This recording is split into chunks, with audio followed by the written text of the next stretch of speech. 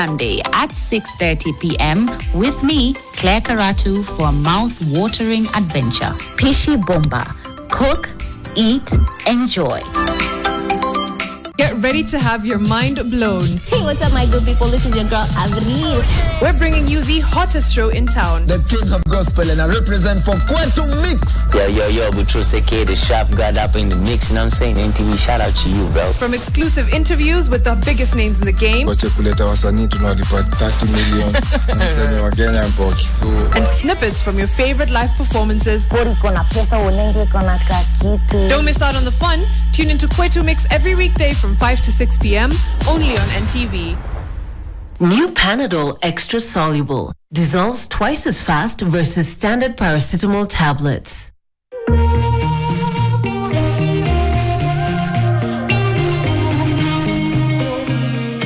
Wakenya, asante kwa kuwa nasi kwa miaka 24. Tunasherehekea kwa kusema asante na super deals za leo. Kwa 20 bob utafurahia 100 minutes for 3 hours. Piga star 444 hash sasa kujinyakulia ofa. Asante kwa miaka 24. Safaricom.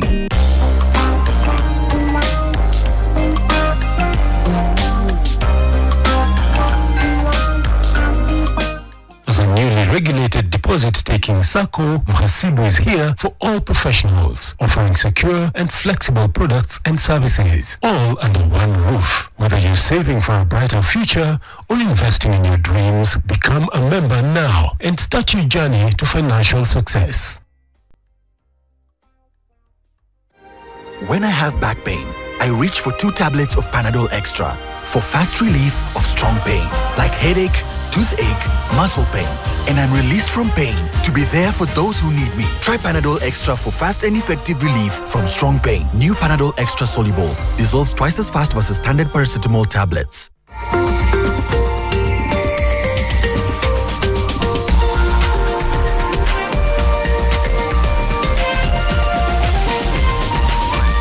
This is NTV.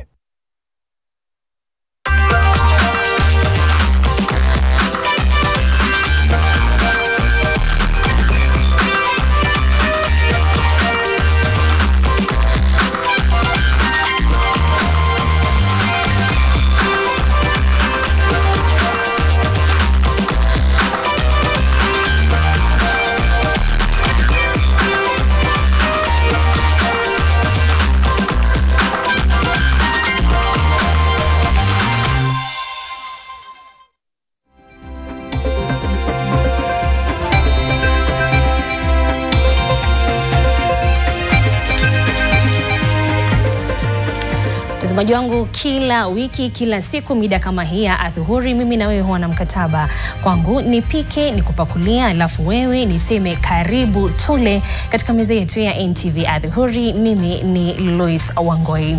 Mahakama Kuu inatakiwa kutoa uamuzi wake hii leo ikiwa naibu rais mteule Profesa Kithure Kindiki ataapishwa au la. Mawakili wa naibu rais aliyetimuliwa Rigathi Gachagua walikuwa wamepinga hilo. Baadaye katika meza hii ya NTV adhuhuri tutaungana na mwanahabari mwenza David Muthoka ambaye atakuwa katika Mahakama Kuu ya Milimani aweze kutujuza je ni yapi yanajiri. Kumbuka kwamba muda wa saa 9:30 Mahakama Kuu itakuwa inatoa uamuzi wake kuhusiana na hilo. Lakini kwanza tupate taarifa zingine ambapo Rais William Ruto aliwasili nchini Burundi katika mkutano wa kimataifa kuhusu ushirikiano wa kanda.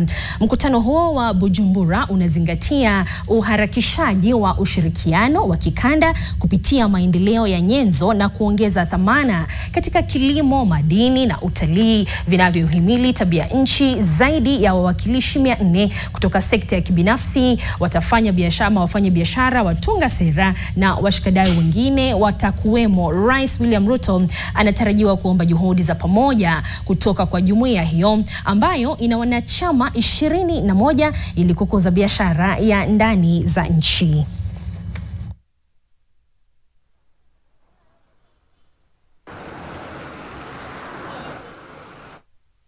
Tukisonga mbele ni kwamba Wizara ya Mazingira imechukua hatua madhubuti dhidi ya kuongezeka kwa hewa chafu kwa kuzingatia teknolojia za kaboni kidogo, hasa uzinduzi wa magari ya umeme chini ya mpango wa kitaifa wa mabadiliko ya tabia nchi. Akizungumza katika hafla ya uzinduzi wa magari ya teksi za elektroniki na kampuni ya Mojev, waziri wa mazingira Aden Duale alisema kuwa mpango huu utapunguza kwa kiasi kikubwa uzalishaji wa gesi chafu katika sekta ya uchukuzi ambayo hutumia takriban 80% ya bidhaa za petroli na inachangia takriban 10% ya uzalishaji wa gesi chafu nchini. Makadirio yanaonyesha kuwa bila kutahadhari kiwango kinaweza kupanda hadi 17% ifikapo mwaka wa 2030. Alisisitiza kuwa kuzinduliwa kwa magari 100 ya umeme ni mfano tu wa kujitolea kwa Kenya katika kubadilisha usafiri kulingana na mabadiliko ya tabia nchi. Emission consistent with our long-term low emission development strategy and our updated national determined contribution. Moja EV entry into the electric mobility sector highlights the essential role of the private sector leadership in our country. And I commend their proactive approach, which sets a commendable example for others and foster sustainable economic opportunities within the taxi industry.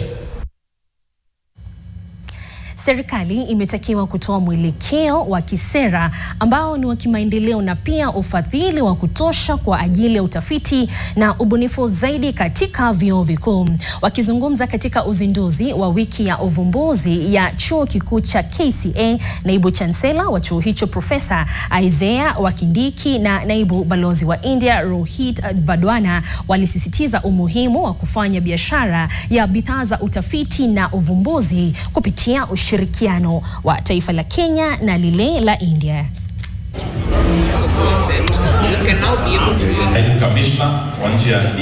Funding research and innovation cannot be excused. Otherwise, this country will remain a consumer population with very little production taking place. As you are aware, most of our basic supplies are almost all imports, from the clothing we put on, from even the toothpaste that we use every day. KCA University, we are committed to support the innovation agenda in terms of funding. We have established the Vice Chancellor Research and Innovation Fund. We started with 10 million, which goes growing annually. We have been talking with Mr. Vicey about French as a foreign language, but also as a work language. Because at the French Embassy, we strongly think that learning French could be a plus, a real asset for students to get more easily a job. Taasisi ya kimataifa inayoangazia demokrasia barani Afrika pamoja na mamlaka ya maendeleo kwa mataifa wanachama IGAD imeshirikiana na Kenya kuandaa kongamano kujadili namna ya kumaliza migogoro ya kisiasa wakati na hata baada ya uchaguzi mkuu barani Afrika. Kongamano hilo ambalo ni la siku 3 kwa awamu ya 3 hapa Nairobi linalenga kubuni mbinu mwafaka itakayotoa suluhu kuhusu upokeaji wa mamlaka ya kiserikali na kutuliza joto la kisiasa kila baada ya uchaguzi mkuu. Hii inajiri baada ya mataifa mengine barani Afrika kujipata kwenye mgongano baina ya viongozi wa kisiasa na kukiuka haki za kidemokrasia kinyume na katiba ya taifa husika. Suffers a number of challenges, and some of them have been alluded to already. The challenges around unconstitutional change of government, which you have witnessed in a number of African countries. And the key question is, what do we do to ensure that we bring them back? 70% of Africans, particularly the youth, who form the bulk of the African population, would like to live in democracies. Democracy really means where people have control over their affairs, where they choose their leaders in a more democratic, transparent way. We should therefore be a people who understand our power. We need to unlock the mind of the citizens, and they can have to act in collective action. Tukisonga mbele ni kwamba hati miliki ya kipande cha ardhi cha Jivanji imetumika kupata mkopo wa shilingi bilioni 1.9, fedha zinazodaiwa kuwa zitatumiwa katika mradi wa ujenzi wa nyumba za bei nafuu.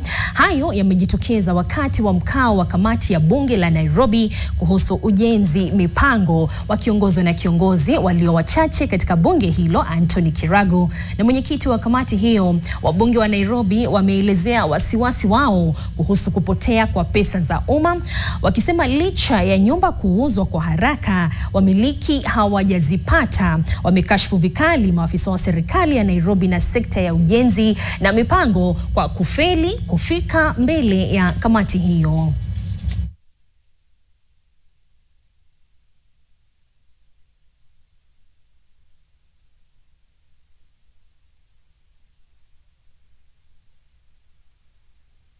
Explain to us how a title deed left the county, ended up in National Bank, and ended up being charged. A developer was supposed to come with money, the county was supposed to come with land, and the developer was supposed to develop units and sell to the public. What is shocking is that the Jivanji project, whereby almost 1,400 houses were supposed to be built, they were sold out within a month. On top of that, 5 years later, there is no progress in that project. We are going to write to the bank immediately today and tell them to seize any transaction on this particular property. Secondly, we have summoned the bank officials to come with the documents and to come and explain to the committee and the people of Nairobi the procedure they use to charge public land. Mtazamaji wangu, turejelee taarifa yetu kuu siku ya leo, ambapo mahakama kuu inatakiwa kutoa uamuzi wake hii leo ikiwa naibu rais mteule Profesa Kithure Kindiki ataapishwa au la. Mawakili wa naibu rais aliyetimuliwa Rigathi Gachagua walikuwa wamepinga hilo. Sasa tunaungana moja kwa moja na mwanahabari wetu David Mothoka katika eneo la Milimani.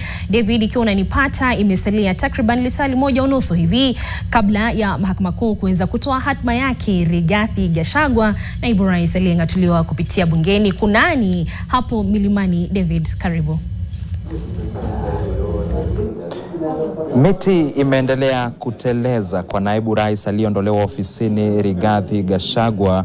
Muda mchache uliopita tumeona mahakama ya rufaa na haswa Jaji Patrick Kiage akikataa maombi ya Gachagua ya kusimamisha uamuzi unaofaa kutolewa hapa katika mahakama ya Milimani wa iwapo naibu rais mteule Profesa Kithure Kindiki anaweza kuapishwa muda wote kutoka kesho au atasubiri zaidi. Na sasa hii ina maana kwamba mwendo wa saa 8:30 ambayo ni takriban nusu au saa moja kutoka sasa, majaji watatu wa mahakama kuu ya Milimani, hawa ni Eric Ogola, Anthony Mrima na Freda Mugambi, watakuwa wakiingia katika mahakama hii na kutoa uamuzi wao wa iwapo wataondoa maagizo yanayosimamisha kuapishwa kwa Kindiki au wataendelea au wataongeza maagizo hayo, na hivyo basi kutilia breki shughuli nzima ya kuapisha Profesa Kithure Kindiki. Na hivyo basi uamuzi wa mahakama ya rufaa uliotolewa mwendo wa saa 6 hivi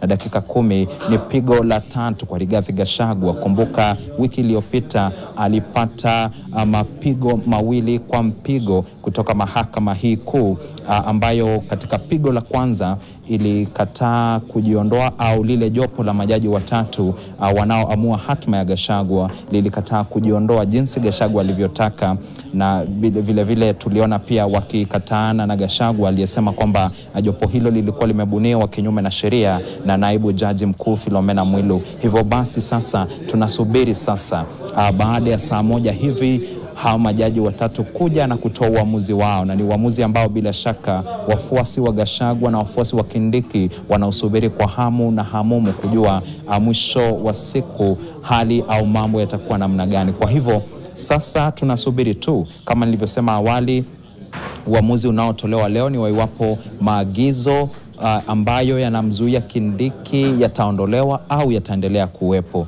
na ni maagizo ambayo yalitolewa na mahakama ya Kerugoya, jaji wa mahakama ya Kerugoya Richard Mwongo, wakati upande wa Gachagua ulipoenda kwake ukitaka shughuli nzima ya kumuondoa na kuleta mrithi wake isitishwe. Na hivyo sasa letu ni jicho, tumekita kambi hapa katika mahakama ya Milimani tukisubiri kuona jopo hilo litakapoingia na litakapoanza kutoa uamuzi huo. Kwako studio, Lois Wangoi.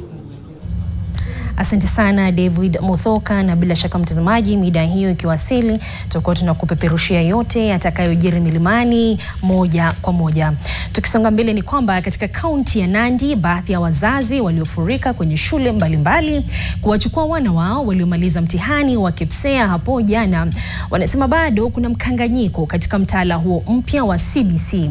Wazazi hao wanasema hawana ufahamu wa kutosha kuhusu mtaala huo, huko wakitaka serikali kuwapatia mafunzo zaidi. Wengi wao wanadai kuwa wao walikuwa wanafikiria baada ya grade ya 6 wanafunzi wanaweza kuhamishwa kwenda shule nyingine ili kujiunga na grade ya 7.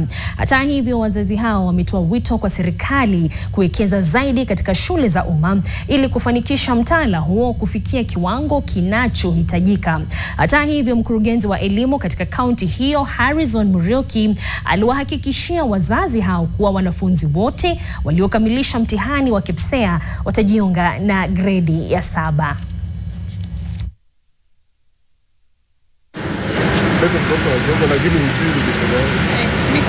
Kama ingechukua muda kuelezea watu waelewe vizuri. CBC hatujajua vizuri vile inaenda, kwa sababu hata saa hii nimekujia tu mtoto, lakini nimeona watu wanaenda na box. Sasa nashangaa mtoto anaenda form 1 ama wapi? Wazazi wanapenda CBC, lakini kitu moja tu ni very expensive. Kuna vitu mingi sana wanagharamia kununua vitu, vifaa mingi sana. Sasa tungependelea serikali isaidia wazazi. Hivyo wazazi wasikuwe na wasiwasi ati itakuwa kuwatafutia shule tena kwenda kwa grade ya 7, lakini wataendelea tu ile shule walikuwa.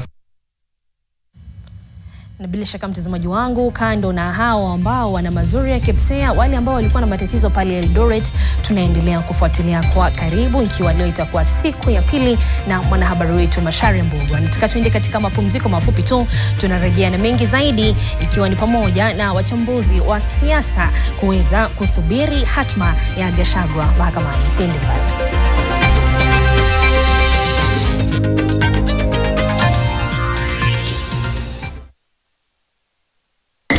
Introducing Festive Cakes. We have some delightful snacks for all of you. The Festive Simbella Cake. Indulge in the pleasure of a cone-shaped cake that's bursting with flavors. Where did you come from? Come. So this is where the magic happens. This is for you kids. Festive cupcakes. Thank you. Perfect treat to share with friends and family. Now for your kids' school snacks, hakuna stress. Festive pink cakes. The perfect blend of sweetness and softness. And now this is for you, Dad, and your office mate. Festive pound cake. This sumptuous cake will leave you craving for more. Taste the magic with our festive cakes from DPL Festive Bakery. Delight with every bite. Make sure you have a goal in mind. But it's also nice to have an idea of why you want to do this, why you want to focus on this niche. Because once you have clarity as to why you want to do this thing, you're going to keep going far. We live in a society where issues around sex and sexuality is shrouded in secrecy. So these are some of the challenges that you would face. But if you have a goal in mind, if you know why you're doing this, you're going to keep going far. Nairobi, are you ready? Changamka Shopping Festival returns to Kenya's capital for the 7th year. This year, the festival is scheduled for 5th to 9th November 2024 at the KICC Nairobi and is themed celebrating the growth and ingenuity of the local manufacturing sector. Here's another unique opportunity to see, try and buy various products at affordable prices expertly made in Kenya. This edition will be hosted alongside the Kenya Industrialization Conference in partnership with the Ministry of Investments, Trade and industry. Entry is free. #Changamka Fest 2024. #KIC 2024. See you there. For decades, Mhasibu Sacco has been dedicated to financially empowering our members. Now, we are elevating our commitment to our members. As a newly regulated deposit-taking Sacco, Mhasibu is here for all professionals, offering secure and flexible products and services, all under one roof. Whether you're saving for a brighter future or investing in your dreams, become a member now and start your journey to financial success.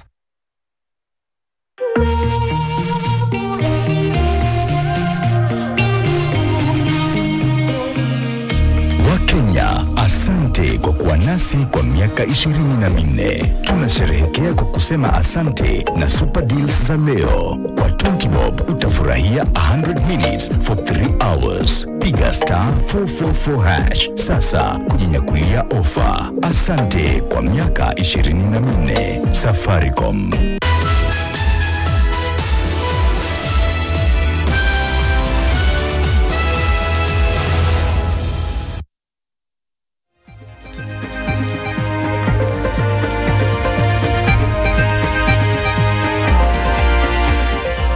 Karibu tena. Ikiwa unaagiza magari kutoka nje au una duka la maonyesho ya magari, shehena yako itakuwa salama kiasi gani mara inapoingia bandarini Mombasa? Kundi la majambazi wanaolenga sehemu za kipekee za magari linauza taharuki miongoni mwa maduka hayo katika maeneo mbalimbali nchini, huku biashara hizo zikiachwa kuhesabu hasara kutokana na wizi huu mkubwa. Ni ripoti yake Ngina Kirori iliyotiwa sauti na Hemed Abdalla. Vifaa hivi vilivyoenea kwenye buti ya gari hili huenda visionekane kuwa vya kawaida kwako, lakini ni muhimu katika kudumisha ufanisi na harakati za gari. Pia ni miongoni mwa vitu vya juu ambavyo majambazi wanatazamia kujipatia shilingi kwa haraka. Rispa, mmiliki wa biashara ya magari ambaye alichagua kuongea na utambulisho wake ukiwa tumeuficha ili kulinda biashara yake, anaeleza jinsi sasa wanalazimika kusafirisha sehemu hizi za gari kando ili kukabiliana na wizi ambao huwafanya kubeba gharama ya ziada. Because now they are not only removing a gear knob, but they are removing seat controllers. In, like, for example, a 7-seater Prado has electronic seat controllers under the seat. These come missing. They're removing lane assist cameras.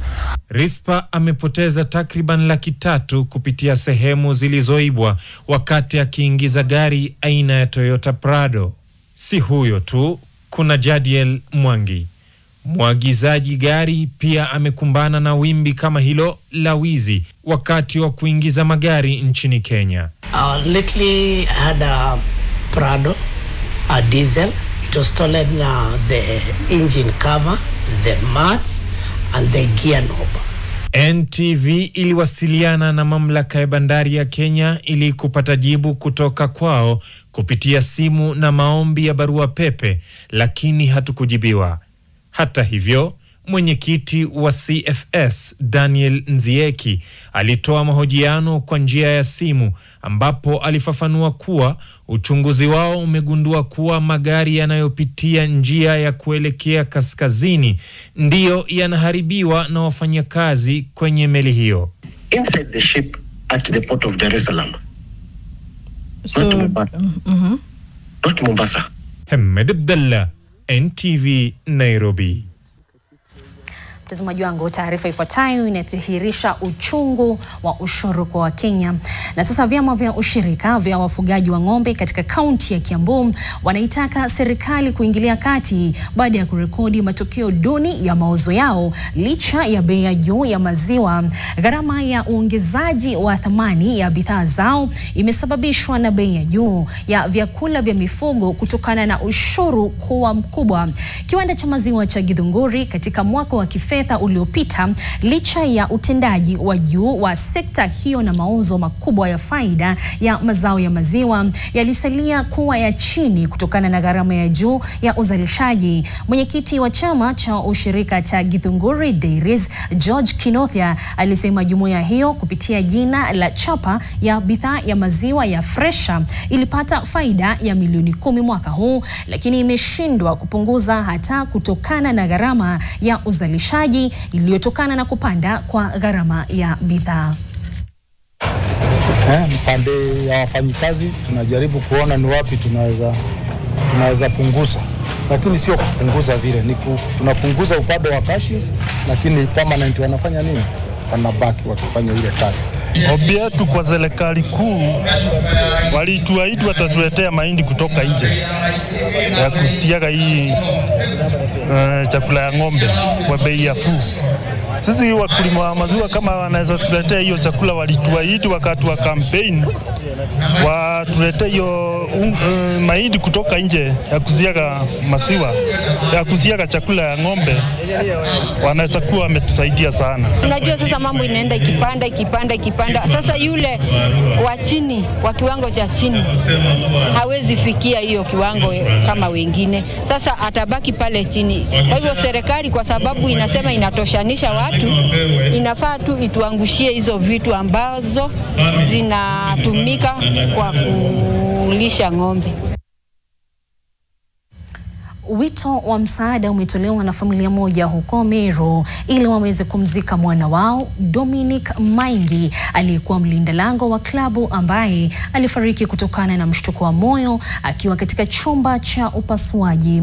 Mwili wa marehemu Maingi umezuiliwa katika hospitali ya misheni ya St. Teresa Kirwa baada ya familia kushindwa kulipa bili ya shilingi milioni 3.4.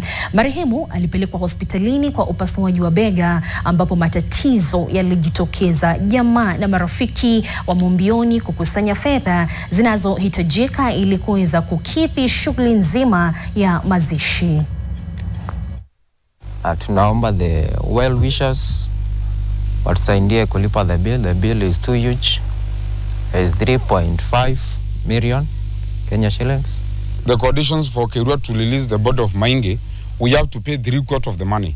That is 2.5 million, of which the money we cannot afford. So we pleaded with them, but for them, you know, it is a mission hospital. They don't give any waivers. So the only condition is we pay 2.5. If we fail, they will call us, we go and sign, and maybe we allow them to bury the bodies. Vile familia yenyewe iko kupata zile milioni 3.5 ikakuwa vigumu sana. So sisi kama familia na majirani tumeng'ang'ana sana kwa wiki 2.5 sasa kujaribu kutafuta hizo milioni 3.5 na ikakuwa vigumu. Tuelekee pwani sasa ambapo wakazi wa wadi ya Ganda huko Malindi wameandamana kupinga kile wanachodai ni uchochezi wa kisiasa dhidi ya mwakilishi wadi wao Oscar Wanje. Waliandamana sehemu mbalimbali huku wakikusanya vijikaratasi vilivyokuwa na maelezo ya chuki na fitina dhidi ya Wanje na kuviteketeza na kumsifu kiongozi huyo kwa rekodi yake ya maendeleo. Kalama Rimba kwa upande wake ameitaka idara ya usalama kaunti ndogo ya Malindi kuingilia kati na kuchunguza chanzo cha vijikaratasi hivyo na pia kukamata wote ambao wamehusika. Na namna alivyo Oscar wetu, kiongozi wetu, hata wakafanyaje hawataweza kumtatiza Oscar Wanje. Oscar Wanje ni kiongozi ambaye amejitolea kwa maendeleo, si kwamba amejitolea kutafuta kazi. Oscar Wanje alikuwa tafuta uongozi, na kwa hakika uongozi wake twausherehekea, twaupenda kwa sababu yualeta kweli maendeleo. Police intelligence waweze kuingilia kati ili waweze kuchunguza madai ya barua hizi ambazo zimeangushwa hapa. Tunapozungumza, kiongozi wetu tuna hofu kwamba anapopatwa na kisa chochote, watakaoshikwa wa kwanza ni wale ambao wamezusha makaratasi haya. Kwa hivyo serikali ifanye uchunguzi.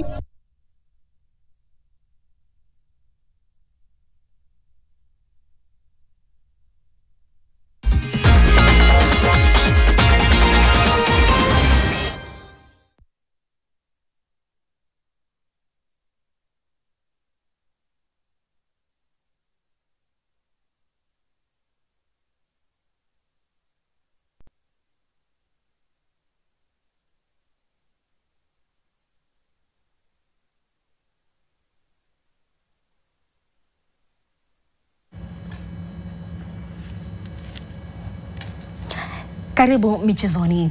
Kaimu kocha mkuu wa Manchester United Ruud van Nistelrooy alianza kazi kwa kishindo baada ya kurithi nafasi ya Erik ten Hag aliyepigwa kalamu. Nistelrooy aliongoza United kuitandika Leicester City mabao 5-2 ugani Old Trafford katika mechi ya raundi ya 4 ya kuwania kombe la Carabao. Mabao ya Manchester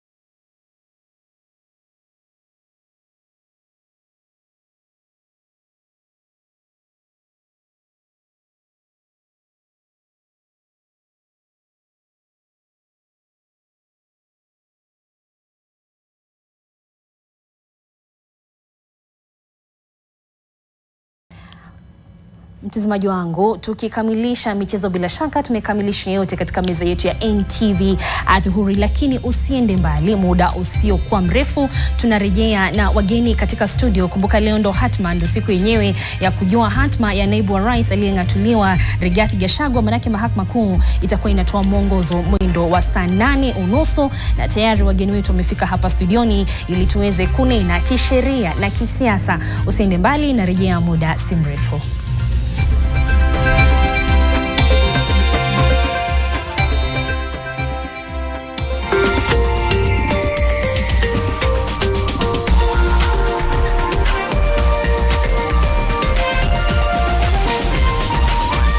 This is NTV. Wrapped in luxury with a scent of confidence. Feel the fragrance of ambition with the new Satin Jasmine Lotion from Zoe.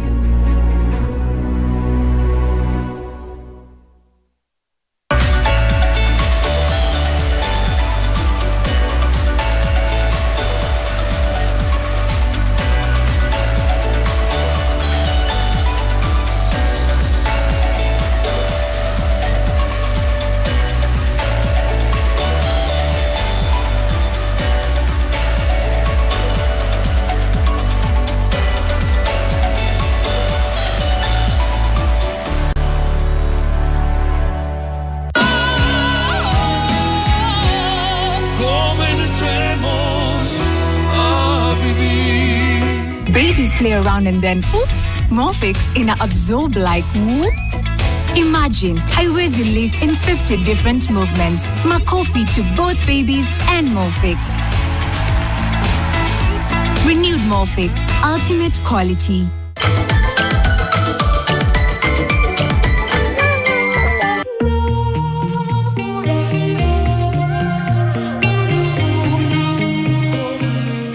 Wakenya, asante kwa kuwa nasi kwa miaka 24. Tunasherehekea kwa kusema asante na super deals za leo. Kwa 20 bob utafurahia 100 minutes for 3 hours. Piga *444# sasa kujinyakulia ofa. Asante kwa miaka 24. Safaricom.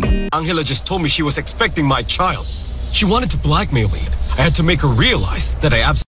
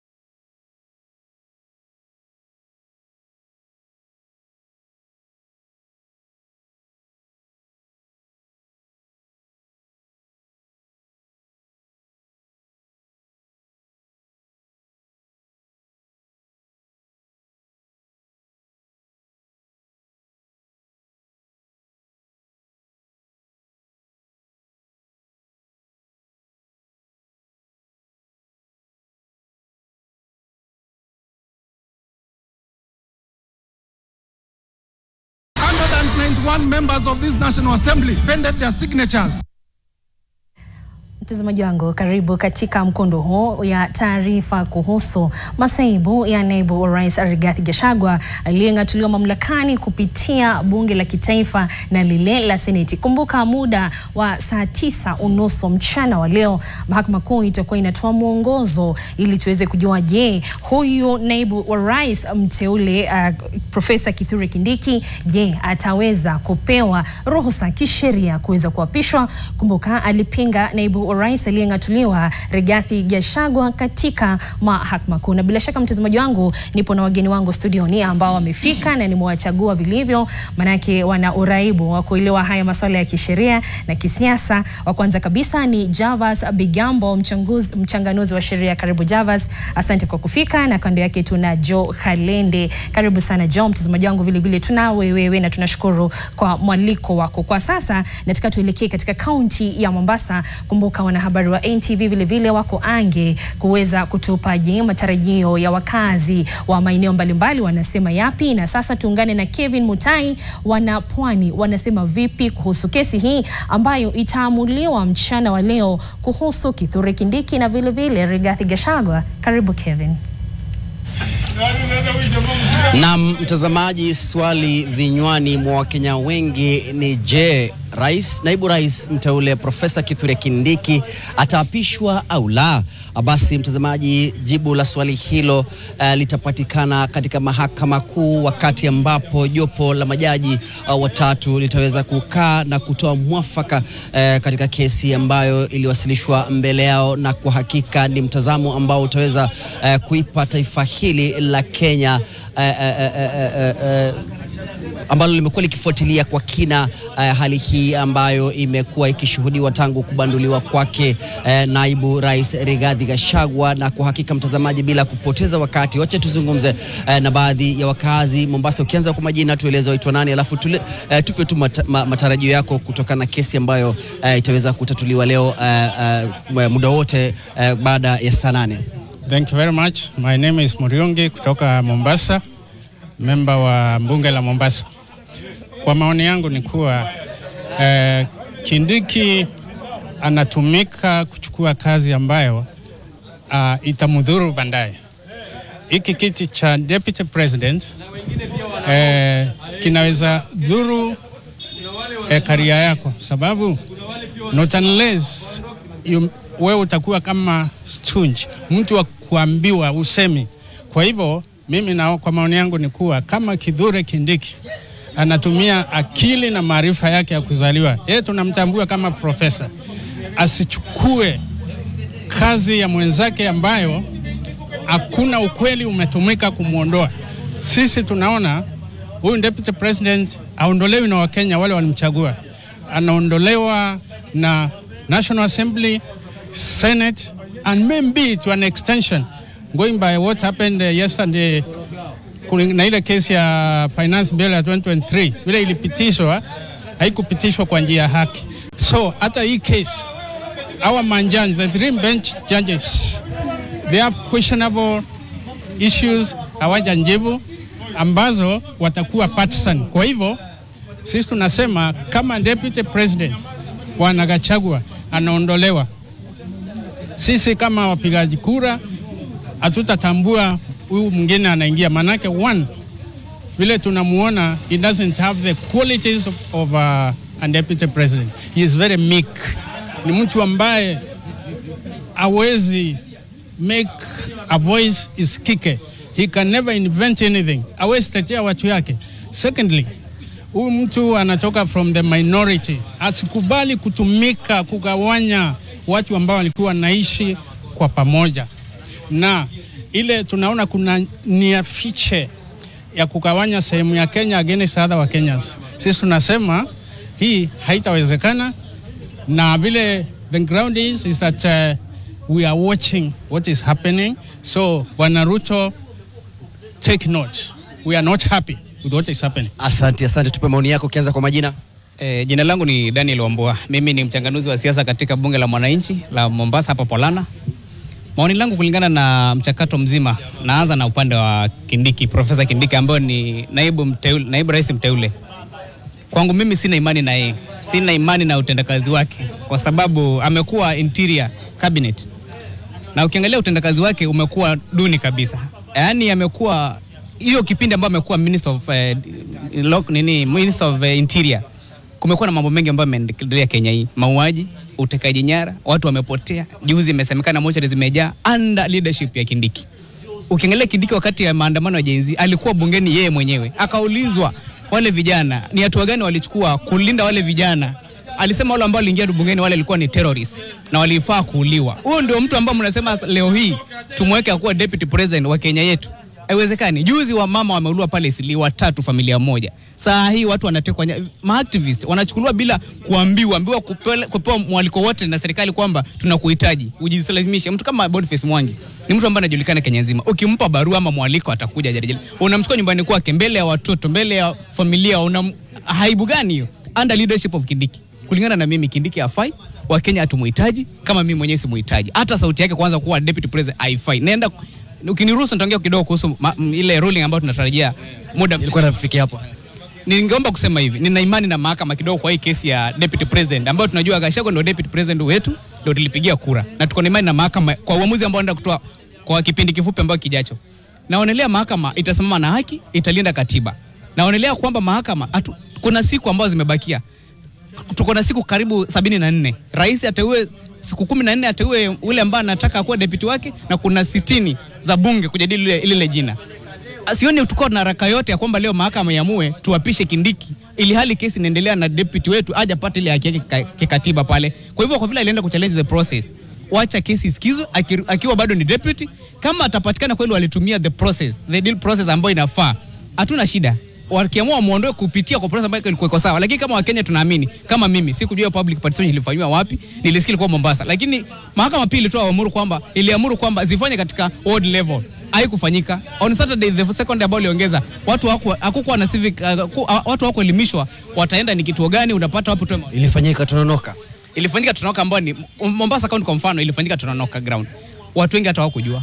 Na baada ya koti kusema iongezwe muda, bado hatukujua iliendelea siku ya pili ama ikuendelea, kwa sababu hatukuwa tunaona kitu yote ambayo kando na hapo Tononoka. Na ilikuwa ni watu ambao ni wa upinzani ndio walikuwa wanaongoza. Wabunge wenyewe wale wa upinzani ndio walikuwa wanaambia watu unapata 200 unaambiwa andika hii, weka yes na uendelee, unaelezwa kile utaandika. Lakini wale ambao tulikuwa tunaenda ama walikuwa wenye lisikiza, si mimi si kwenda, wale ambao lisikiza kutoa maoni yao ni kwamba walikuwa wanazuiwa. Wale ambao walikuwa wanachangia upande wa Gachagua walikuwa wanazuiwa kutoa maoni yao. Na asante sana. Pengine pia ukitupa tu kauli yako, ni hali ambayo kwa hakika imekuwa ikifuatiliwa kwa kina sana na Wakenya. Je, pale unakotoka mitaani Wakenya wanahisi vipi kutokana na mchakato huu mzima tangu kuanza na hadi kufika mahakamani kwa sasa? Asanteni sana Kenya. Mimi naitwa Benjamin Wambulwa. I'm happy to be speaking to this NTV. Mimi nataka kusema tu hivi kwamba mimi nataka amani. Mimi kama Mkenya nataka nione amani. Mimi sitaki kuona watu wanafurutana kisiasa. Alafu pili, mimi nataka kuona ya kwamba court. Unajua tumekuwa tukiangalia sana judiciary hapa Kenya. Tuliona parliament vile walifanya kazi. Haikuwa sawa kwa sababu walipika kwa pamoja. Hatujui kama walihongwa, maana inasemekana kwamba wengine walihongwa. Unanielewa? Alafu pia Senate pia inasemekana pia wengine walihongwa. There are some senators who are parting with like 10 million to 1. Kwa hivyo wewe watarajia nini kutoka mahakamani? Mimi kama mwananchi, mimi nilipigia kura Rigathi Gachagua, Ruto, wakikuwa kwa one ticket. They were on one ticket. If you bring me Kindiki, actually, what do you mean to me? You have denied my chance of democracy in this country. That's not the way forward. The way forward is return Gachagua, na kama kuna pesa mahali labda ile pesa, kwa sababu hata juzi niliona Ruto pia kuna pesa, kuna kampuni kama 8. Kuna kampuni kama 8 zile matenda. Na tusalia katika hii mada tafadhali, tuzungumzie matarajio yako kutoka na kesi ambayo inamkabili aliyengatuliwa Rigathi Gachagua kama makamu rais na mteule sasa kwa sasa ambaye ni Kithure Kindiki, ambaye wakati wote iwapo mahakama itaweza kuondoa ile agizo ambayo ilisimamisha kuapishwa kwake Kindiki, je, basi pengine huenda kuanzia kesho maandalizi yataweza kufanyika kuweza kumwapisha? Mimi kama Mkenya, mimi si kwamba ati mimi nachukia Kindiki. Mimi nasema hivi, nasema kwamba Wakenya hawajachagua Kindiki. Katiba yetu iko very clear. Wakenya hawajachagua Kindiki. Kindiki has no mandate in the Republic of Kenya. Ukimalizia ndugu yangu. Kwa majina naitwa Douglas katika bunge la wananchi katika 001 county. Mimi nasema kulingana na kesi inaendelea kotini, tunaona hakuna justice. Because au mabunge client akuna uwezo wake wa kusema chachi fulani anatakikana kumwakilisha katika kesi yake. Lakini hapa tunaona hizi nimejitokeza wanasema wale majaji watatu wana uwezo wa kusimamiza. Je, hapa kuna ukweli? Kitu cha pili tunataka kuangalia ni ile tunaona Wakenya wengi wanafikiria katika wale majaji huwa wanamuonea Gachagua ama wanatetezi. Katika mahakama yetu mimi kulingana vile naona wanafanya kitu kinaitwa interpretation of the constitution and the law of Kenya. But why now where we are tunaona katika ile serikali yetu vile nasukuma vitu haiendi. Because kama kuna process ya kumtoa deputy president ni Kindiki alisign as a state officer for 3 months and then president akona 14 days ya kutekelea as a deputy president as a vacancy. Saa hii hiyo haijafanyika. Tunaona wanaanza Kindiki apishwe, Kindiki apishwe. Ile sasa tunataka kusema nil ikiwa machachi wako huko na wanataka kuokoa hii nchi yetu katika hii anak ya constitutional anak, wafanye haki, tuende na utaratibu. Kindiki akipatikana akona shida nini anaweza kuapishwa, ataapishwa, lakini Gachagua aambiwe mimi hapa kufikia hapa unaonekana sheria inasema tufanye hivi na hivi. Wakenya watasikia vizuri sana. Asante mtazamaji, ni baadhi ya kauli ya wakazi kutoka kaunti hii 001 kaunti ya Mombasa, na pia kuna tu baadhi wenye kauli kinzana, ila tu macho yote yameelekezwa katika mahakama kuu kule Nairobi, Wakenya wakisubiri kwa hamu na gamu mwafaka ambao utatokana katika jopo hilo ili kuweza kujua iwapo Profesa Kithure Kindiki kama naibu rais mteule ataweza kuapishwa au kesi bado itaendelea. Mtazamaji, ni hayo kwa sasa kutoka Mombasa. Ni Kevin Mutai. Asante sana Kevin Mutai, bila shaka wape shukrani zetu wa pwani. Mtazamaji wangu, turejelee katika studio zetu ambapo nilofahamisha tuna wageni Javas Bigambo, mchanganuzi wa sheria, na mwanasheria Jo Halende. Tuanze na wewe Jo, umesikia wa pwani wakisema na Wakenya bila shaka wamejiingiza mzima katika hatma ya Gachagua kabla ya hatma yake kuwa pale mahakamani. Ni kipi ambapo kimejitokeza pale Mombasa ambacho wewe kama mwanasheria unakubaliana nacho? Kile ambacho kimetokea pale Mombasa ni wakazi wa Mombasa hawajaelewa vizuri kile kinachoendelea vizuri. Kitu cha kwanza wakazi wa Mombasa wanafaa waelewe, katika katiba yetu kipengele cha kwanza na cha pili tunasema kwamba sisi kama Wakenya ndio wenye tuko na nguvu, tuko na sovereign right. Na hii sovereign right yetu kama Wakenya tunaitumia mara mbili.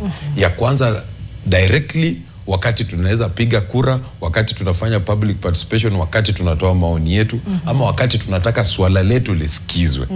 Ya pili linatumika indirectly. Wale ambao tumewapea nafasi wawe viongozi wetu wanaweza fanya ama wanaweza kuwa na msimamo kwa niaba yetu. Sasa kile ambacho kilifanyika kule bunge na senate wakati impeachment ya aliyekuwa naibu wa rais Rigathi Gachagua ilifanyika, kulingana na kipengele cha 150 wakati unamtoa naibu wa rais, alitolewa na wabunge kama wawakilishaji wetu. So walitumia ile nguvu ambayo sisi wa Kenya tuliwapea na wakamtoa Rigathi Gachagua. Na tena katiba yetu inasema baada ya kumtoa naibu wa rais, rais anamchagua yule ambaye anamteua yule ambaye anamtaka kuwe naibu wake, hapo na anaenda kwenye. Kuna bwana pale Mombasa amesema rais ana hiyo nafasi ya kuteua jina, lakini anasema ilifaa Kithure Kindiki ajiuzulu kwa muda wa miezi 3. Ni kulingana na katiba yetu na sheria za upigaji kura na IBC zinasema wakati tunaenda kura, mtu yoyote ambaye ni public ako kwa public service anafaa jiuzulu miezi 3 kabla ya kura. Lakini hapa tunapozungumzia ni kipengele tofauti ama ni scenario tofauti na ile ya upigaji kura. Hii ya sasa ni kulingana na katiba yetu ni huyu naibu wa rais ametolewa through impeachment process. So kuna vacancy na tena katiba imepeana wazi ikasema vile naibu mwingine anaweza patikana. Na ikasema rais ana siku 14 kumteua kuteua jina la ule mtu ambaye anaona anafaa kuwa naibu wake. Hilo jina linaenda kwenye parliament. Likifika kwenye parliament wana siku 60 za kupiga kura. Siku debate ama kufanya public participation ama nini. Ni jina tu linaletwa, wanasema rais ametuma jina, wanapiga kura. So wabunge wanakuwa kama ile kitu kule Marekani wanaita electoral college. Wana assume hiyo right na wanapiga kura kwa niaba yetu. Kwa niaba yetu wa Kenya. Yes. Tusalie Mombasa, Javas. Kuna huyu bwana alisema yeye anatoa wosia kwa Kithure Kindiki. Anawaambia chunga usije ukatumika vibaya. Manake hiki kiti ni kana kwamba anaikaa hapo hafai kuwa na mtizamo wote ama sauti yake isisikike. Na huyu bwana kutoka Pwani anasema kilichompelekea masaibu ya Rigathi Gachagua kikuu zaidi ni yeye kujaribu kusema akiwa naibu ilhali kuna rais. Nimesikiza kwa kina Bi Frida, na kwanza nashukuru kwa mwaliko. Nimemsikiza kwa kina sana huyo bwana ambaye ni mwananchi wa Kenya na semi zake na fikra zake. Naelewa kabisa. Kwanza itambulike kuwa ana haki ambazo zimelindwa kikatiba. Kujieleza, fikra zake, maoni yake imelindwa kabisa. Ndiposa tuna baadhi ya katiba ambazo ni endelevu sana katika demokrasia za dunia pamoja na hapa barani Afrika. Pili, tuweze kumbuka kwamba tuko na demokrasia ya kikatiba. Kumaanisha kwamba katiba inapeana dira kamili na mwongozo dhabiti wa jinsi ambavyo masuala yetu ya kidemokrasia yanastahili kushughulikiwa, jinsi ambavyo idara ya mahakama inastahili kujukumika na kutekeleza majukumu yake kwa misingi ya haki, na hiyo inabuniwa na ibara ya 165 ya katiba ya Kenya. Na kwa hivyo isisahaulike na yeyote kwamba kile ambacho bunge ilifanya ina misingi ya katiba, maoni ya wananchi ina misingi ya katiba, mambo yote ambayo katiba idara ya mahakama inatekeleza sasa hivi ina misingi ya katiba. Kwa hivyo msingi dhabiti ni katiba ya Kenya ambayo inatulinda sisi wote, ndio paa ya masuala yote ya haki katika nchi hii ama taifa letu la Kenya. Jambo lingine ni kuwa inastahili pia iweze kutambulika kwamba nafasi zote ambazo zimebuniwa na katiba ya Kenya, nafasi hizo zimelindwa na katiba, na kama ni kuondolewa kwa mtu imepeanwa mwongozo na katiba, jinsi ambavyo naibu wa rais aliyeongelewa Rigathi Gachagua alitolewa kwa mwongozo wa katiba, ibara ya 150 jinsi kakangu Halenda ameeleza, inapeana mwongozo jinsi ambavyo naibu wa rais anaweza enguliwa toka afisini. Jambo lingine ni kuwa nafasi hiyo pale ambapo pengo limepatikana, pia mwongozo upo dhabiti katika katiba jinsi ambavyo inastahili kujazwa. Lakini mtazamo wa kaka huyo toka Mombasa ambaye amesema kuwa Rigathi ametolewa kwa sababu ya kusema sana. Kinywa chake kimemtia motoni. Sidhani kama ni kinywa chake Rigathi Gachagua kilichomtia motoni. Japo kinywa chake kilikuwa ni kama kipepeto, kilipepeta moto ambao ni fikra zake, moyo wake na pia matamanio yake ya ubabe wa kisiasa haswa Mlima Kenya. Na pia kuna kule kukiuka kwa katiba na sheria za Kenya haswa kuhusu masuala ya uwiano. Baadhi ya madai dhidi ya Gachagua yote 11 ambayo 5 yaliwezwa kudhibitishwa na bunge la Seneti. Na tumeona kwamba katiba yenyewe pia imemlinda Rigathi Gachagua wakati huu pale ambapo alianguliwa na Seneti. Katiba hiyo pia inatumika na serikali kupitia mwanasheria mkuu leo kwamba zile amri za kihifadhi ambazo zimewekwa, baadhi ya mambo ambayo mahakama kuu, jopo la mahakama kuu litajadili na kutoa mwelekeo mchana huu. Katibu muona kwamba inalinda Rigathi japokuwa ameongoliwa toka afisini, inapeana serikali nafasi ya kujitetea na Wakenya wote, mawakili ambao wameenda kutetea pale. Kwa hivyo tuweze kusherekea kwa moyo mkunjufu sana katiba yetu na demokrasia hii yetu. Inafanya kazi. Ndio. Sasa mida ya asubuhi, naibu rais Rigathi Gachagua kupitia mawakili wake alifika pale katika mahakama ya rufaa. Alikuwa na maombi kadha wa kadha. Kikuu zaidi alikuwa anahoji kwamba hii mahakama kuu haina haki kisheria wala kidemokrasia kusikiliza masuala yake ambayo yamekuwa yakiendelea na hatma inatolewa hii leo. Sasa mahakama ya rufaa imeweza kusitisha maombi hayo na imesema pambana pale katika mahakama kuu. Javas, ulipokuwa hapa ulikuwa umetupa utabiri kwamba hilo litafanyika. Kabla wewe kutufafanulia kwa upande wako je, Waswahili wanasema siku njema huonekana asubuhi. Ikiwa asubuhi ya leo Rigathi Gachagua tayari amepoteza katika mahakama ya rufaa, hiyo inaashiria chochote mchana wa leo pale Milimani? Kile kitu ambacho kama wakili, mara ya kwanza nilipoona mawakili aliondolewa naibu wa rais Rigathi Gachagua wameenda kule kwa mahakama makuu, niliona ni ile ambayo kwa lugha ya kimombo tunasema technical error.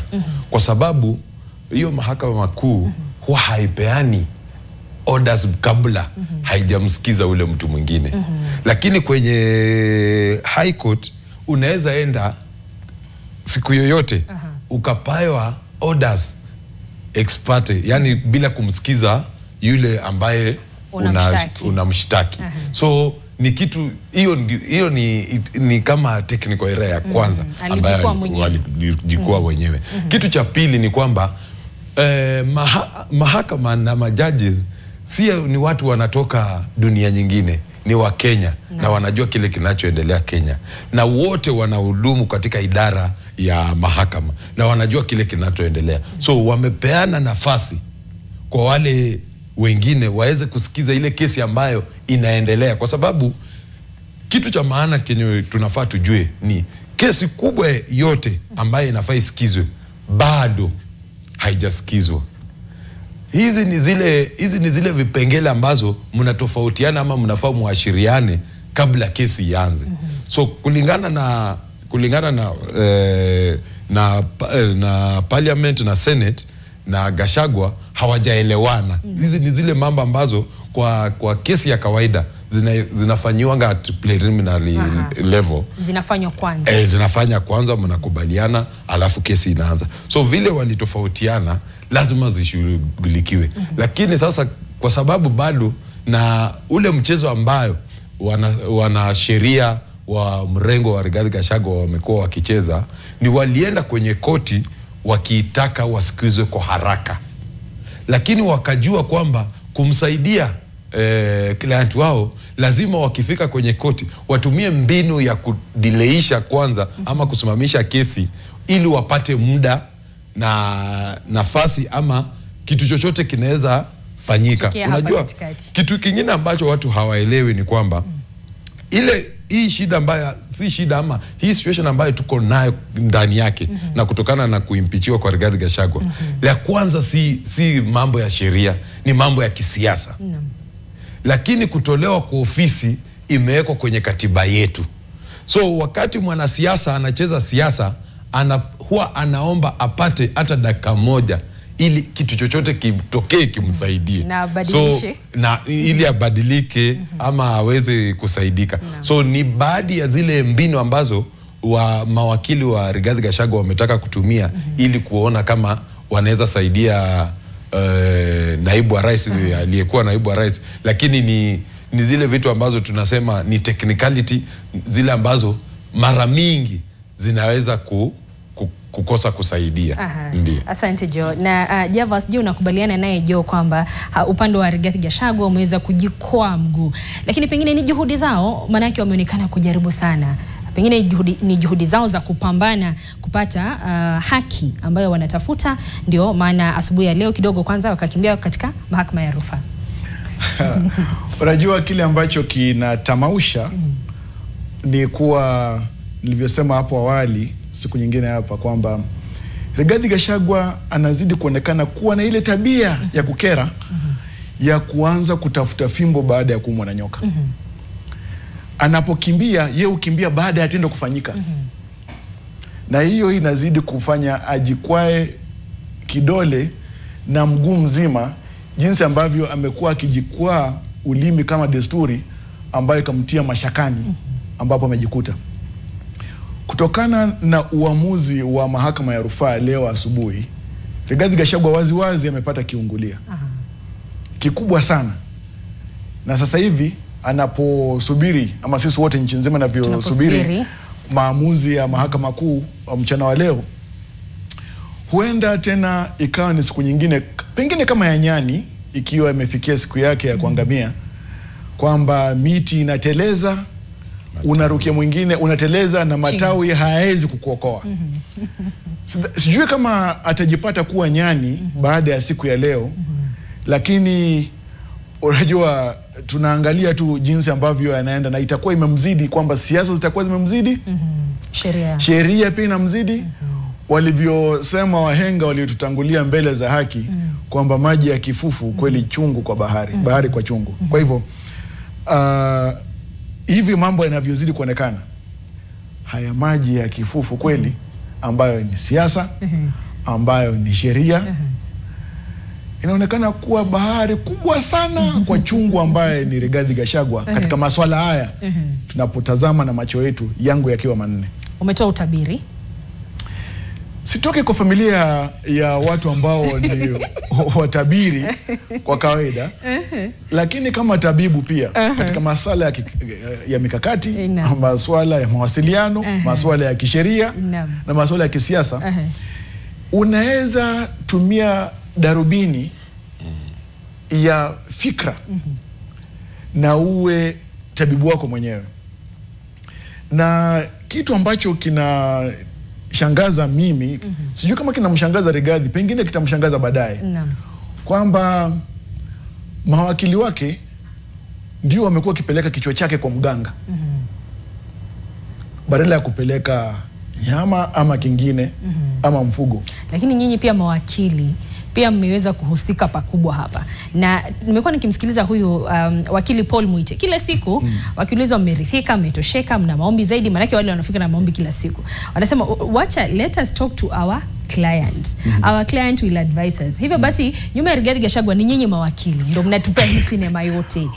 Unajua Lois, kiu yakinifu Rigathi Gachagua amekuwa na kesi yake na amesikizwa. Naam. Pamoja na upande wa serikali pia kiu yakinifu wamekuwa na kesi yao na wamezidi kusikizwa.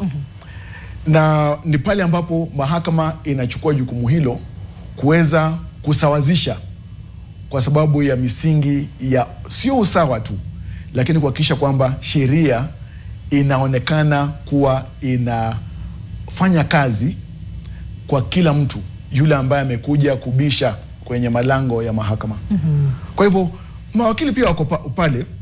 Sisi kama mawakili tunatumia sheria kama ngazi ya kujikimu kimaisha, lakini pia mwongozo wa jamii kwamba kuwepo na mpangilio kwa misingi ya haki katika jamii. Naam. Aha. Na kwa mtizamo wako Jo, ametupa utabiri wake Javas, na tutashuhudia muda si mrefu. Huyo naibu wa rais aliyeng'atuliwa ameonekana kushikilia sana idara ya mahakama kama kamba ya mwisho ama risasi ya mwisho katika masaibu yake. Ikiwa kutatolewa uamuzi na Kithure Kindiki aweze kupatiwa ruhusa kisheria kuweza kuapishwa, je, kuna mtizamo ama unaona kana kwamba Rigathi bado ataendelea? Manake idara ya mahakama ina vyeo. Huenda akatoka hapa akaenda katika mahakama hiyo ya rufaa tena kukata rufaa, au hata mahakama ya upeo. Ndugu yangu Javas amesema msemo hapo wa Kiswahili Acha niseme msemo wa kutoka kule nyumbani, wazee wa hayo waliwahi sema, wakasema sijui nitasema kwa Kiluya ndio niseme kwa Kiswahili. Anza kwa Kiluya. Kwa Kiluya wao wanasema esinafwe silondange sinasite. Yani ile ambaye inakufa hufuata kile kinakiua. Sasa kuanzia mwanzo naibu wa rais na mimi nitashikilia huu msimamo. Kila ambacho kinamkumba kilikuwa ni siasa. Na angeweza kikutatua kisiasa. Na wakati unaongelea siasa, unaongelea kitu kinaitwa numbers. Kama ni kura, uko na wingi wa watu. Kama ni kwa wabunge kule bungeni, ukuwe na wingi wa wabunge. Kama ni seneti, ukuwe na wingi wa seneti. Kwa sababu katika demokrasia yetu, tunasema wengi wataenda nayo, wachache uwasikize. So hilo ndilo lilikuwa swala kubwa sana la aliyekuwa naibu wetu Rigathi Gachagua, kwa sababu ilikuwa inambidi afanye siasa akijua ako na umaarufu na ako na watu na ako na wabunge. Lakini hii story ingine ilikuwa ni kitu cha pata potea. Kwa sababu ukiangalia vizuri sana katiba yetu imeeleza vizuri vile naibu wa rais anatolewa kule kwenye ofisi. Na hiyo ilifuatwa kisheria. Na kile kitu ambacho kilitendeka kule seneti, kwa kisheria tutasema Rigathi aliweza kuweva right yake ya kusikizwa. Na kitu kingine ambacho wanasisitiza ni kusema kwamba apewe fair hearing. Ukiangalia kipengele cha katiba yetu cha 50 kinasema kwamba hata fair hearing inamaanisha usikizwe na usikizwe kwa haraka bila kusimamishwa. So kama unakuja kotini unataka kusikizwa, utasikizwa na utasikizwa kwa haraka bila kusimamisha. So wakati unasema, na hii ni kile kitu ambacho sisi kama mawakili hupitia kila siku. Wakati tunakuwa kule kotini, unapata ule mtu ambaye umesimamia kesi yake anakuambia mimi ni mgonjwa. Lakini ndio jaji ya kusikize, lazima utoe zile stakabadhi za kuonesha kwamba huyu mtu ni mgonjwa na ako hospitali hii na amepata matibabu. Sisi ni binadamu. Na kwanza kuthibitisha kwamba sisi ni binadamu, mtu yeyote angeweza kupitia swala ambalo alikuwa naibu wa rais alikuwa anapitia. Ungepata ugonjwa kama huo. Ungepata kisukari. Lakini kile kitu ambacho wakili wake Paul Mwite angefanya hiyo siku, kwa sababu alipewa muda kutoka saa 8:30 mpaka saa 11. Angekimbia kule Karen Hospital, achukue stakabadhi, alete kule bungeni, aoneshe, aseme kwamba ni mgonjwa, ndio hii ameripoti, wanamfanyia matibabu na hii ndio. Haya, saa hii tunasikiza kesi. Ukiangalia hiyo kesi vizuri, ya kwanza walisema kwamba msaidizi wa jaji mkuu hafai kuteua majaji watatu. Kilifanyika, koti kakubaliana ikasema ndio kazi yake ni kumsaidia jaji mkuu, na hiyo ni baadhi ya kazi yake. Ndio hiyo tena wamesema wameenda kwenye koti ya rufaa. Wamekuja na haya mambo ya hii conservatory orders. Hizi orders wakati unapeana ukiangalia kwamba mtu huyu unampea hizi orders atapata jeraha hii kesi ikiendelea. So unasimamisha swala ambalo lilikuwa linaendelea. Apate haki kwanza. Sasa kwa sasa mahali tumefika, Rigathi Gachagua alishatolewa afisini. Rais alishateua jina lile ambalo lilipelekwa kule bunge likapigiwa kura na likapita. Sasa kuna nini hapa ya kuzuia? Hilo ndilo swala ambalo liko linatatuliwa leo. Na natumai kwamba swala kubwa sana kwa Wakenya ni kwamba tutoke kwa hii changamoto ambayo tuko ndani. Kwa sababu leo ukiuliza Mkenya wa kawaida kwa saa hii, rais wetu ako kule Bujumbura, ako Burundi. Sasa nani yuko mamlakani? Nani yuko mamlakani? Tujibu wewe mwanasheria. Nani yuko mamlakani? Nani yako mamlakani? Hilo ndilo swali ambalo tunataka koti yetu itusaidie na itutatulie mchana wa leo.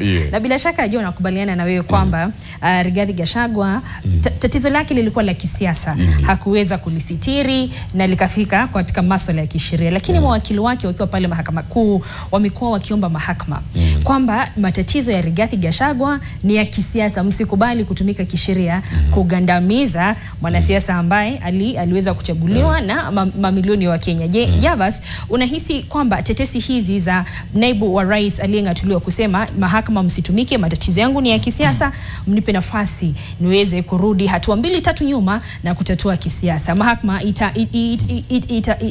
itakuwa inachukua mkondo gani ikiwa itatatua swala hili kisheria? Unajua funzo hafunzi funza. Funzo ufunza yule ambaye ana tamaa ya kujifunza. Na hapa tumeona kuwa huu msukumo wa aliyekuwa naibu wa rais Rigathi Gachagua umekuwa msukumo wenye makadirio na makisio na makusudio yote ya kuweza kufikia nyoyo za watu ambao ni wandani wake na wafuasi ambao anatamani sana waingie katika kikapu chake cha mizigo ya kisiasa, haswa toka Mlima Kenya. Na tukiangalia masuala ya idara ya mahakama katika upekuzi wake kutafuta haki, kubainisha mbivu na mbichi kutokana na ile kesi ambaye Rigathi Gachagua amewasilisha pale, kilicho muhimu ni kuangalia masuala ambayo na kubainisha masuala ambayo ni ya kisiasa, lile swala la kisiasa, majukumu ya bunge ambayo yametuika katika bega la bunge na katiba, na yale ambayo ni majukumu ya mahakama katika masuala ya kisiasa, masuala ya kisheria na haki. Na tunapoangalia haya yote, kuna mafundisho ambayo yako na misingi katika masuala ya kikatiba, haswa ugavi wa mamlaka na jinsi ambavyo mamlaka hayo yanastahili kutekelezwa kwa kuheshimu mamlaka ya nafasi zingine ama mikono mingine ama vitengo vingine vya serikali. Na ukiangalia japokuwa mahakama iko na nguvu zake za kikatiba ambayo imetwikwa, mahakama inastahili kutekeleza majukumu hayo kwa kujizuia pakubwa sana pale ambapo inaingilia masuala ya kisiasa, ile ambayo katika kimombo tunaita judicial restraint. Mahakama kujizuia katika kutoa amri ama kutoa mwelekeo ambao huenda ukatengua ama kuharibu jinsi ambavyo masuala ya serikali yanaendeshwa kwa misingi ya kisiasa. Tunavyojua kwa mwelekeo wa dira ya katiba ni kuwa katiba imepeana waziwazi majukumu ya bunge katika masuala ya kumngatua yeyote mamlakani, iwe ni rais, iwe ni naibu wa rais, iwe ni waziri katika wizara yoyote, iwe ni gavana ama naibu gavana. Ndio ya makuu yalomkumba Rigathi Gachagua. Na majukumu hayo hayawezi tolewa kwenye bunge yapelekwe kuwa majukumu ya mahakama. Hivyo ndivyo Wakenya inastahili waweze kuelewa kwamba mahakama siku yoyote itakuwa na ugumu sana kuanza kuangalia na kupekua ushahidi kwa misingi ya zile kesi ama madai 11 ama zile 5 ambazo zilithibitishwa na Seneti dhidi ya Gachagua. Itaangalia tu misingi na mwelekeo ambao ulifuatwa katika kumngatua. Iwapo ilikuwa kwa njia ambayo ilimpa haki, alisikizwa kupitia kwa nyaraka alizoandika, kupitia kwa stakabadhi ambazo aliwasilisha kwenye Seneti, kupitia kwa mawakili wake, japokuwa yeye mwenyewe pale wakati wa mwisho kwamba alisema kwamba alikuwa mgonjwa. Kumbuka, kusikizwa imaanishi kwamba ni lazima tuwawe hapo na kunena moja kwa moja. Kwa hivyo masuala ya kusikizwa jinsi ambavyo ilivyo katika ibara ya 47, ibara ya 50 ambayo kakangu alivyosema kwamba pale ambapo kesi inawasilishwa mahakamani inastahili iwasilishwe kwa misingi ya haki, kwa njia ambayo ni ya haraka, bila kucheleweshwa kwa njia yeyote. Hakustahili kucheleweshwa. Na pale ambapo mahakama inajukumika bila kucheleweshwa, watu wanasema kwamba mbona mahakama inatekeleza majukumu yake kwa haraka? Mbona haraka upesi? Na jinsi ambavyo pia bunge ilitekeleza majukumu yake haraka upesi, kunakuwa na lalama. I think inastahili kwamba Wakenya waweze kuangalia kwamba pale ambapo tumeona kwamba bunge linajukumika hivi, basi tupeane motisha kwamba isiwe imefikia kikomo katika masuala ya haraka upesi katika utenda kazi wa bunge ama wa mahakama. Asante. Sasa mtazamaji wangu, mambo ni mawili mchana wa leo. Cha kwanza, huenda mahakama hii kuu ikaondoa vizingiti vya kisheria vilivyomzuia naibu rais mteule Kithure Kindiki kuweza kula kiapo na kuwa naibu rais wa taifa la Kenya, au huenda mahakama hii ikasema kwamba Rigathi Gachagua aliyeng'atuliwa kupitia bunge ana haki ya kusikilizwa na kuendelea kuweka vile vizuizi vya kisheria. Jo, nataka ututatulie picha ya kwanza. Ikiwa mahakama kuu itasema hapa naibu rais aliyeng'atuliwa hauna misingi kisheria kuzuia kuweza kuapishwa kwa Kithure Kindiki, aondolewe na wamfungulie Kithure Kindiki njia. Je, tutakuwa na picha gani kama taifa? Kile ambacho kitafanyika ni kwa haraka sana. Serikali itamwapisha naibu Profesa Kithure Kindiki. Lakini si mchana wa leo kisheria, hadi kesho. Leo, hadi kesho. Wana kesho kutoka saa 3 mpaka masaa saa 4, kutoka mpaka saa 8. So kesho wanaweza fanya kwa haraka sana wakamwapisha Kithure Kindiki. Na vile Wakenya wamekuwa wakisema kwenye mtaa ati syllabus inakimbia, itakimbia kwa hiyo mwendo wa kasi hivyo. Kitu kingine ambacho koti inaweza sema ya tumemsikiza Rigathi Gachagua na ni kama ana jambo, hizi orders zitaendelea, msiapishe Profesa Kithure Kindiki mpaka tusikize na tuamue hii kesi. But kila ambacho koti itafanya kwa haraka sana, itaweka muda wa kusikiza hiyo kesi. So natumai kwa siku 14 ama 10 watakuwa wamesikiza hiyo kesi na wamepeana mwelekeo mwafaka wa kuelekeza nchi. Lakini jambo lile ambalo Wakenya wanafaa wasisitize, na vile nimekuwa nasikiza wale wakazi kule Mombasani, wanafaa waseme kwamba kwa leo Rigathi Gachagua ameweza kufunga virago akaenda.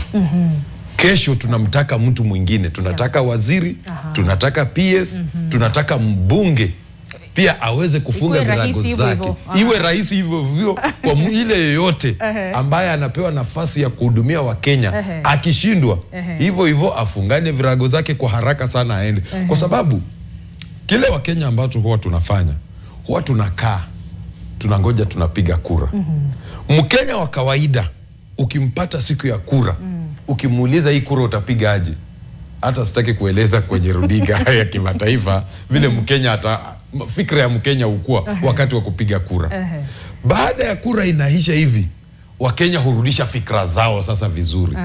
Wanaanza kujua mambo kwamba tunahitaji barabara, tunahitaji stima, tunahitaji maji, tunahitaji matumizi mengine. Lakini siku ya kura wanaangalia siku ya kura jina lako la pili. Jina lako la pili. Ninyi Waluya mnaangalia hizo subtribes za Kiluya. Ama kama mtu amekupea skari ama amekupea chumvi kidogo, ndio unaenda kupiga kura. Lakini baada ya kura, Wakenya wanakuja wanagundua kwamba tulimpea mtu majukumu ambayo hawezi.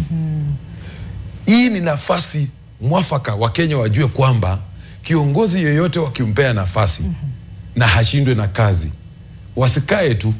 Wasingoje miaka mitano. Wachukue jukumu la kuhakikisha kwamba mtu huyo anafanya kazi. Unajua sisi kama mzazi, wakati unalipa fedha mtoto kwenda shule, unalipa karo ya shule, mwisho wa term huwa anarudisha report card. Na wewe kama mzazi unajua kwamba pesa zangu zimetumika na huyu mtoto anasoma na inakuonesha ishara kwamba hapo mbeleni atakuwa mtu wa maana kimaisha. Lakini sisi Wakenya wakati tunaongelea swala la uongozi, huwa tunalichukua kama jambo la kawaida, kama jambo ambalo si la maana. Na hiyo ndio sababu ambayo imetufikisha hapa. Kwa sababu hata saa hii ukisikiza hawa watu wa Mombasa wanasema, wengi hata wako wanasema ni kama wabunge wako wakilisha maoni yao kule bungeni. Na wao ndio walimchagua hawa bunge. Na wakati hata hawa bunge wanarudi kule Mombasani, hao ndio huwa wanampatia tena nafasi ya kuwazungumzia na kuwaelezea mambo ambayo anaelezea. Na kuwadanganya tena. Kwa sababu saa hii mimi natumai kile kitu ambacho Wakenya tunafaa tuombe ni kwamba mambo ya Gachagua iishe, mambo ya Kindure iishe. Wakenya tuulize serikali, mnatufanyia kazi gani kwa huu muda ambao umebaki nao ndio tufike 2027? Mnatufanyia nini? Ile ndilo ambalo linafaa likuwe kipaumbele kwa Wakenya sasa. Kwa sababu kama saa hii Wakenya tunaongelea swala la social health insurance fund ambayo imekuja sasa. Wakenya tunafaa tujue ni nini kiko ndani ya hii mambo inatufaidi sisi kama Wakenya. Wakati mnaongelea kwamba mmesubsidize fertilizer kama serikali, ni nini ambacho kinatufaidi sisi kama Wakenya? Wakati unasema rais ameidhinisha kwamba mambo ya kulipa karo ya wanafunzi shuleni, ni nini inatufaidi sisi kama Wakenya? Lakini wakati tunaketi kwenye jukwaa kama Wakenya, na ni kama kwa mtazamo wangu mimi naona ni kama Wakenya tuwapenda siasa, hatupendi mambo ya kutupeleka mbele. Tunapenda drama. Javas, sasa Jo ametupa taswira zote mbili. Ikiwa naibu rais aliyeng'atuliwa Rigathi Gachagua atafaulu mchana wa leo itakapokuwa, au hata asipofaulu. Nataka sasa tuweze kupanga kama hatofaulu, maana yake ametupa picha akifaulu. Moja ya masaibu ambayo yatamfuata ni masaibu ya kisiasa. Kisheria atakuwa na nafasi nyingine maishani mwake vile vile kuweza kuendeleza siasa, manake alikuwa anapambana sana hata kuwa kiongozi wa huko Mrima. Na vile vile akipoteza, tuna hii tabia ya watu ambao unapambana nao ama maadui zako, wakiona uko chini ndo wanafinya kabisa. Pengine tutamuona hata idara zingine ama mashtaka mengine yakiweza kuletwa dhidi yake, na atakuwa na wakati mgumu vipi kisiasa na vile vile kama binadamu. Kakangu Joe amechora mchoro dhabiti jinsi Picasso alivyochora, ambaye katika historia ya michoro ni baadhi ya watu ambao ni tajika sana. Na sijui mbona naangua kicheko michoro. Msindikishia sifa. Si haba. Kweli nimemsindikizia sifa oote. Na ukiangalia, sidhani kwamba kuna yule ambaye ana kinyongo na Rigathi kwamba baada ya kung'atuliwa watamfuata kama pepo ili kwamba aanze kuchunguzwa, kufikishwa mahakamani kwa madai ambayo hayana misingi. Iwapo kuna uchunguzi ambao utastahili kufanyika, iwe ni uchunguzi ambao una misingi kufuatana na mashtaka ambayo yana uzito kutokana na yale madai ambayo yalipelekwa mbele ya Seneti, na pale ambapo uchunguzi huo unaweza dhibitishwa pia. Kama kweli kuna uwezo wa kufanya kazi kama hiyo, tuko na idara ambazo zimetengwa na katiba ambazo zipo huru, kama Director of Public Prosecution, kuna DCI. Iwapo kuna umuhimu na kuna madai ambayo yanaweza dhibitishwa, basi ifanywe, kwa sababu sisi zote tuko sawa mbele ya sheria. Kweli. Lakini isiwe kwamba ni masuala ya kwa sababu za kisiasa, sidhani.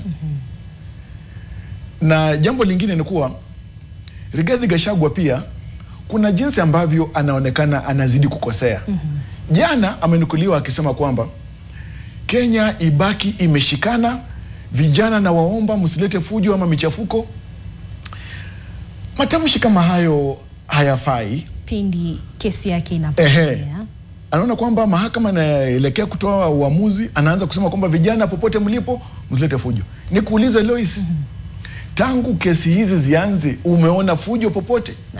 Michafuko popote? La hasha. Huenda pengine anajaribu kutuma ujumbe kwamba mjitayarishe, na ikikuwa vizuri, ikuwa vyema, basi ningependa kuona michafuko. Pengine kuna ujumbe ficha ambao anajaribu kutuma. Unasema mwanasiasa akisema koti langu hili ni rangi nyeusi, anamaanisha nyeupe.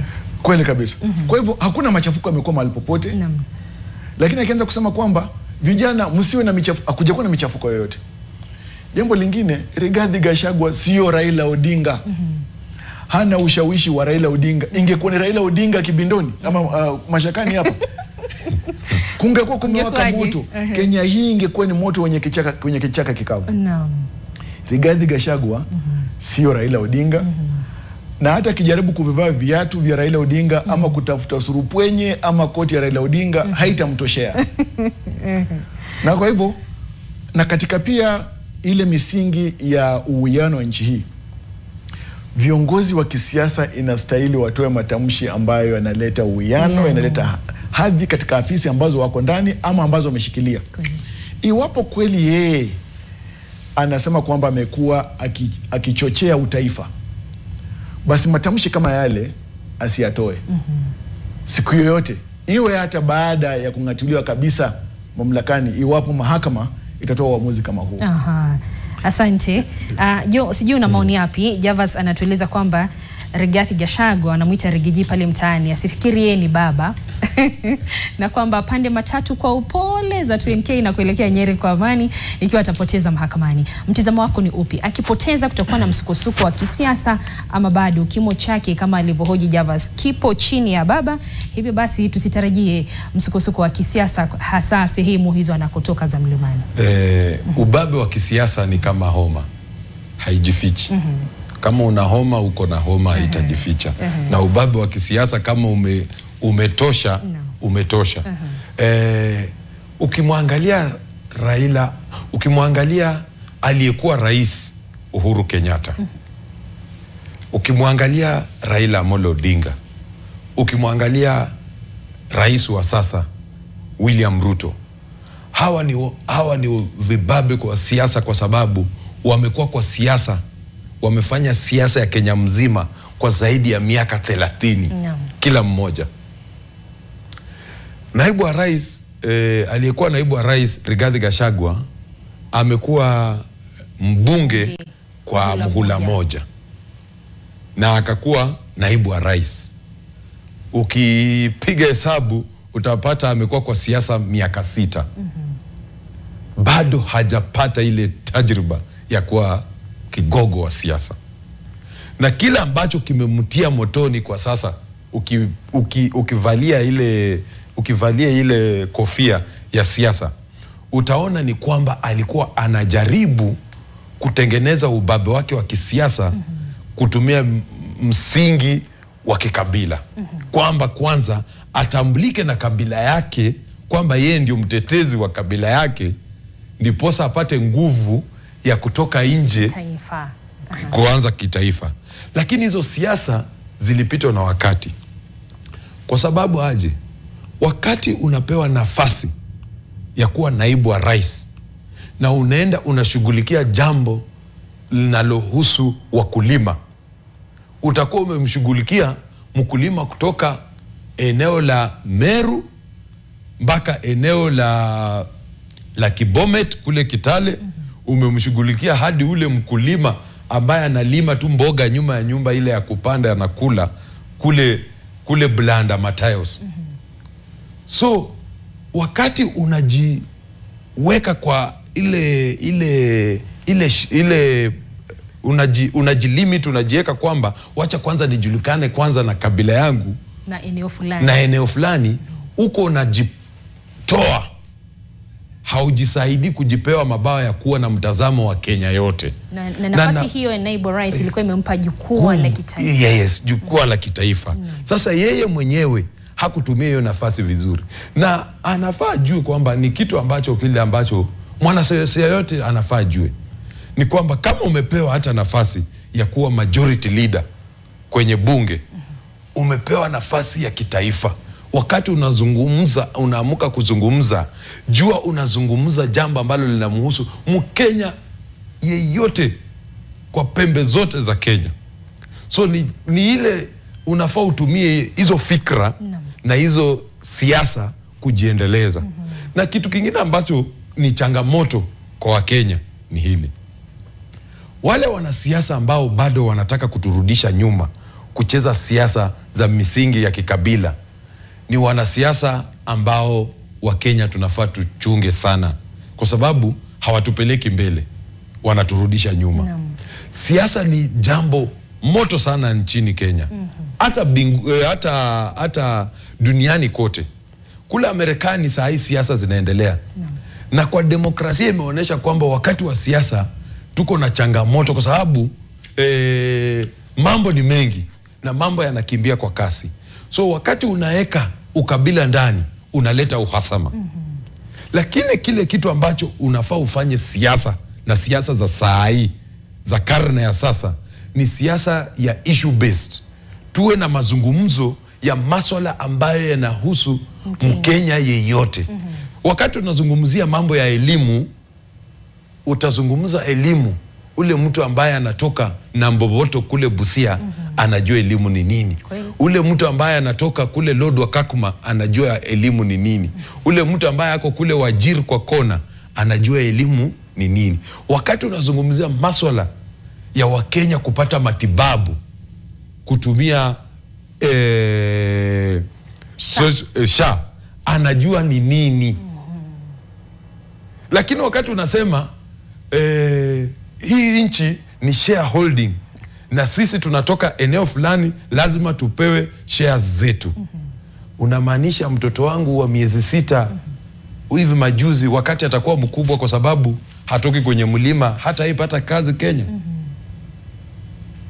Na kwa jambo la kupata kazi Kenya hii ni jambo zito sana, ambalo kwa historia yetu serikali ambazo zimekuwepo hazijawahi zungumzia. Na serikali ambayo iko sasa, changamoto kubwa ambayo iko nayo ni utafutaji wa kazi kwa vijana. Sasa unamaanisha vijana wa mlima watapata kazi na vijana ambao hawatoki kwa mlima hawatapata kazi. So hilo ni swala ambalo ni siasa za sasa ambazo wanasiasa wanafaa wabadili mienendo na wacheze siasa za sasa. Hivi majuzi humu Kenya tulikuwa na maandamano. Na maandamano ilikuwa masuala ya Wakenya. Na ikajitokeza kwamba ni vijana wanaongoza. Vijana walisema wako tribeless, faceless, partyless. Wanasiasa wasipoona hayo maandishi, wacheze siasa za kisasa na waturudishe nyuma, watajipata wakigashagwa. Yes. Asante Joe. Na alipokuwa anasema Joe Javas, nimekumbuka hekaya moja katika Biblia. Wewe Mkristo kwanza, tuanze hapo. Umeifahamu hii hekaya ya bibi ya Lot? Nilibatizwa, Biblia yenyewe naisoma na naivalia kwa umakini sana. So doctor, sasa kuna huyu bwana Lot alikuwa na hama na mke wake, akageuka chumvi. Je, hili ndilo limemfanyikia Gachagua tunapoelekea mahakamani? Sidhani kwamba alikuwa mke wa mtu katika siasa za sasa. Anamaanisha kugeuka mrima. Ni kweli kabisa. Unajua chumvi na umuhimu wake pia. Lakini nadhani ni kwa sababu tu bado ana ubwabu wa shingoni. Na bado ana unyevunyevu kando ya masikio. Asante nikukatize Javas, nikukatishe Joe mtazamaji wangu, nikupeleke moja kwa moja katika mahakama ya Milimani, ambapo uamuzi wa kesi ya Rigathi Gachagua hivi sasa umeanza. Tazama, sikiliza, tutarudi na mengi zaidi. My name is Dewan Jimmy. I have instructions to hold me for Senior Counsel Paul Moite, Faith Waigwa, Elisha Ngoe. Hello, I believe that quorum has already been taken. Yes.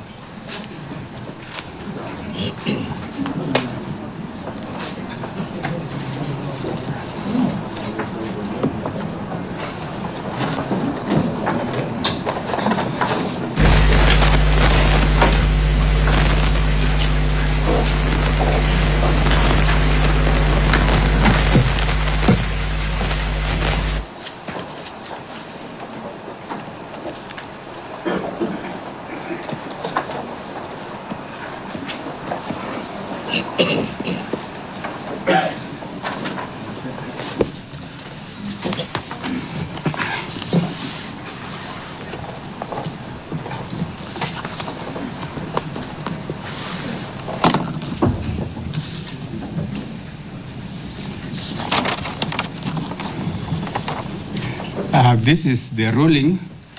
The structure of the ruling is that we have given the introduction, we have given the background, and we have given the analysis and the determination. For the purposes of this ruling, we'll start from analysis and determination.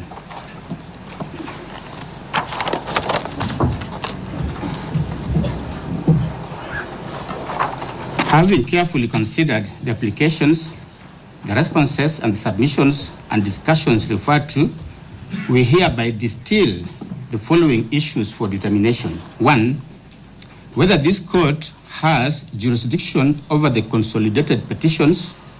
2, if one above is answered in the affirmative, whether the matters raised in the constitutional consolidated petitions are justiciable. 3, if 2 above is also answered in the affirmative, whether the conservatory orders in place can be lifted. In dealing with the above issues, we remain mindful that we are primarily engaged in a constitutional interpretation process, and that we must stay true to the established principles of interpretation. We have thoroughly examined and rendered ourselves on the appropriate approach to constitutional interpretation in ruling number 1, issued on petition number E522 of 2024, as consolidated with cohort number 1, petitions and hearing after referred to as ruling number 1. We therefore adopt that analysis as part of this ruling by way of reference, as we see no need to rehash the discussion therein. We will now deal with the issues for determination in seriatim. And I will deal with the first issue, that is whether this court has jurisdiction over the consolidated petitions. The first preliminary issue that was raised before us is the jurisdiction of this bench. While it was also argued that the court has already determined this matter, rendering it res judicata, we believe it is necessary to revisit the issue due to the new arguments that have emerged during submissions and in light of the unprecedented nature of the case before us. We find it prudent to further clarify our jurisdiction so as to ensure that the issue receives the comprehensive and careful consideration that it deserves. In determining this preliminary issue, we are reminded of the authoritative words of Nyarangi J.A. in the widely celebrated case of owners of the motor vessel Lillian S. versus Caltex Oil Kenya Limited, reminding us that without jurisdiction, a court has no power and must down its tools in respect of the matter in question. This principle has since been reaffirmed in numerous landmark decisions by the Supreme Court, underscoring its centrality to the exercise of judicial authority. In the case of Machari and another versus Kenya Commercial Bank Limited, the Supreme Court was unequivocal in its holding that a court's jurisdiction flows from either the Constitution or legislation or both. Thus, a court of law can only exercise jurisdiction as conferred by the Constitution or other written law. It is quite a lengthy paragraph there. However, let me also say the Supreme Court stated that where the Constitution exhaustively provides for the jurisdiction of a court of law, the court must operate within the constitutional limits. It cannot expand its jurisdiction through judicial craft or innovation. And the quotation goes on. Likewise, in Adenga and 2 others versus Kibos Distillers Limited and 5 others, the Supreme Court again emphasized as follows: a court, even this court, that is the Supreme Court, cannot arrogate itself jurisdiction through crafts of interpretation, and a court ought to exercise its powers strictly within jurisdictional limits. End of quote. We find it necessary to address the issue of jurisdiction by examining the historical context of Kenya's constitutional drafting process, as highlighted by learned counsel Dr. Thiankolu in his submissions. Counsel presented the court with excerpts from earlier drafts of the Constitution, tracing the evolution that led to the promulgation of the 2010 Constitution. Notably, in all these earlier drafts, express jurisdiction was conferred on the Supreme Court to hear and determine disputes arising from the impeachment process. However, in the final promulgated 2010 Constitution, this specific provision was deliberately omitted.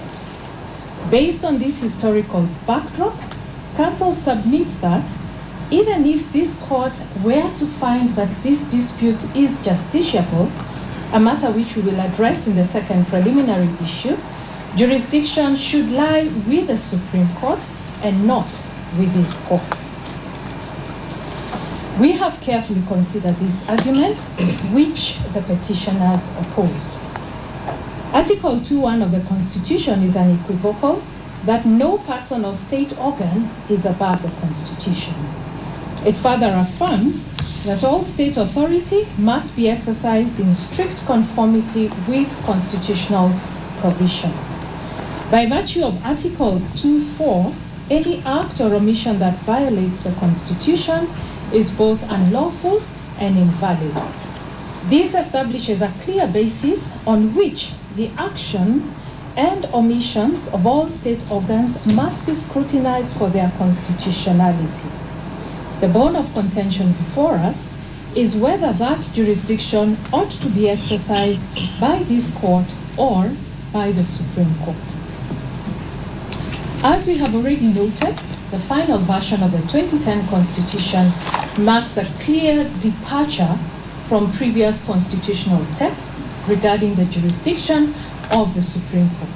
Specifically, the provision granting the Supreme Court exclusive and original jurisdiction over disputes arising from the impeachment of the President, that bit was deliberately omitted.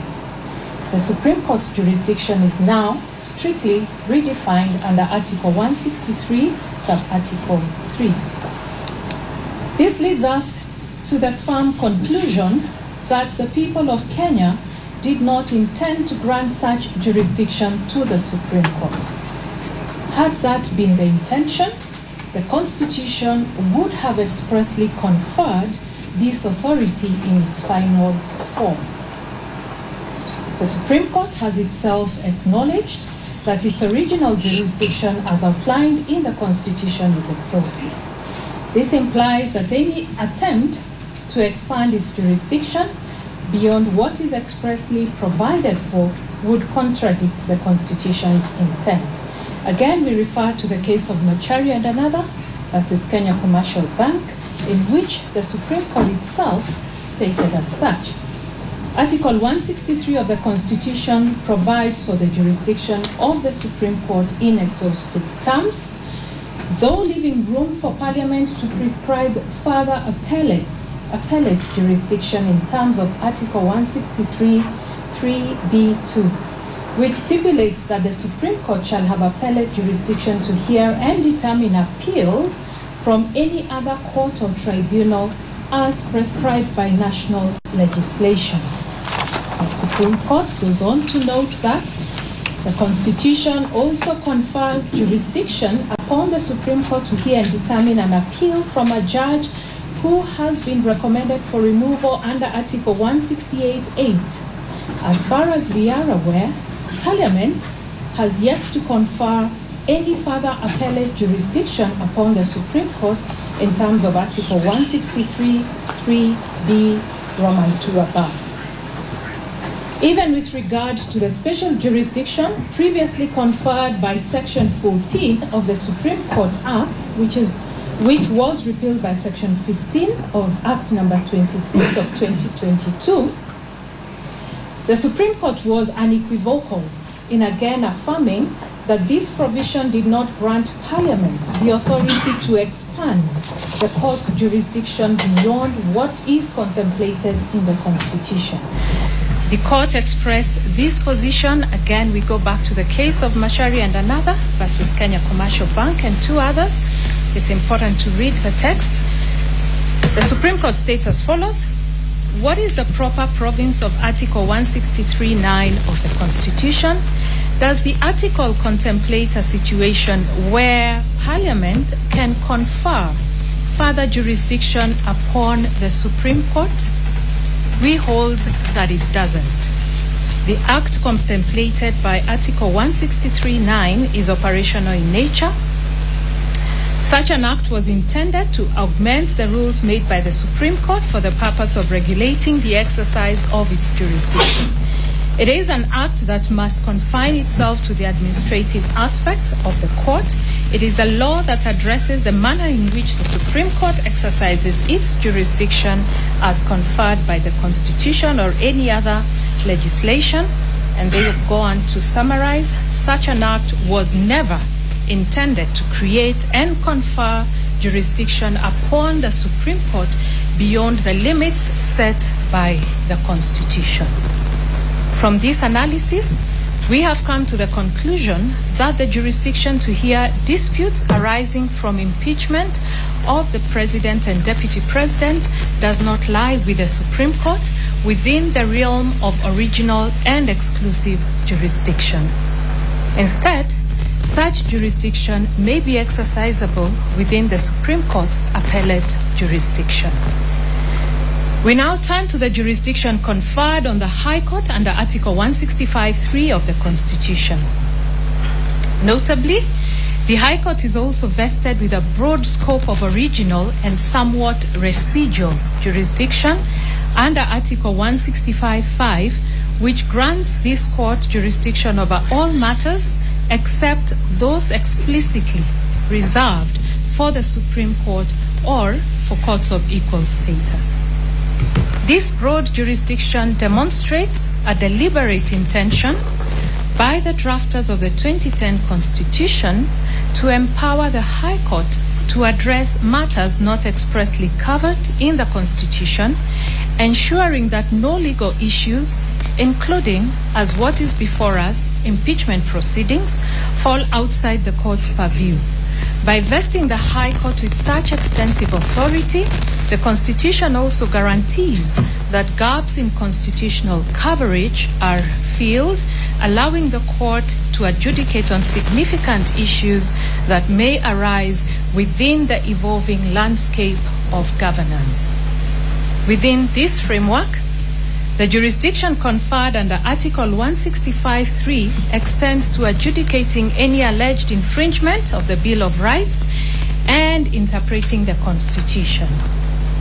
In this context, Article 165(3)(d) Roman 2 expressly grants the High Court the authority to determine whether any act purporting to have been done under the authority of the Constitution or any law is inconsistent with or in contravention of the Constitution. This reinforces the High Court's pivotal role as the guardian of constitutional integrity, ensuring that all actions by state organs or individuals are in full compliance with constitutional dictates. A closer examination of the Constitution confirms that the drafters expressly intended to exclude the High Court from hearing appeals related to tribunals established under Article 144. Given this explicit exclusion, and against the foregoing discussion, if the drafters had similarly intended to bar the High Court from determining disputes under Article 145, they would have done so with equal clarity. Nothing would have been simpler, in our view, than to expressly exclude such jurisdiction in the same manner. The absence of such an exclusion with respect to Article 145 strongly suggests to us that the drafters intended for the High Court to retain jurisdiction over such impeachment matters. This approach to interpretation, whereby jurisdiction is said to be unlimited in the absence of any explicit limitation, is supported by the Supreme Court in their decision in the case of R versus Karisa Chengo. The Supreme Court noted as follows, we quote, "The limits of this authority are imposed by the statutes, charter or commission under which the court is constituted and may be extended or restricted by like means. We emphasize that if no restriction or limit is imposed, the jurisdiction is said to be unlimited." The quotation goes further, but that is the emphasis statement. It is undisputed that the impeachment of the Deputy President is a constitutional process outlined in Article 145 of the Constitution.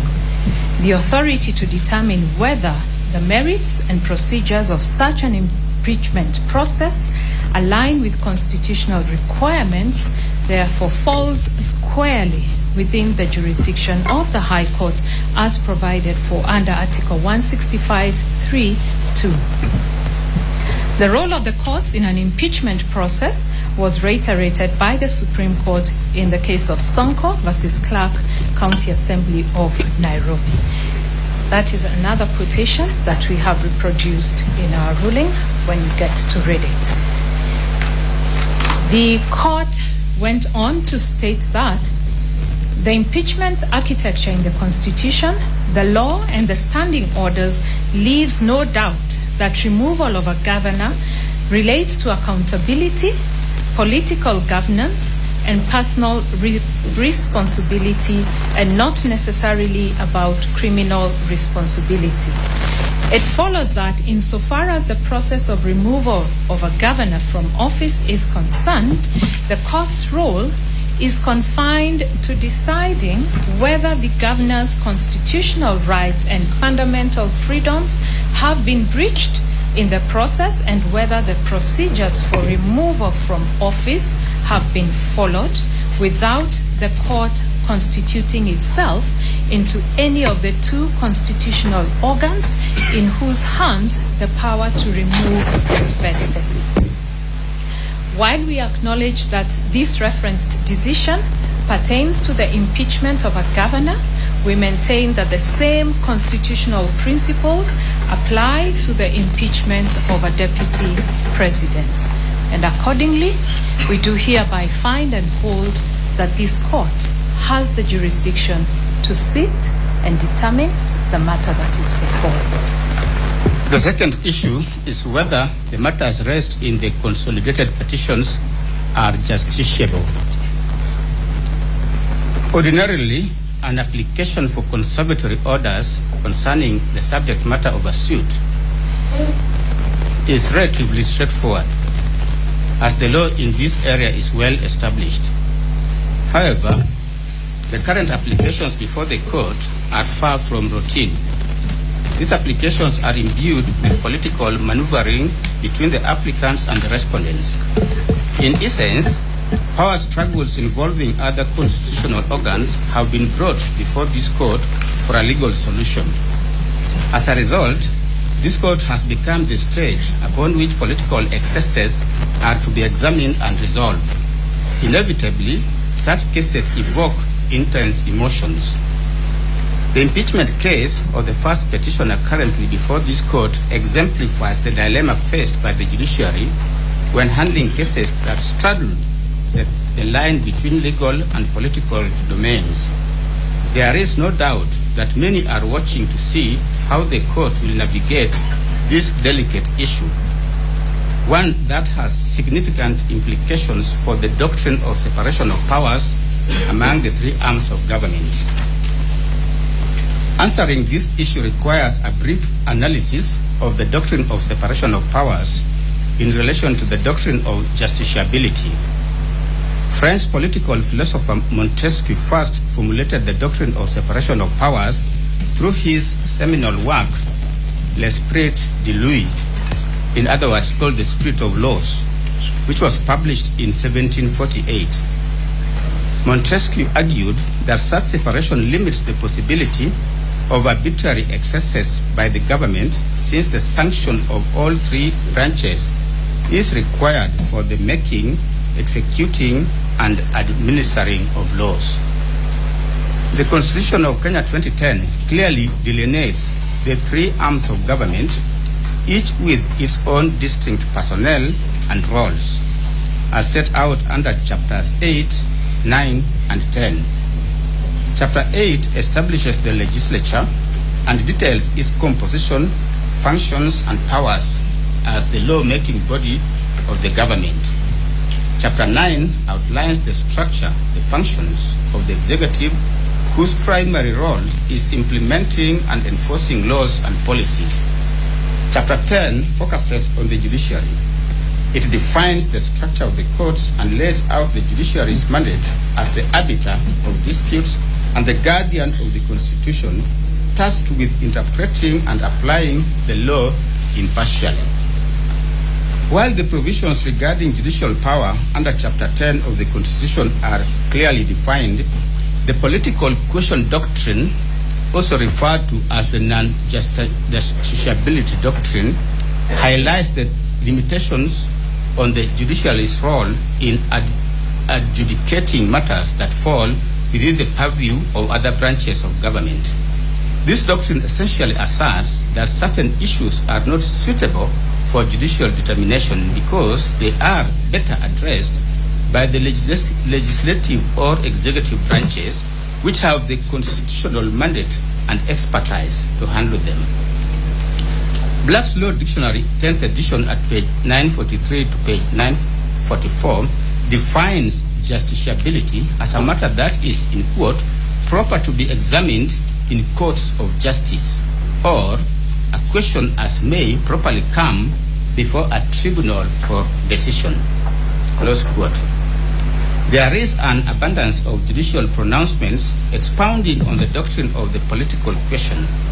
For instance, in Marbury versus Madison, Chief Justice John Marshall established the principle that while the courts have the authority to interpret the law, certain political questions are outside the scope of judicial review.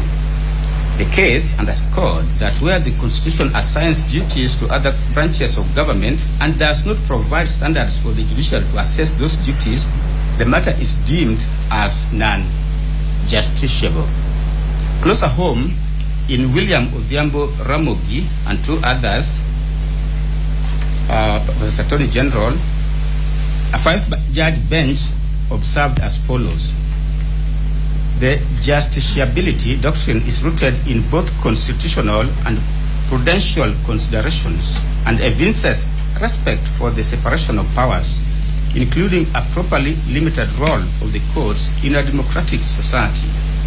One justiciability concept is the political question doctrine, according to which courts should not adjudicate certain controversies because their resolution is more proper within the political branches. In Baker versus Carr,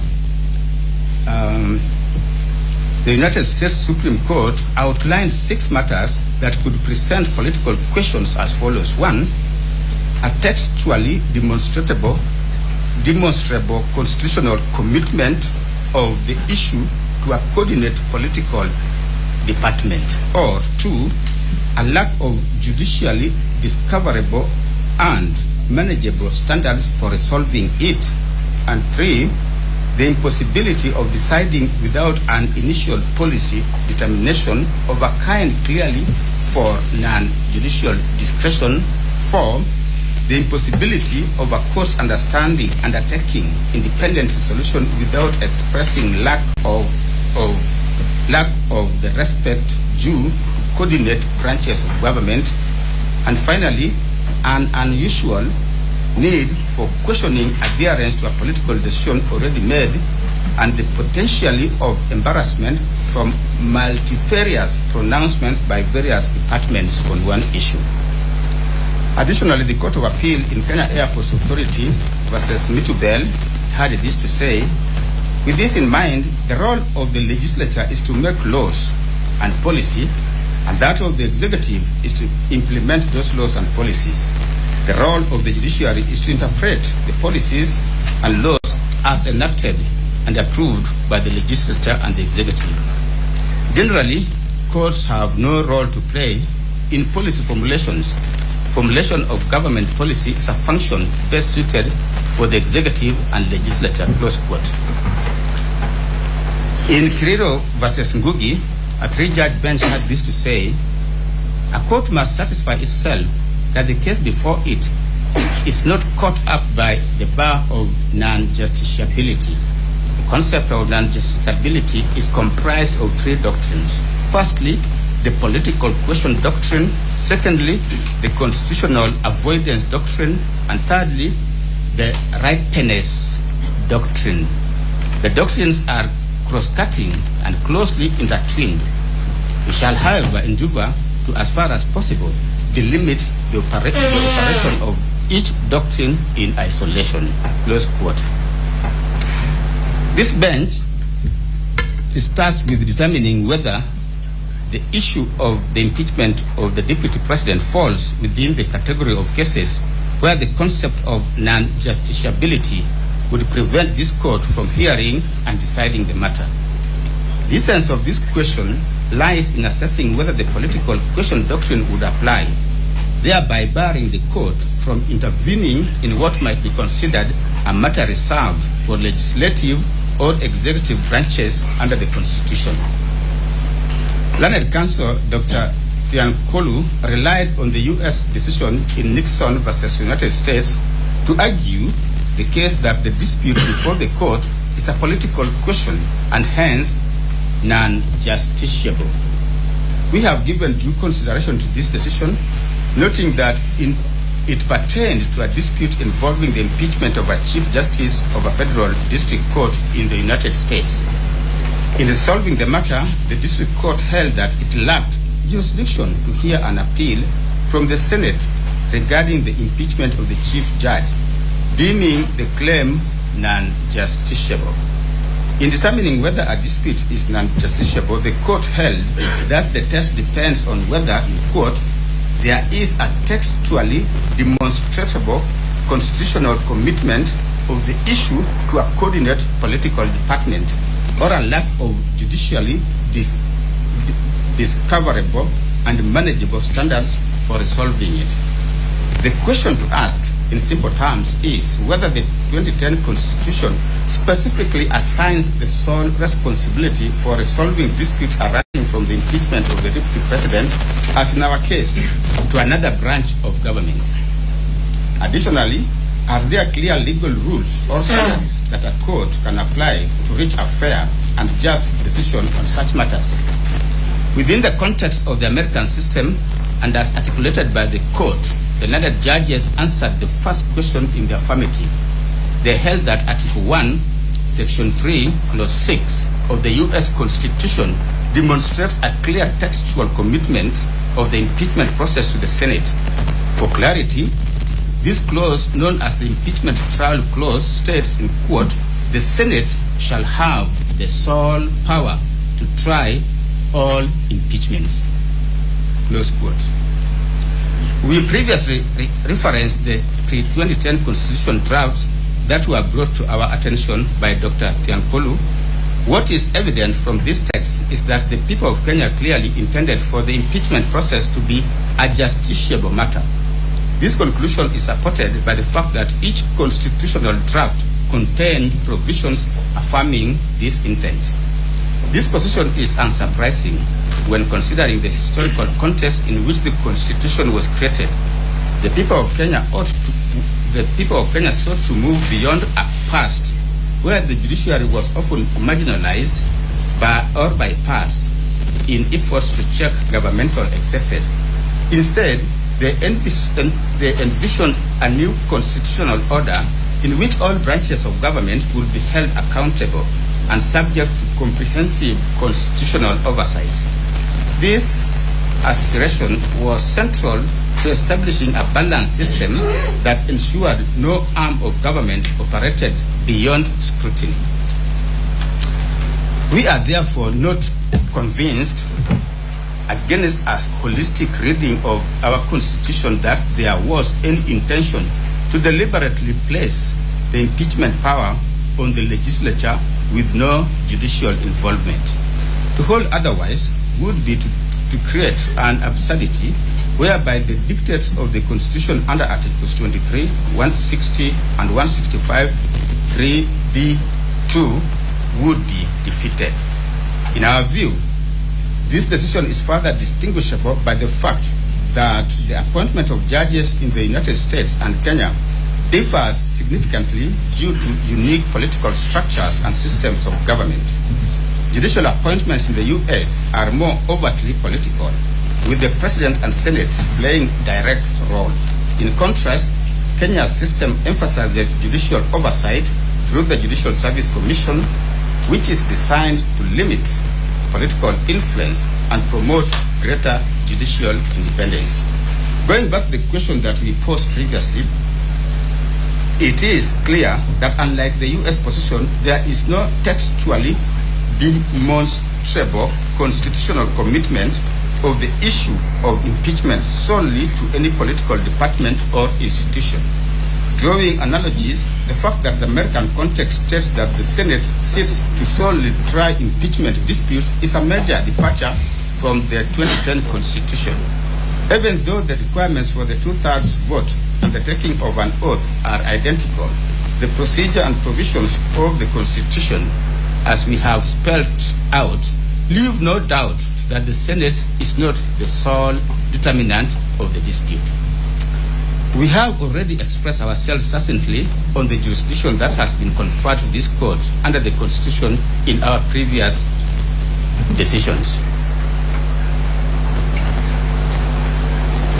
It is now well settled that there are instances in which the courts will and should interfere with political processes. A few decisions suffice to demonstrate this position.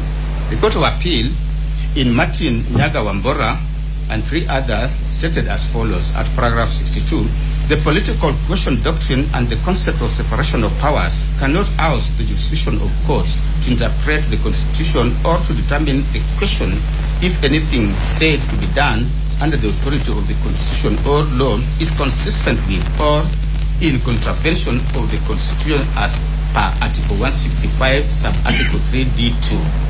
Equally, as we have seen in the case of William Odhiambo Ramogi, the court stated that there are constitutionally permissible situations where this court may interfere in the policy decisions of the government, and particularly if a policy decision is in equal or in actual or threatened violation of the fundamental rights guaranteed under the Constitution or in violation of other provisions of the Constitution.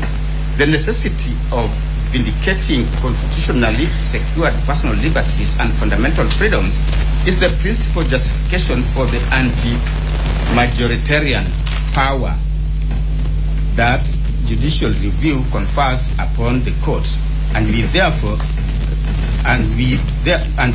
therefore reluctant to find that a claim of fundamental rights, such as the one presented by the petitioner, is non-justiciable, even though it may concern the political process or the internal workings of other government branches. Close quote. The crust of the petitioner's case centers on key questions, including whether the process was followed by the National Assembly and the Senate in the impeachment of the first petitioner, and whether the first petitioner was afforded sufficient time to prepare his defense against the impeachment charges. These issues strike at the heart of constitutional and procedural fairness, raising concerns about the extent to which legislative bodies adhered to the standards of due process as outlined in the Constitution. The petitioners contend that the impeachment process must align with the constitutional principles of fairness and justice, ensuring that any office holder facing such proceedings is provided with a reasonable opportunity to respond and defend against the charges. This court is therefore called upon to examine whether the procedural safeguards required by the Constitution were observed during the impeachment process, and whether any potential lapses could render the process flawed or unconstitutional. Such an inquiry will involve a careful review of the actions taken by the National Assembly and the Senate to determine if the principles of due process and fair administrative action were upheld. We take the view that, based on a holistic reading of the 2010 Constitution, the political question doctrine cannot oust this court's jurisdiction as granted under Article 165, Sub-Article 3. Article 165, Sub-Article 3 confers upon the High Court the authority to hear and determine questions regarding the interpretation of the Constitution and the legality of any acts or omissions by state organs.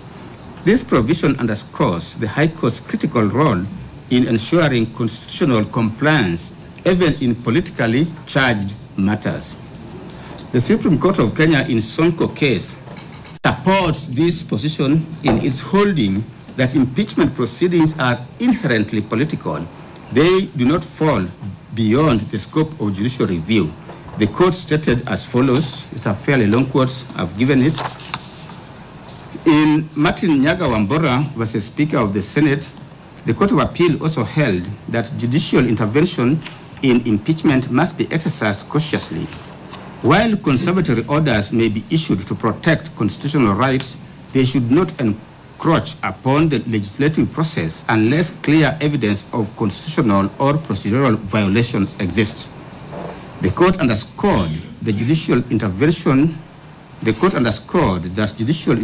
should respect the separation of powers, ensuring that the judiciary does not undermine the functions of elected bodies. South African courts have similarly addressed the scope of judicial intervention in impeachment process, emphasizing the balance between constitutional oversight and respect for the separation of powers. A notable example is Economic Freedom Fighters versus Speaker of the National Assembly and others. This is a 2018 matter which involved impeachment proceedings against former President Jacob Zuma. In this case, the Constitutional Court affirmed that while the judiciary has the authority to ensure that impeachment proceedings comply with constitutional requirements, it must exercise restraint to avoid encroaching on the disciplinary functions of the legislature.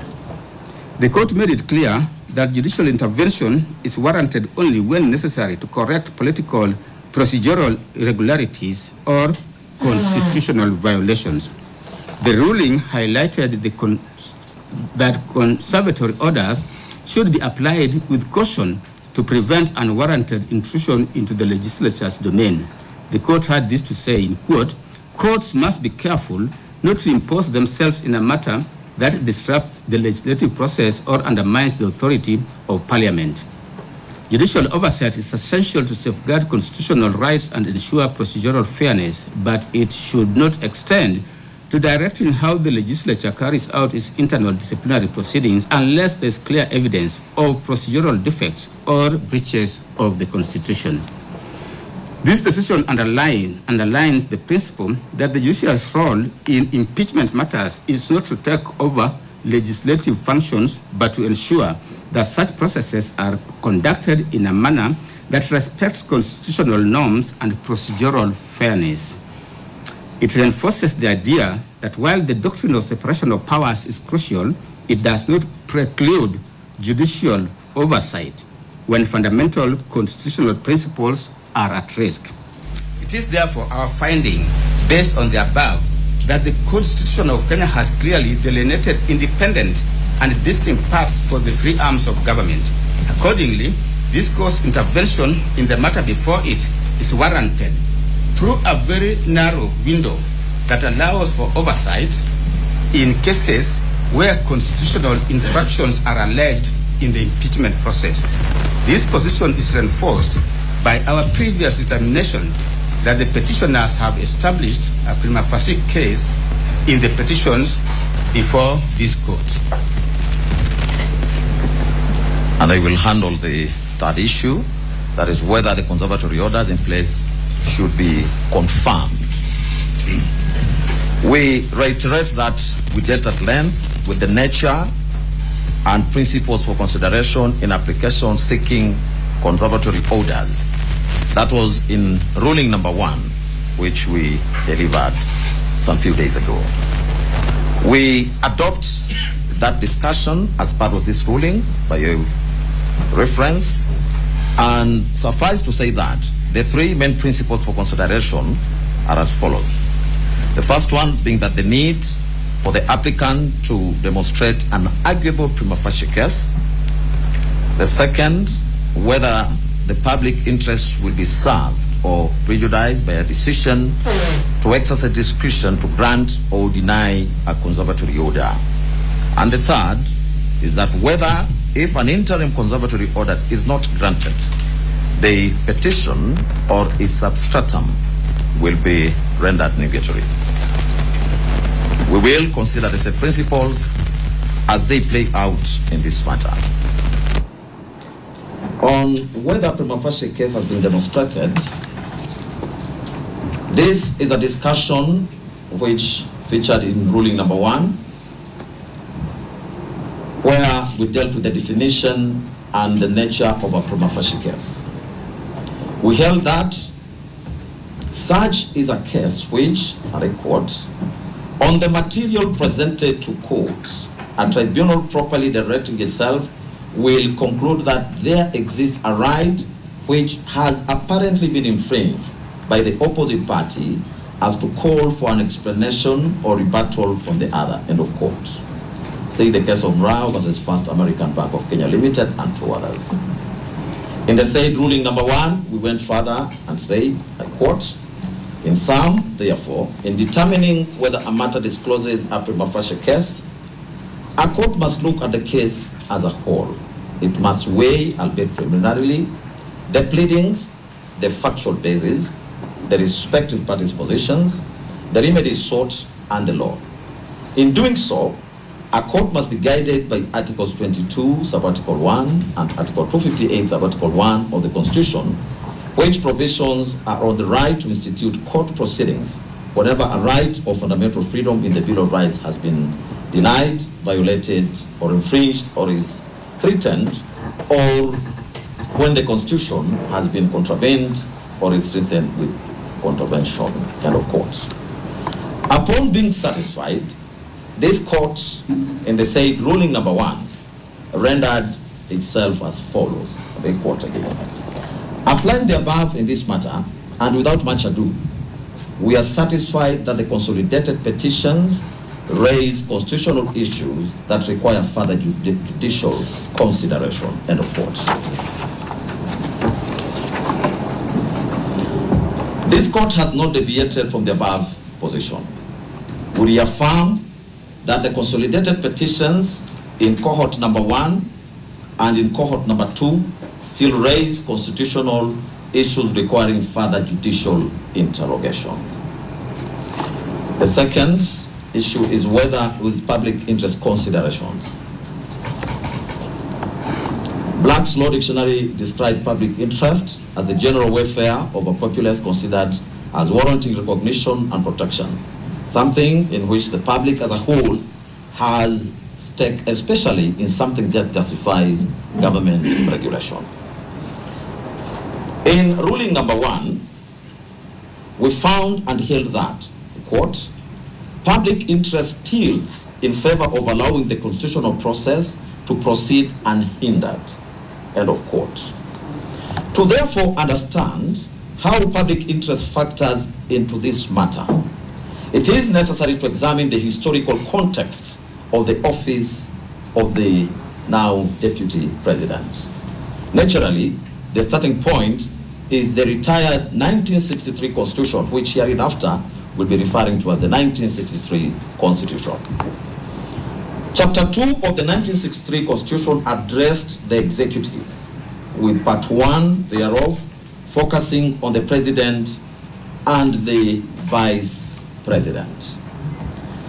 Section 4 of the 1963 Constitution established the office of the President as follows, I quote, there shall be a President of Kenya who shall be the head of state and Commander-in-Chief of the Armed Forces of the Republic, end of quote.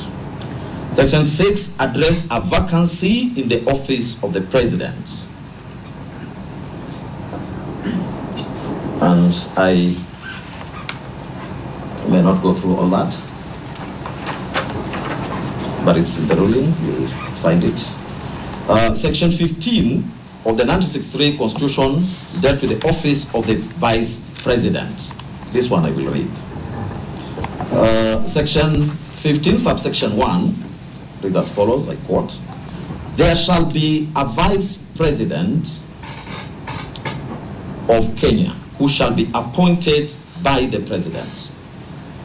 Subsection 2, "The President shall appoint the Vice President from among the ministers who are elected members of National Assembly, provided that no appointment to the office of Vice President shall be made at any time when the functions of the office of President are being exercised by any person other than the President."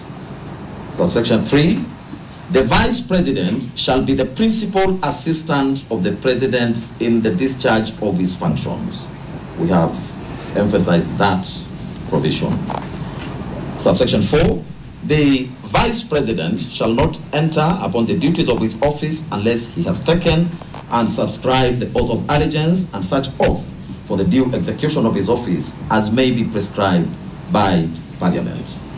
5, "During his tenure of office, the Vice President shall not hold any office of profit other than those of Vice President, Minister, and a member of National Assembly." Subsection 6, "The office of the Vice President shall become vacant, A, if the President so directs, B, if the holder of the office ceases to be an elected member of the National Assembly otherwise than by reason of the dissolution of Parliament, or C, upon the election of a person to the office of President." It follows that under the 1963 Constitution, the Vice President serves solely as the principal assistant to the President in the discharge of the presidential functions. The Vice President had no other duties and could be dismissed by the President at will. After a lengthy and others 20-year pursuit for constitutional reforms, Kenyans ultimately adopted a new constitution in August 2010, which we'll be referring to as 2010 Constitution just to distinguish it with the 1963 Constitution. The 2010 Constitution has been widely praised as transformative, particularly for its fundamental restructuring of the country's constitutional and governance framework.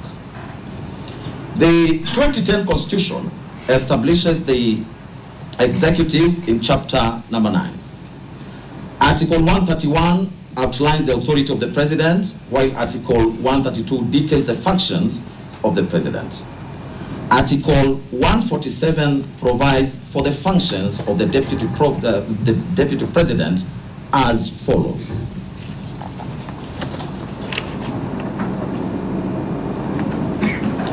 The Deputy President shall be the principal assistant of the President and shall deputize for the President in the execution of the President's functions. 2, the Deputy President shall perform the functions conferred by this Constitution. We emphasize that. The Deputy President shall perform the functions conferred by this Constitution and any other functions of the President as the President may assign. Subject to Article 134, which deals with temporary incumbency, when the President is absent or is temporarily incapacitated, and during any other period that the President decides, the Deputy President shall act as the President. And Sub-Article 4 says that the Deputy President shall not hold any other state or public office. It is therefore beyond any peradventure that the role of the President's principal assistant changed significantly in the 2010 Constitution compared to the position of the Vice President under the 1963 Constitution. Some of the notable changes include: 1, whereas the Vice President was solely the principal assistant of the President, the Deputy President is both the principal assistant of the President and also deputizes the president in execution of the president's functions. 2, the deputy president performs specific functions conferred by the Constitution. 3, the deputy president may perform any other functions of the president as the president may assign. 4, unlike the vice president who was appointed by the president from among cabinet ministers who are elected members of the National Assembly, the deputy president under the 2010 Constitution is elected together with the president and holds no other public office. The above changes were not without reason. In the book, The Constitution of Kenya, commentary by Louis and Pielo Lumumba, this is the second edition, Strathmore University Press, they are 2019 at page 453. The two eminent authors had this to say, and I quote, "With the other arms of government considerably weakened, the executive personified in the president exercised unchecked powers. Indeed, during the constitutional review process, the CKRC noted that the powers granted by the Constitution and the ordinary laws to the elected president seemed to share characteristics with those of the colonial governor. It then resolved during the constitutional making process to divest some powers from the president with the aim of avoiding an imperial president." End of quote. The above cannot be far from the truth. In the pre-2010 constitutional era, the president held immense powers, including the ability to appoint and dismiss the vice president at will, and the discretion to assign or to withhold duties for the vice president. Consequently, the vice president served entirely at the president's mercy. That was the framework that the 2010 Constitution sought to transform. Under the 2010 Constitution, the office of the Deputy President has been fundamentally redefined. It is now safeguarded from arbitrary and capricious actions by the President. Article 172 grants the Deputy President specific constitutional functions in addition to any duties the President may assign. This provision was intended to address the previous situation in which a President could, for any reason, choose not to assign any duties to the Deputy President, effectively sidelining them.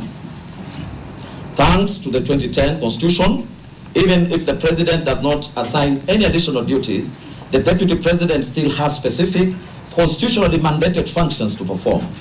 In this way, the Deputy President is no longer at the mercy and the discretion of the President. Under the current constitutional framework, when the office of the Deputy President becomes vacant, two outcomes flow. First, any functions that were assigned to the Deputy President by the President automatically revert to the President.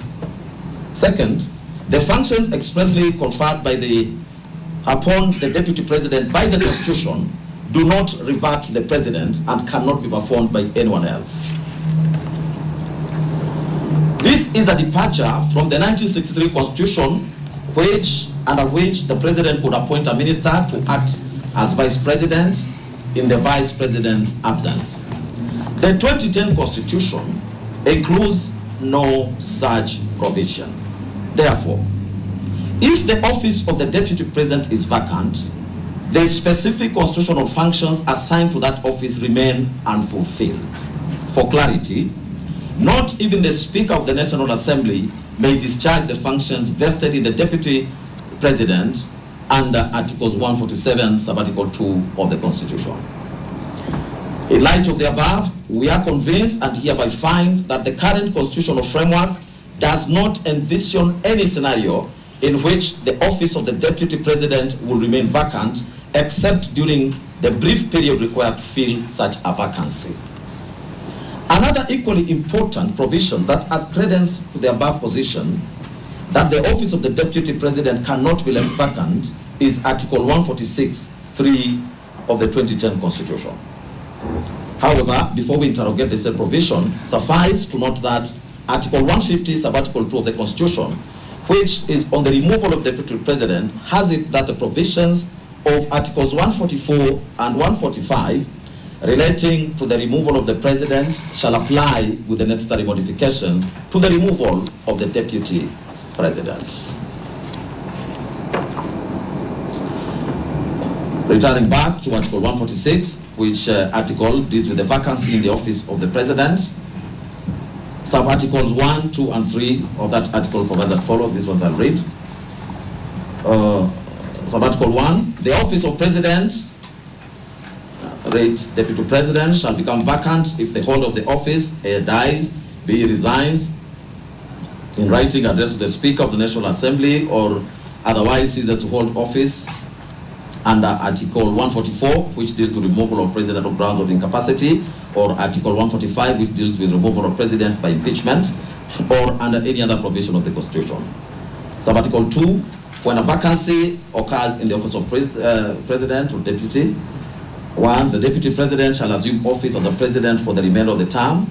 2, if the office of the Deputy President is vacant or the Deputy President is unable to assume the office of President, the Speaker of the National Assembly shall act as President, and an election to the office of President shall be held within 60 days after the vacancy arose in the office of President.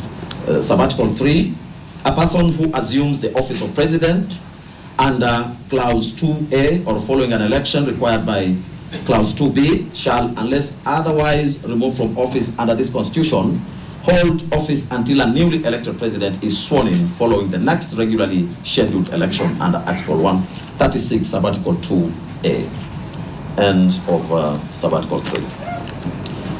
Therefore, to us, a holistic reading of Article 146 alongside Article 152 of the 2010 Constitution, and in relation to the filling of a vacancy in the office of the Deputy President in this matter, yields the meaning that the person who assumes the office after the impeachment of the Deputy President shall, unless otherwise lawfully removed from this office, hold that office until further orders of this court or until the current term of the President ends, whichever comes first.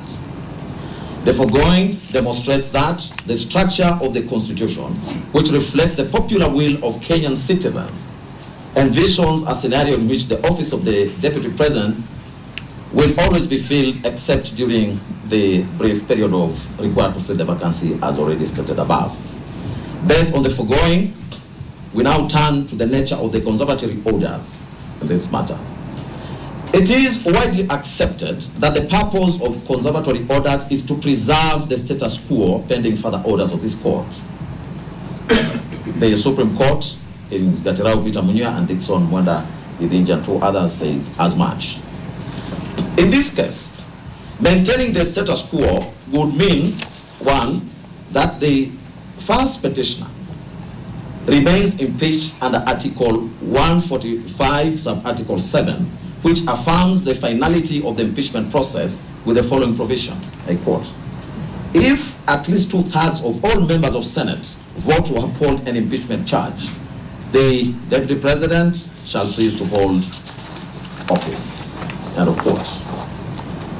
2, additionally, the prevailing status quo will mean that the Deputy President nominee, Professor Abraham Kithure Kindiki, does not assume office. With such an approach, while such an approach may seem fair, reasonable, and balanced, and one which this court would ordinarily be inclined to adopt, the unique nature of the Deputy President role under the 2010 Constitution suggests a different course. Allowing these orders to stand will leave the office of the Deputy President vacant.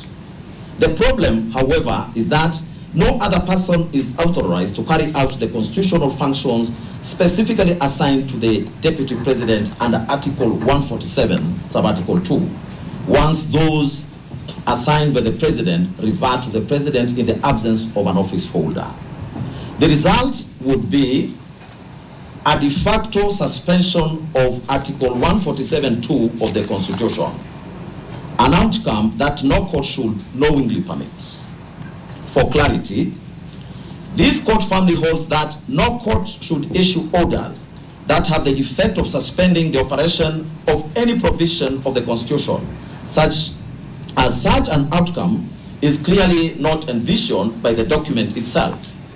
The Constitution was not handed to Kenyans on a silver platter. No, it was achieved through great struggle and sacrifice.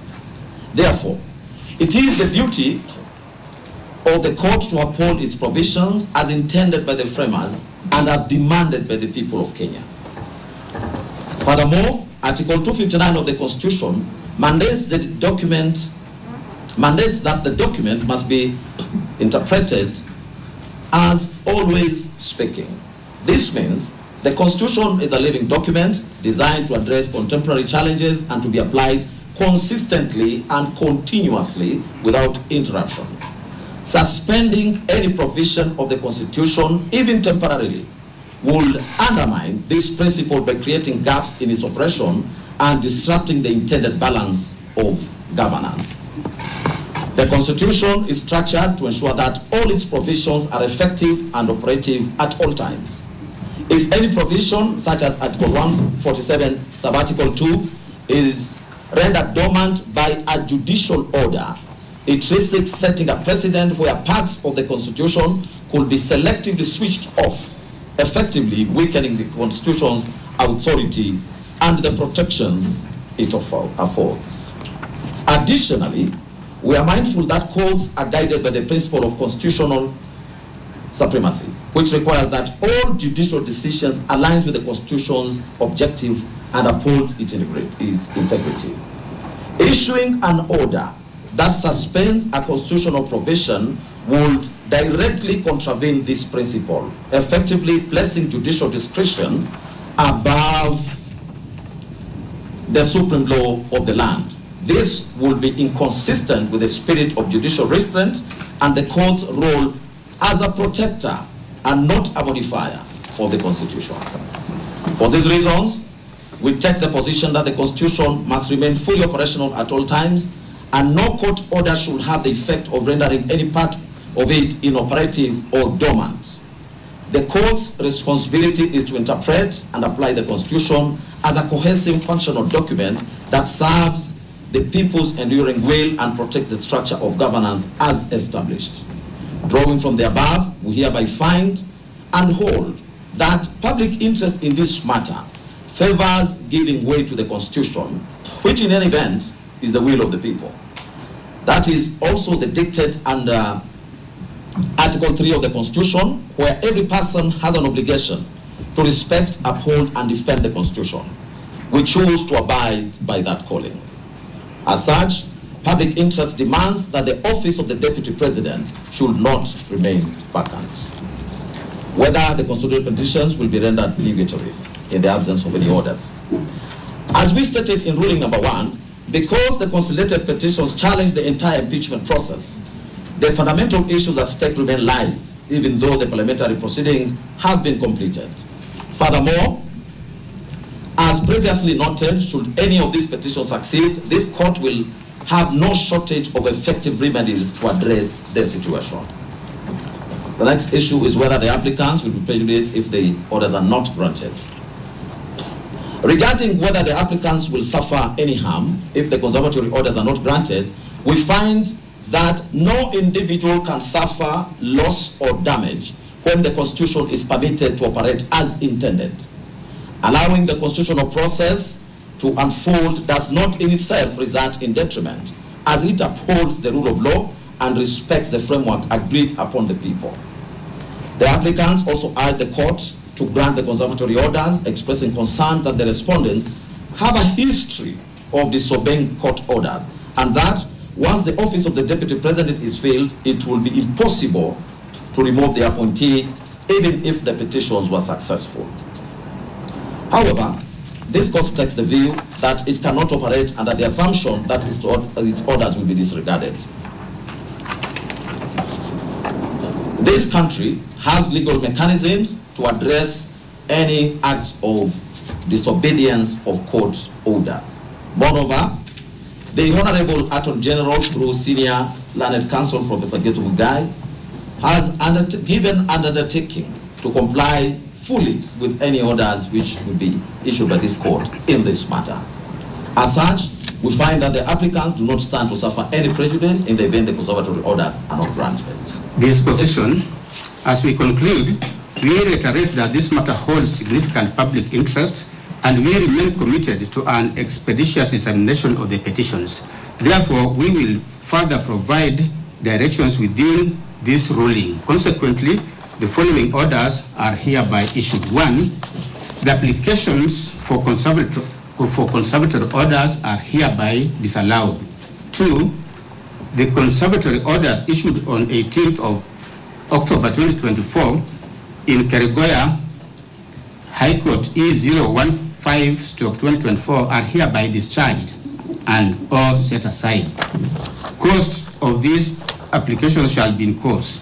We grant leave for appeal, type proceedings and certified copies of this ruling to be availed to parties at cost or as it may be.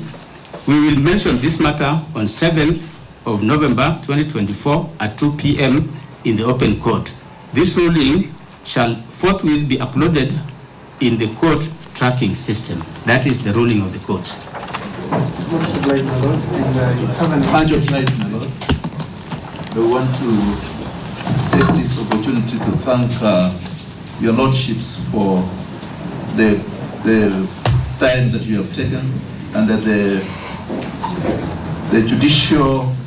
judiciousness with which you have expedited the applications. And I also want to thank my colleagues from the respondent side and from the applicant side for the maturity with which this matter has been handled. We are most grateful, my lord.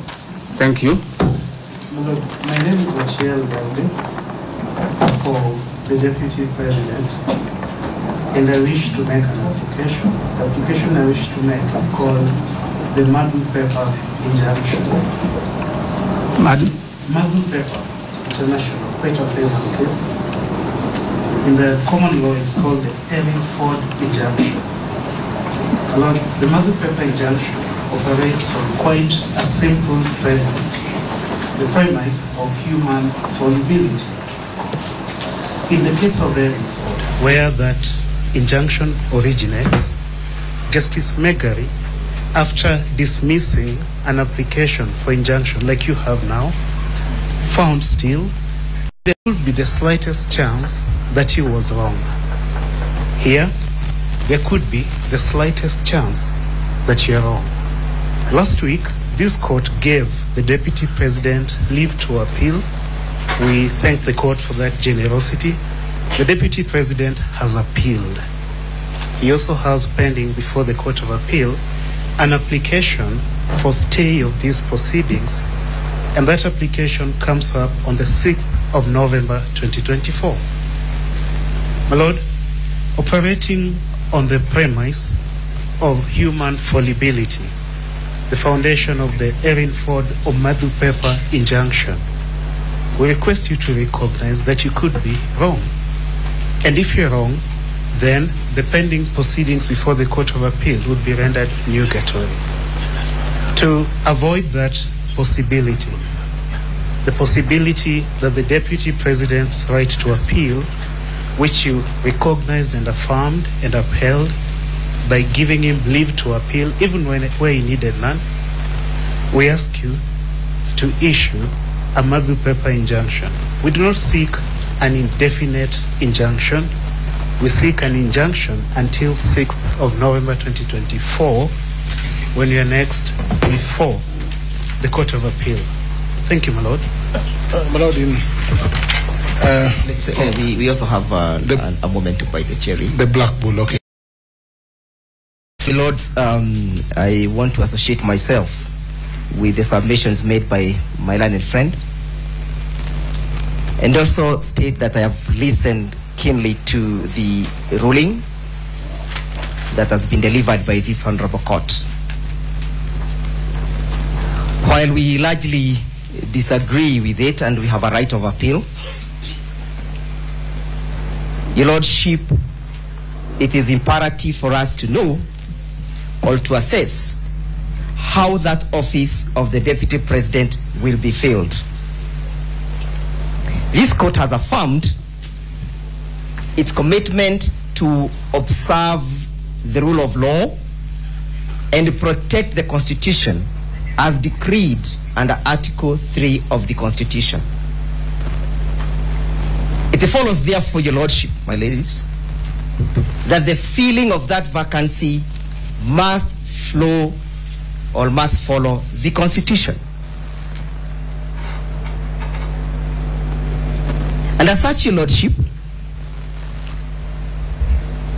and as much as I have not heard the court address that very pertinent issue, it is my submission, Your Lordship, that I rise under Rule 23.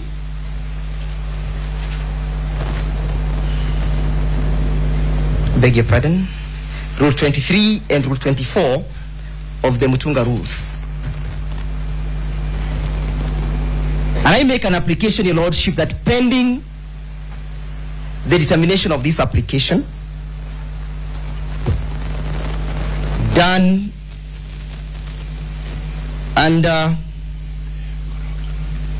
Rule 24, thus this Honorable Court does issue conservatory orders suspending the swearing in of Professor Kithure Kindiki on the following grounds. Your Lordship, Article 10 of this Constitution, of the Constitution, bids this Honorable Court to observe the rule of law. It further calls upon this Honorable Court to commit itself to ensure that there is good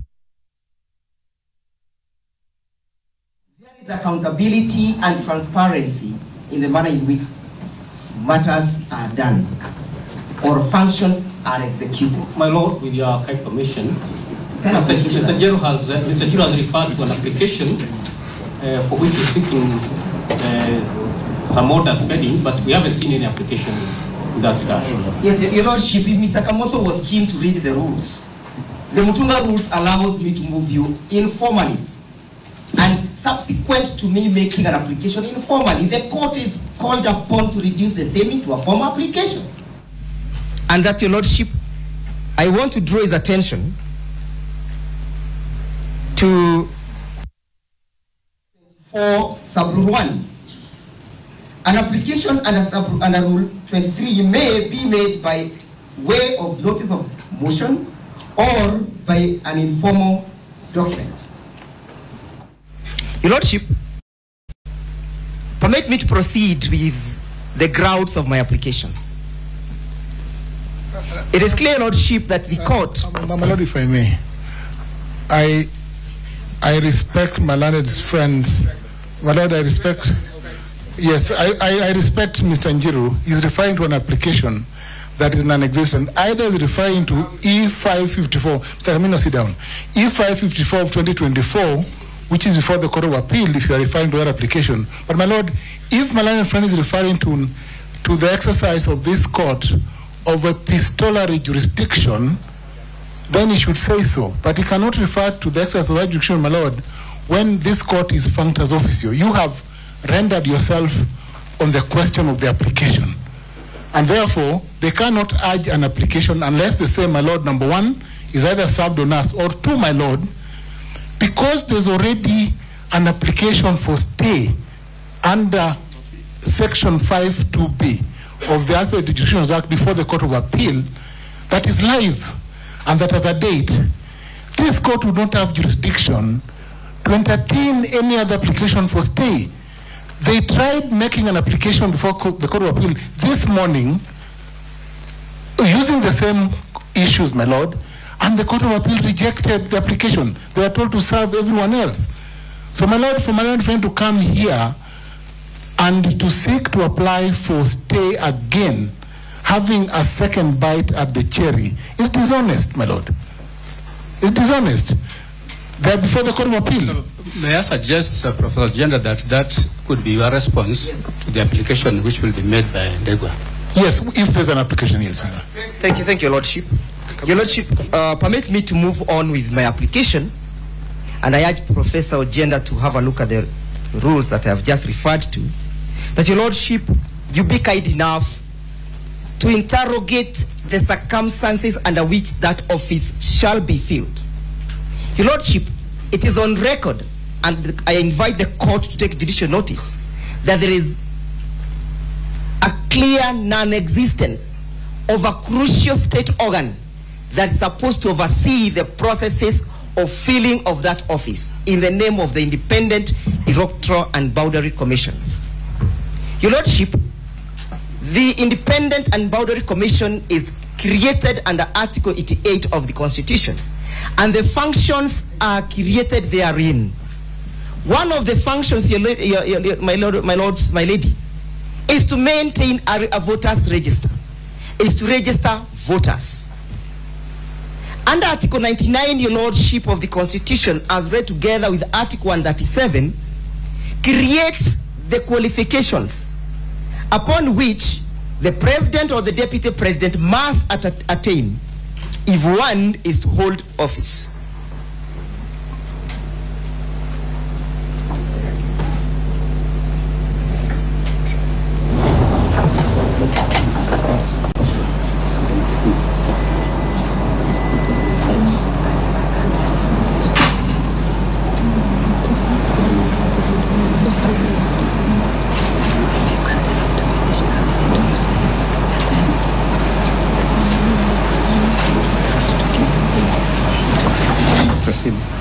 My ladies, my lord, it is clear that the functions created under Article 99 of the Constitution can only be executed and or implemented by the Independent Electoral and Boundary Commission. It goes without saying, my ladies, my lords, that a deputy president designate or nominated must attain those qualifications. That is to mean, my ladies, my lord, that there must be an organ that will give a clean bill of health to say or to suggest that Professor Kithure Kindiki attains these qualifications. My lords, my ladies, I refer to the memorandum that was sent to the Speaker of the National Assembly by the President of the Republic of Kenya, dated the 18th of October 2024. In that memorandum, Your Lordship, the President drew the attention of the Speaker to the clearance of the designated candidate by the IBC. And this is what the President had to say. Your Lordship, the President indicated that he has had confirmation that Professor Kithure Kindiki meets and attains the qualifications created under Article 99 as read together with Article 113 of the Constitution.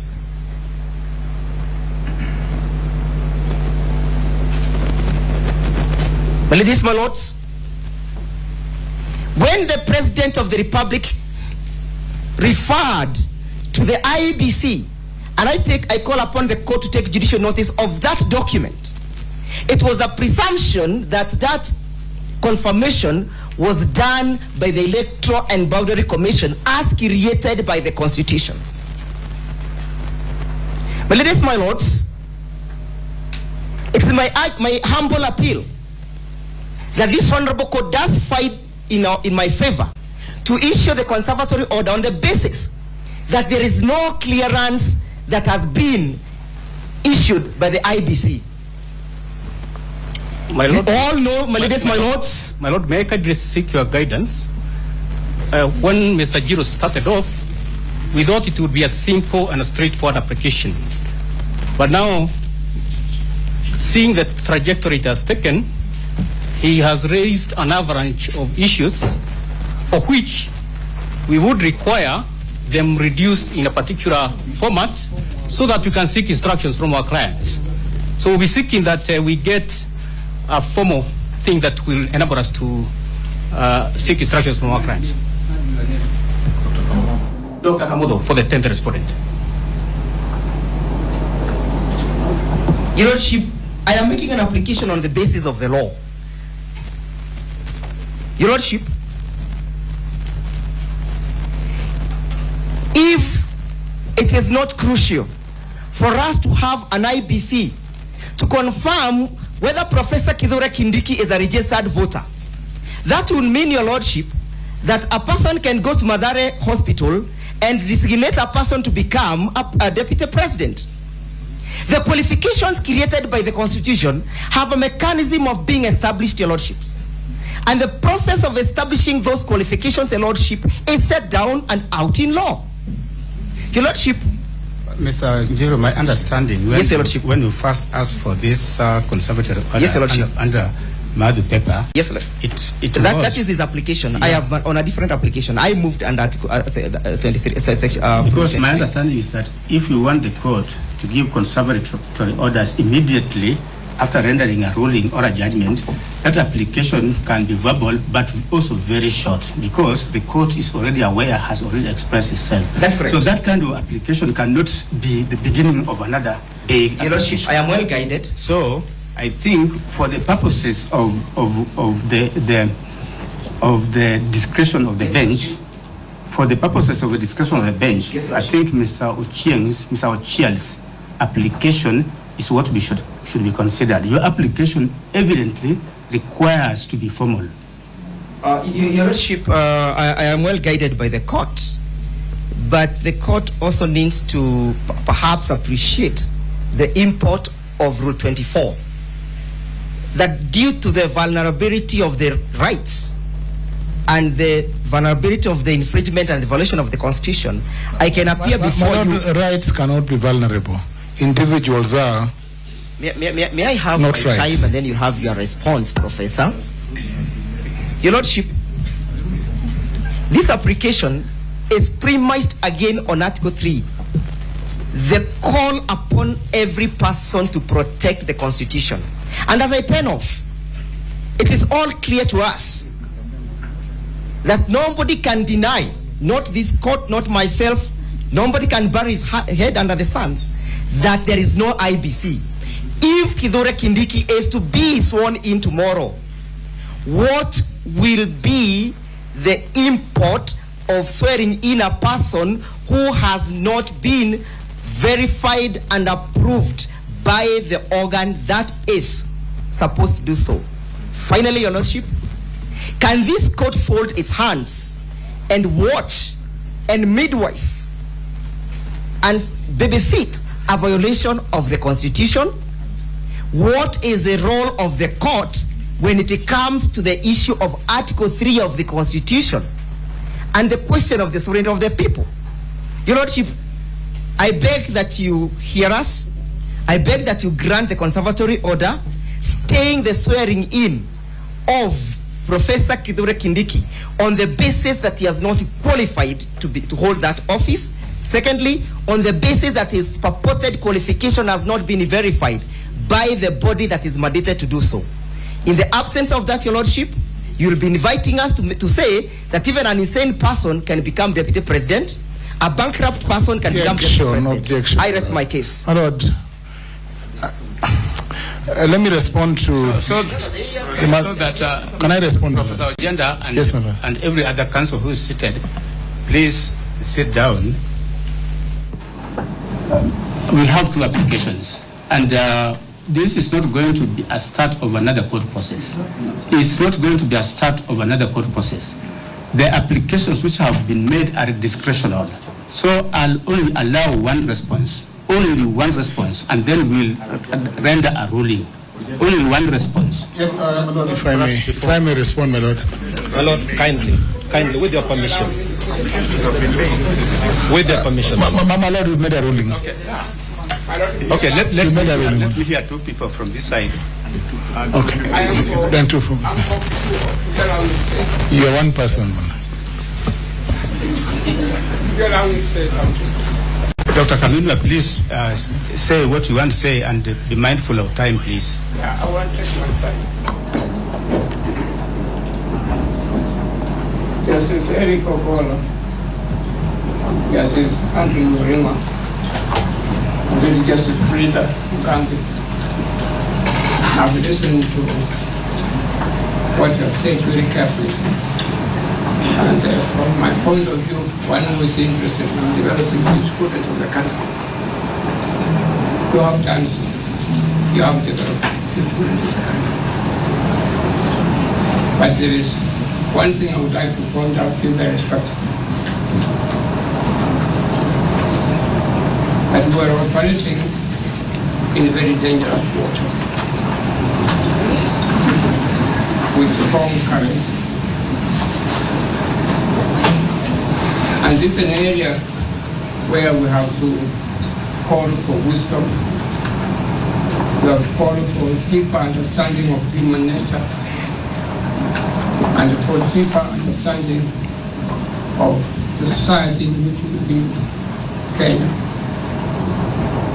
And what I'm saying to you is reflected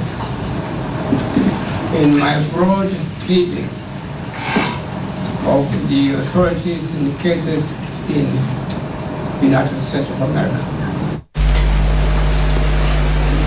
Governor, if I may say so with respect, perhaps more than anybody else, when I was engaged to get involved in this case, I ordered for books from India straight about electing bodies on impeachment. And I've taken the trouble to read them day and night. And one thing that has emerged from all these authorities when I was reading them very carefully is that the court in the United States have continued to think very carefully, how will this judgment be received by the people, by the consumers? How will it be received? Is it a judgment that will continue to promote stability in the country? Is it a judgment that will continue to promote the rule of law? Is it a judgment or ruling to promote stability in the country? And it is here that I'm inviting you very respectfully that you consider the able remarks of my learned friend, Mr. Abel,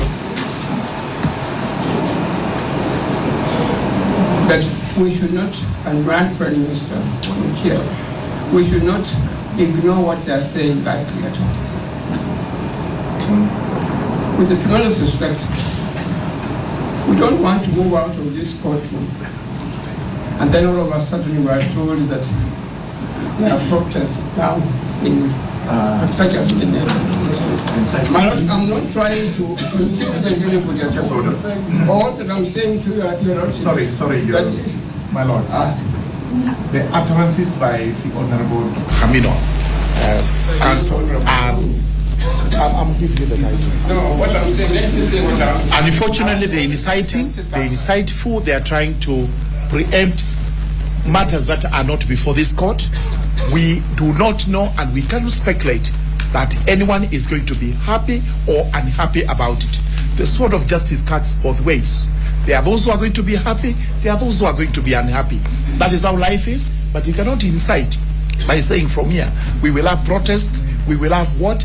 We do not know of that.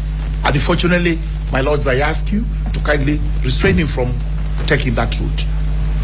With your kind permission, Your Honor. Please sit down. Please sit down. We want you to know that we have rendered ourselves in this matter. We have rendered ourselves in this matter, and we are not going to open this matter for a further court proceeding. There are two applications before the court, one by Dedo Chieng and one by Ndegwa. After Dr. Kamuna has spoken, we'll allow two people to respond, and then we'll make a ruling. I'm not asked to indicated that two people, and I was prepared kindly to make an application. Continue, Dr. Kamuna. No, I've actually shown one sentence. When you read the book, I have referred to authorities in America. The judges have made a finding along this line.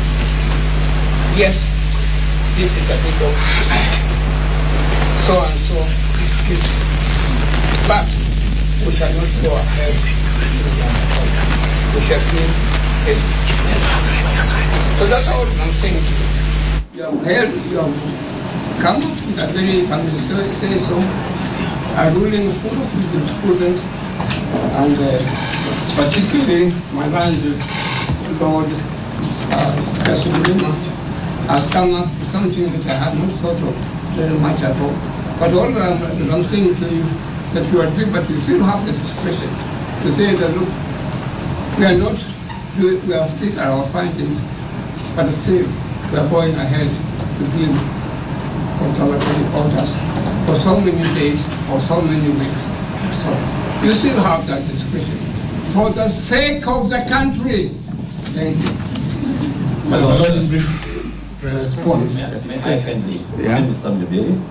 I appear for the 9th petitioner in the second cohort. My Lord, I stand to make an application for stay of the orders that have been issued this afternoon relating to the application that was before you, and having keenly listened and internalized the import of that ruling or order, my Lord, we wish to move the court, much as we have that opportunity by way of the orders that were given, that we were given right to appeal, that pending the appeal, pending the lodging of the appeal, my Lord, my Lord and my Lady, you allow us that opportunity of stay so that we can ventilate our issues before the appellate court. My Lord, what informs this application is that there is an apparent risk by the fill-up of the position of the Deputy President, and in our petition we had named the Professor Kithure Kindiki as a party in the petition that we had filed for the 9th petitioners. So that, my Lord, having analyzed and internalized that, we feel that the petition, in the fullness of time when the court is going to process it, we will be dealing with an issue that perhaps will compromise the rights of the 9th petitioner who has moved the court. And, my Lord, the other issue is that there is a period within which the respondents, if they have to move, they have to fill up that position of the Deputy President. So that, my Lord, there is no any prejudice that will be occasioned to the second respondent if the orders of stay gets issued, because by close of business today, my Lord, we are going to lodge the notice, and that notice by itself acts as an appeal, and in the fullness of time we shall be processing the application before the appellate court for appropriate orders to issue. My Lord, I therefore associate myself with my colleagues on the application for stay so that we don't have the proceedings before you in the fullness of time when we come to canvass the petition to be rendered nugatory or academic. My Lord, you have the discretion, and we ask and beseech you to exercise that discretion in the favor of the 9th petition. Thank you, my Lord. My Lord, I would like to make an application under Article 1.1 directly. My lady. My lords and my lady, we are thankful for your ruling today and the lengthy explanations and court case that has gone into it. Unfortunately, my lords and my lady, it seems that some people are being favored over us, and in this matter, it is the state or advocates. We are here acting in person, and we are entitled to the same equal protection of the law. We are here trying to defend the Constitution and our constitutional rights. I am being discriminated against as a woman, as a person with disabilities, and as a youth, my lords and my lady. We filed our application on the 8th of October 2024, and we thought that we would be enjoined as interested parties to participate in Tuesday's proceedings, but we were not. So we did not have the time to ventilate our issues properly. My lords and my lady, we are asking you to stay your orders for 7 days, as you have told us to come back on the 7th of November. So at least we get a fair chance, a fair fighting chance as a sovereign to also ventilate our issues properly. The state cannot override us, and advocates cannot override us, my lords and my lady. This is a court for equality, and we are asking for equality. My lords and my lady, we also appreciate that regardless side has asked for 7 days to appeal. Kindly consider us in, because there is no point in justice. It will be granted to some petitioners and others will just be thrown under the bus and into the darkness. Thank you. My lord, if I may respond, my lord. Sorry, just a minute. Can you just clarify your application? You say is dated the 8th of October? 8th of October, 2024. What is the substance of the application? It's petition E541 of 2024. We were seeking stay orders to stay the proceedings in the National Assembly based on Article 32(1), freedom of conscience, and Article 33, freedom of expression. Your Honor, maybe with your kind permission. Let me clarify. Is that the matter in which we are appearing with Dr. Eboso? Yes, my lord. Yes. Now, if you have been following the directions of this court keenly, we have been issuing various orders on consolidation. And I can assure you, I did that. And you and Dr. Bosso are petitioners in one of the cohorts. I think it's cohort number 1. Yes, it's cohort number 1. You are petitioners in cohort number 1. And we directed everybody to get into the CTS system. And whoever has a problem to get in touch with the deputy registrar. So it is not right, Ms. Wanjiru, to claim that you have not been enjoined in these proceedings. You have been enjoined, you are a party, and that is why we allowed Dr. Bosso to address the court, even yourself to address. So you are a party. You are a party. That one I can assure you. My lord, we were not entitled to the right of enjoinder, and we had points that we wanted to defend against the respondent side. So we're just finding it very difficult that due process is not being followed in our instance, as we applied even before both parties on the 8th of October 2024. They came to court on the 18th, 10 days after us, and they have still been granted audience before us, and we were told we're going to be in cohort 1, and then cohort 1, this application has already overtaken cohort 1. We're now being told to come next week after the swearing in would have been gone through and after numerous rights would have been violated that we have raised. I think, Ms. Wanjiru, what you just need to do is just get into the CTS, get all the directions. There's every direction.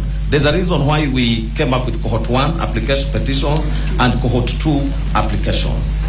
Yes, so I think we may not wish to respond on whether you are discriminated or not, but we are so sure you are not discriminated because there are proper directions in respect of every cohort and every matter before us.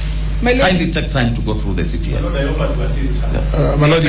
Thank you. This court had made directions on this issue. We said there are only 2 applications before this court right now, and those are 2 applications which will be responded to. We have applications. We are finished with this side. You have not spoken on behalf of the second petitioner. My lord, we would like an opportunity to respond to both applications that are being brought today. Maybe I can say one thing, just on behalf of the second petitioner. My name is Kimonso Teresia Wanjiru, Makazi. Yes, there's Kimonso in company at Lawyer. I just wish to say we welcome the ruling. However, there are some bits that we feel aggrieved and we wish to appeal.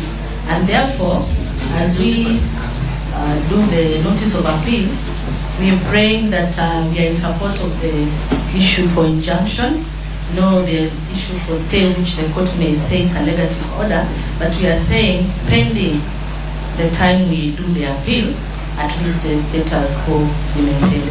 And also we wish to say that there was an issue that the Court of Appeal today dismissed an application for stay. That is not true. We were told to serve parties were not all served, and that's the reason why we were given another date. So therefore, we are in support of these two applications that have been made today. Thank you. Let's Banjul also. Mr. Dr. Bosso, please sit down. Please sit down. My lord, please sit down. Please sit down.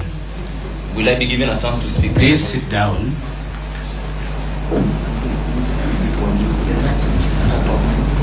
Ms. Wanjiru, proceed. Yes, my lord. As a young woman, I'm under 35, my lord. I'm actually 35. I'm a youth and I have a disability. And we're the owners, I think, on the platform that check that we have a disability, my lords and my lady.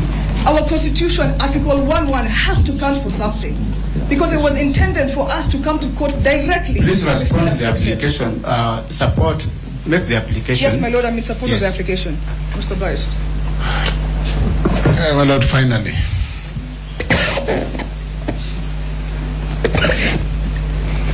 My lord, in response to the two applications, you want to also an application? Yes, my lord, in response to the application by my learned friend, Mr. Ochiel, future senior counsel, and my learned friend, Mr. Ndegwa Njiro, I wish to say it as follows, my lord. My lord, number one, the Matthew paper order sought by my learned friend fall on the basis of the following principles. Number one, my lord, there is already an appeal that has been filed in the Court of Appeal, and an application for stay under Rule 5 to be filed, being application number 554 of 2024. The Court of Appeal is therefore seized of this matter, already seized of this matter. In those circumstances, my lord, a party can only apply for stay in the Court of Appeal. That's point number one. My lord, point number two, ordinarily, when a court delivers a ruling in a matter, the court becomes functus officio in respect of that particular matter. My lord, that matter therefore, or the applications made are therefore res judicata in the sense that a determination has been made, and this court cannot go back and approbate and reprobate at the same time.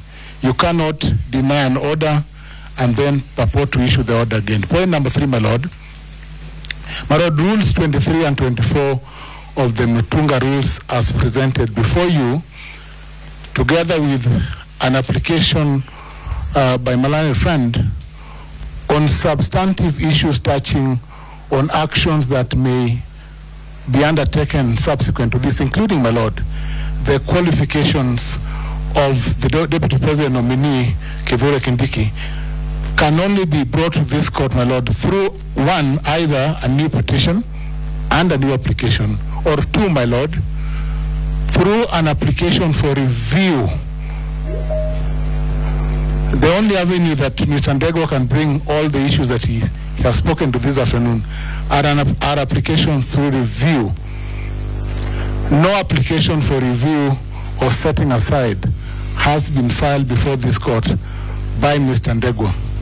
And therefore it is inconceivable, my lord, that this court would entertain the application brought on several grounds, my lord, including grounds challenging the suitability or otherwise of the Deputy President nominee. My lord, lastly, and because my learned friend will submit further, once a court has delivered a ruling, my lord,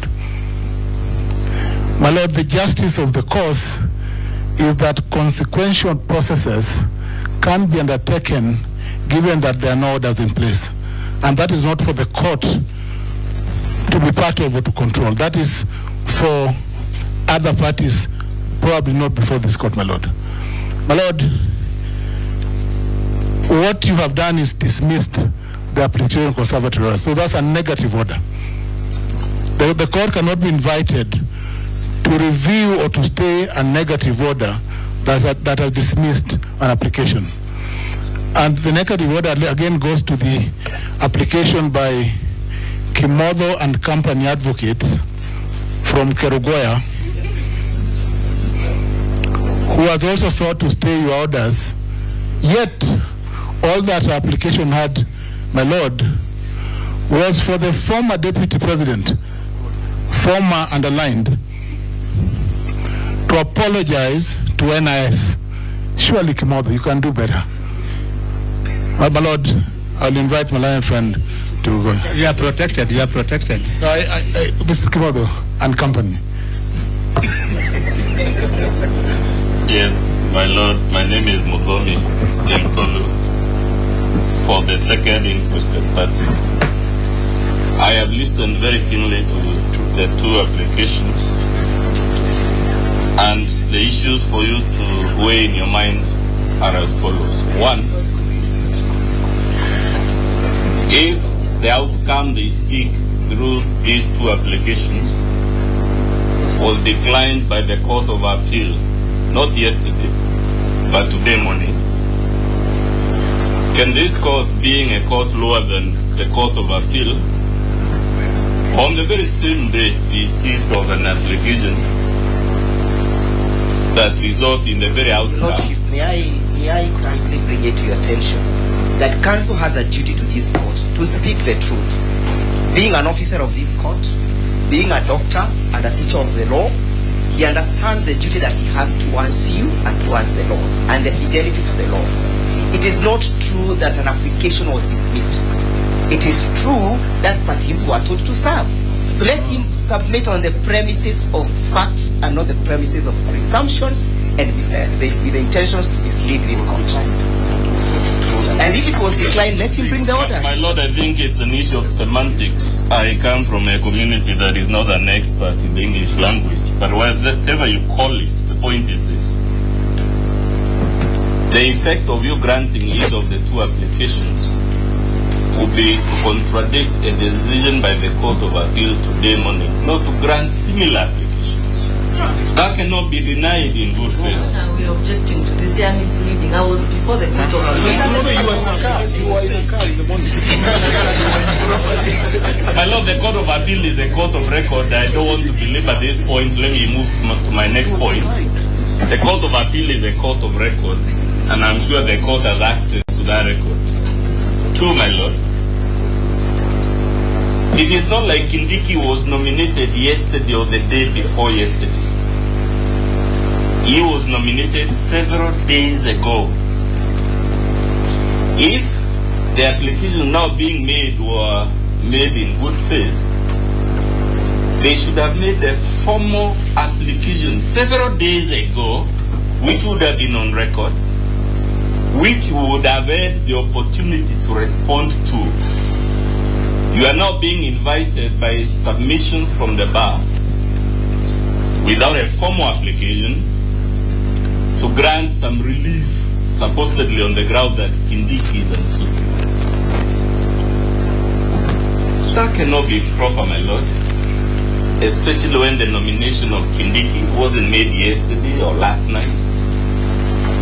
They had notice for several days.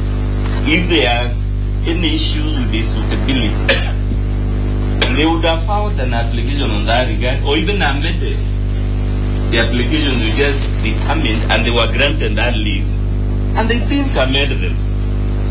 So surely it's an ambush for my colleagues now to stand up and start telling you Kindiki this, Kindiki that, and therefore stay, and therefore Madu paper this and that. Two. Number three, my lord. What you're being asked to do is to flip-flop or to behave like a peddler.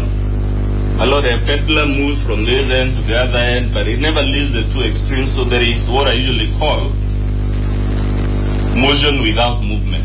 The court has already read a ruling to us saying that it cannot issue a conservatory order that would have the effect of suspending any provision of the Constitution. You're being invited right now to do exactly what you have just told us cannot be done, and you're told the reason you should do that is because you're human and there is a possibility you're in error. course, there is a possibility, my lords, you're in error, but there is a court that exists to correct errors made by this court. You're being asked to embarrass yourself to say just a few minutes ago that the conservatory order should not have issued in the first place, and then you're being invited to issue an order that would have the contrary effect. I think they are setting up the court for embarrassment. My lord, there is a reason, there is a law which we all know because both the people in the bench and the bar are lawyers. And it is common ground that no appeal operates automatically as a stay of any decision made by any court. The reason that rule exists, my lord, is so that whoever is desirous of an appeal can move the appropriate court, which they have done, and persuade that appropriate court to issue that stay. So they are telling you, because there is a possibility you might be in error, therefore automatically, the rule, if I understand it, is that no appeal, let alone an intention to appeal, can issue automatically. Lastly, my lord, you have been told about the Madupepa injunction. I thought we were talking about conservatory orders, my lord, because Munya told us injunctions are remedies in the realm of private law. They exist to protect personal private interests, and conservatory orders, which you just said cannot issue in the circumstances of this case, are the remedies available in public law for the ordered functioning of public agencies. And because, my lord, I said this court has jurisdiction, if eventually you find that the Honorable Brigadier Gachagua was not lawfully impeached, this court has still confirmed it has a remedy. It can undo the entire process. Let us not detain you here, back and forth, flip-flopping, behaving like a peddler. It is holding the court at ransom, in my view. My lord, if I use only 2 minutes and rejoin the court permit me. You will respond after Peter. Yeah. My lord, I'll just take 2 minutes to mention something which will be in addition to our case. My lord, Article 10 of the Constitution outlines the doctrine of rule of law. My lord and my lady, the doctrine of rule of law anticipates that at some point controversies in the society, especially legal controversies or controversies related to the interpretation of the Constitution, will be determined by judges. And concomitant to that is the doctrine of finality of your decisions. And more importantly, the public policy in terms of consistency in judicial decision making. So, my lord, my lady, once you've made a decision, the expectation of the public is that you will stand by that decision unless there are exceptional reasons for you to depart from the decision. Especially immediately after you've rendered your decision, it will undermine that doctrine of finality of judicial decision making if you immediately depart from the decision without exceptional reasons. They have not put on record exceptional decisions to warrant that immediate departure, and the public expects that your decision will be enforced. Secondly, the doctrine of rule of law again operates in a complete way. John Locke in 1689 developed a concept in his treatise of government known as the concept of inalienable right, which informs our constitution. And one can mention here that judges have a right to be wrong. They say you have a right to be wrong. We have listened to your decision, and we believe that the reason why conservatory orders cannot be continue is a heavy public interest reason of the need for the vacancy for there to be no vacancy in the office of Deputy President. And the Constitution does not anticipate that. So, in conclusion, they, under the provisions of Article 164(3), they, based on the way the rule of law works to model the fabric of the society, they have the right to appeal. My Lord, you have granted that right in your ruling. And from where we stand, we submit that they cannot, on this matter of immense public interest, where you've made a decision for them to seek, to make an application from the bar, to upset a decision which you have rightly pointed out is meant to fill a major constitutional gap in respect of vacancy. And lastly, the right to be heard. The right to be heard is very central. Mr. Ndeganjiru has made factual statements in this matter in his oral application. Again, given the immense nature of this matter in terms of public interest connotations, it is important that the respondents are given opportunity to specifically rebut the factual questions of law, the factual questions and some of the legal points that they are brought up. So in that case, if they really want to move this court, then we will submit that the proper way is to make a formal application so that we are hard on that question. Thank you. Your Lordship, the IEBC, the second application was directed at us. Everyone seems to have said something except the IEBC. And I just want to make two small points.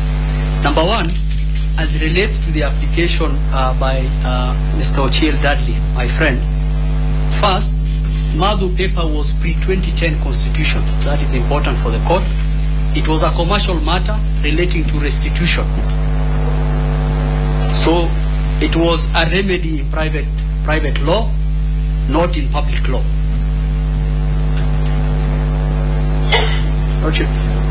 Madhu paper was pre-2010 constitution. It was a commercial matter, a restitution in private law. So this will not apply. The second issue, application by Mr. Ndegwa, Learned Counsel, I am looking forward to reading the decision of the court, because those were issues that we were on our feet for 30 minutes arguing about, the role of IEBC and what needs to happen. So already the court has made a decision on that, and likely the answer will be in the ruling that the court has already read. Third one, and most importantly, I want to point to the court the case of Eliud Matindi and two others versus the President of the Republic and the PSC, E084 of 2023. It is the CAS matter. And it feels almost like deja vu that Ochiel Dudley is here making this point. We lost that matter in the High Court. The court made a finding that the offices of CAS were not constitutional office. We were on our feet for a long time trying to urge the court to give us a Madhu paper injunction. And the court said, if the issue related to constitutional compliance or constitutional infraction, as the court has already noted, that the position of the Constitution must remain operational from the decision of this court, then that injunction will not apply. The remedy is for the parties to apply to the Court of Appeal for an appeal or a review of that decision. So those three things can clarify those two issues for the court. We think these applications are not merited, and the court and the parties should put more effort in their 5-2B application. Thank you.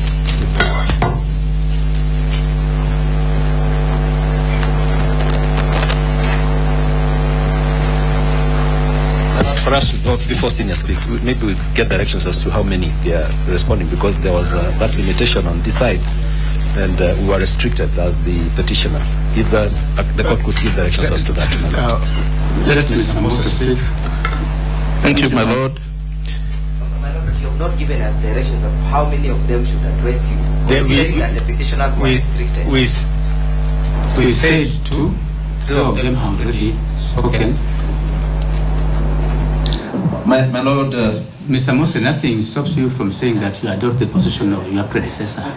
That's correct. Yes. My Lord, I want to say that I associate myself with the sentiments by my colleagues, but I want to add, my Lord, that you have given a detailed and a very comprehensive analysis of your ruling.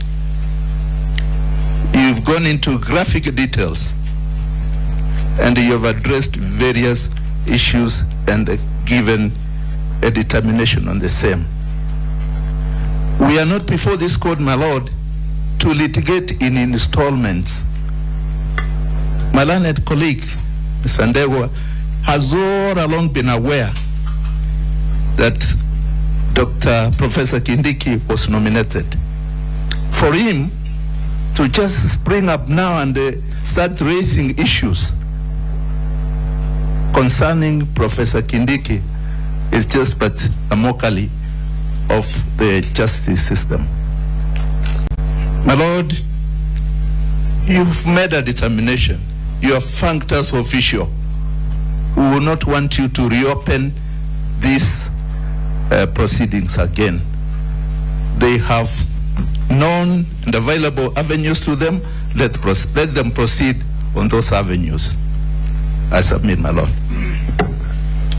Thank you very much. On only one point, which I actually objected to when it was being made, the point was that how would Kenyans receive the decision? I'm not so sure whether this is what these applications should be based on, because whichever way, there will be parties that will be aggrieved by the decision. There are many others that will be satisfied. Do not be misled that there would be protests, just the way I also cannot mislead you by saying there will be jubilation and celebration everywhere. The position remains, the court has rendered itself in that decision. The court is thanked us, and therefore we have now to move on. Any party aggrieved knows what to do, which is either to appeal, apply for a review, variation, or whatever it is they have to apply for. If the processes that will take place after this would be contra the Constitution, every party knows what to do, and this court is still seized of the matter, and they will be coming over here for a pronunciation on what the constitutional rights are. Therefore, we should actually not be taking the route that the decision may be popular or unpopular. It's a decision of the court, and it cannot be challenged along those lines. Thank you. My Lord, honoring the court and my colleagues' time, this is my rejoinder in exactly 2 minutes. My Lord, Rule 32.2 of the Mutunga Rules allows us to make this application informally as we make it. Rule 32.2 of the Mutunga Rules allows us to make a Madhu paper application as we do. It says the application can be made informally immediately after delivery of the judgment. Rule 32.2 Mutunga Rules. My Lord, this President, the Attorney General, when on the other side, has many times sought a Madhu paper injunction. In the Finance Act litigation, where my friend Mr. Somane was present, Justice Majanja presiding, this court in this room issued a Madhu paper injunction. My Lord, on the last point, my learned friend Mr. Ojenda sounds familiar with the Madhu paper case. It's a Court of Appeal decision. And you saw the first one, Bat versus Rent Tribunal. It is one of the most cited cases on the question of stay. And in that case, the Court of Appeal said, my Lord, allow me to read, and then I'll sit down. There is no inconsistency in granting such an injunction, a Madhu paper injunction, after dismissing the motion. The purpose of the order is to prevent the Court of Appeal's decision from being rendered nugatory.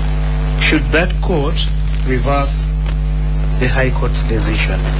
The respondents concede that you could be wrong. There's human infallibility. The purpose of the request we make is to respect that issue. What if you are wrong?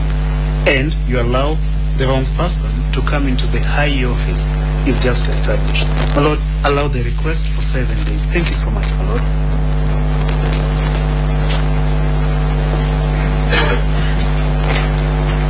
And my Lord, may I just clarify that our application is distinct. We do not seek stay, we seek an injunction. Thank you. And I'm interested in the event, my Lord, if it's allowed, can we also move you again to remove it?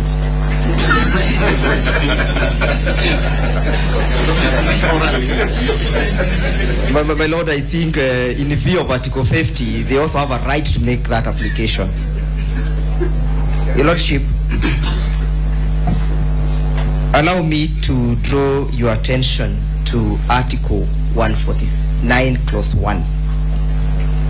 That London is not burning, and that a vacancy is contemplated, and actually a vacancy of 74 days,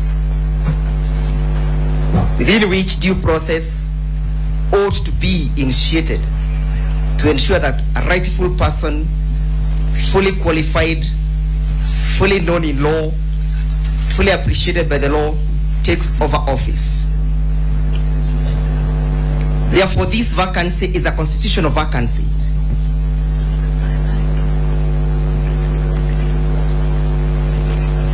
Further to that, Your Lordship, permit me to address you that this is a new application and this application has not been determined.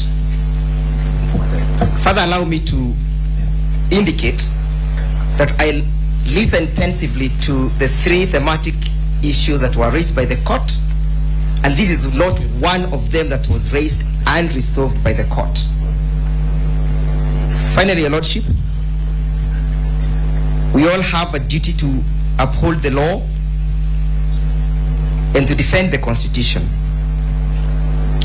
On the 16th of October 1953, Fidel Castro had this to say in his defense, that history will absolve me.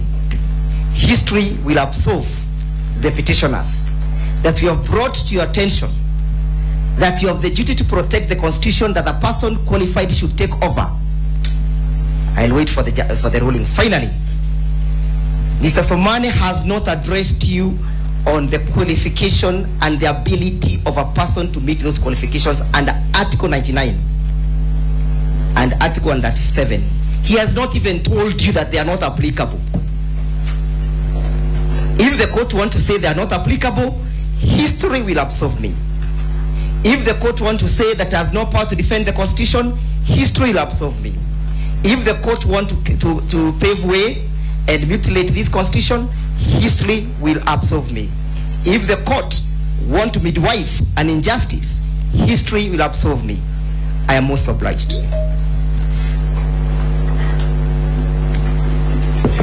My Lord, Samyaberi for the 9th petitioner. Only two issues. I invite you to Article number 23 of the Constitution, which gives parties rights to come before you. 23 of the Constitution, which allows parties to come before you to seek for reliefs. And in this instance, we are seeking an injunction by way of a stay, albeit temporarily, of the orders that this court has issued. And we are not seeking these orders in eternity. We are moving into the appellate court once we have the ruling. Number two, my Lord, I invite you to the application by the 9th petitioner, the notice of motion application dated 18th of October. Because there was an allegation that we have been sitting here and it's coming as news that Professor Kidura Kindika has been nominated to take over the DP position. My Lord, that notice of motion application speaks to the application that we're making, that it was seeking for a conservatory order, and the court has rendered its decision. So we are inviting you kindly to exercise your discretion so that we may have that application processed before the appellate court if it is found of merit, so that we don't have to have it as an academic exercise. Thank you, my lords.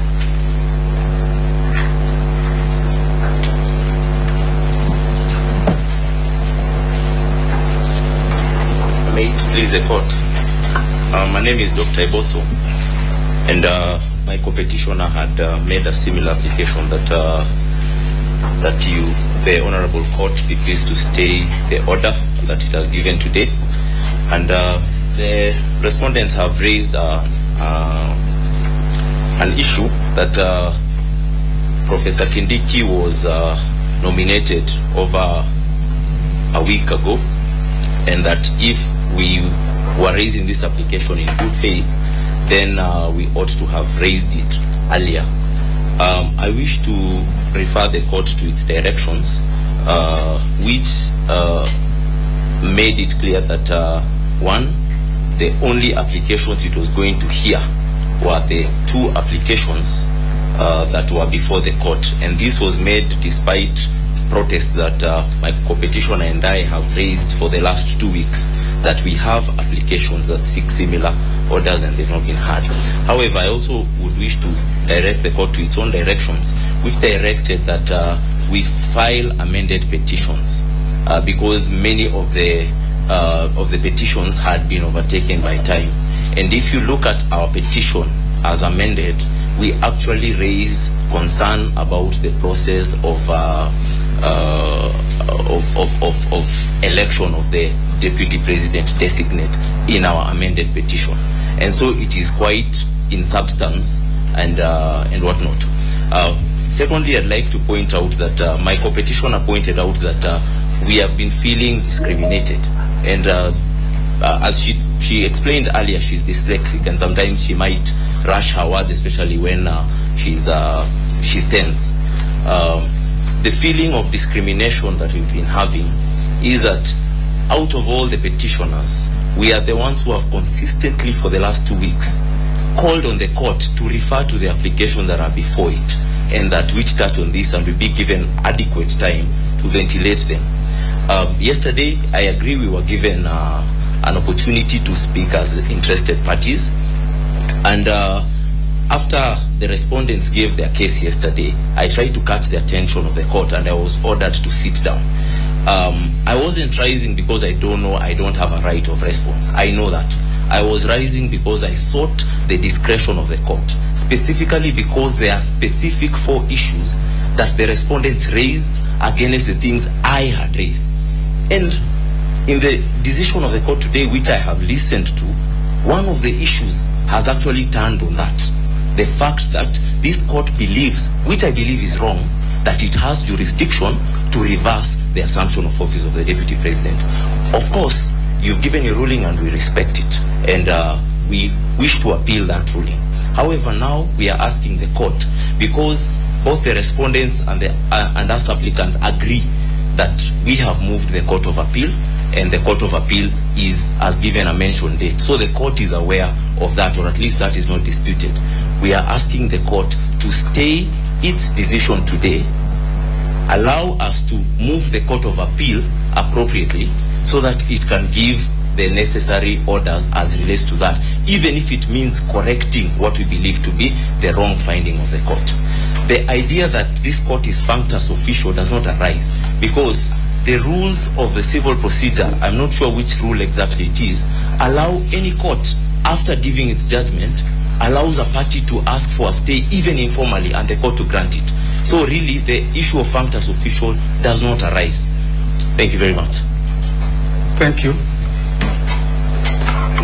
We will adjourn for 20 minutes. We'll be back at 5:30.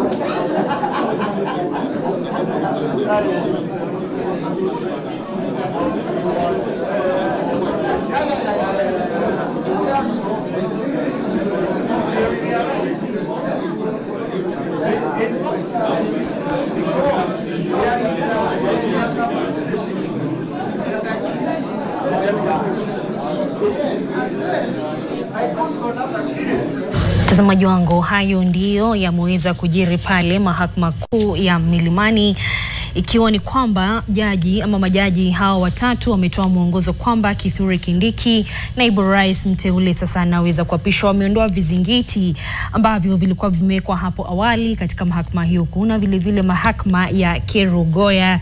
Ni rasmi sasa kwamba vizingiti vya kisheria ambavyo vilikuwa vimeombwa na naibu wa rais aliyeng'atuliwa Rigathi Gachagua vimeweza kuinuliwa, vimeweza kuondolewa, na sasa huyo naibu rais mteule Kithure Kindiki ana kila nafasi ya kuweza kula kiapo na kuapishwa ofisini.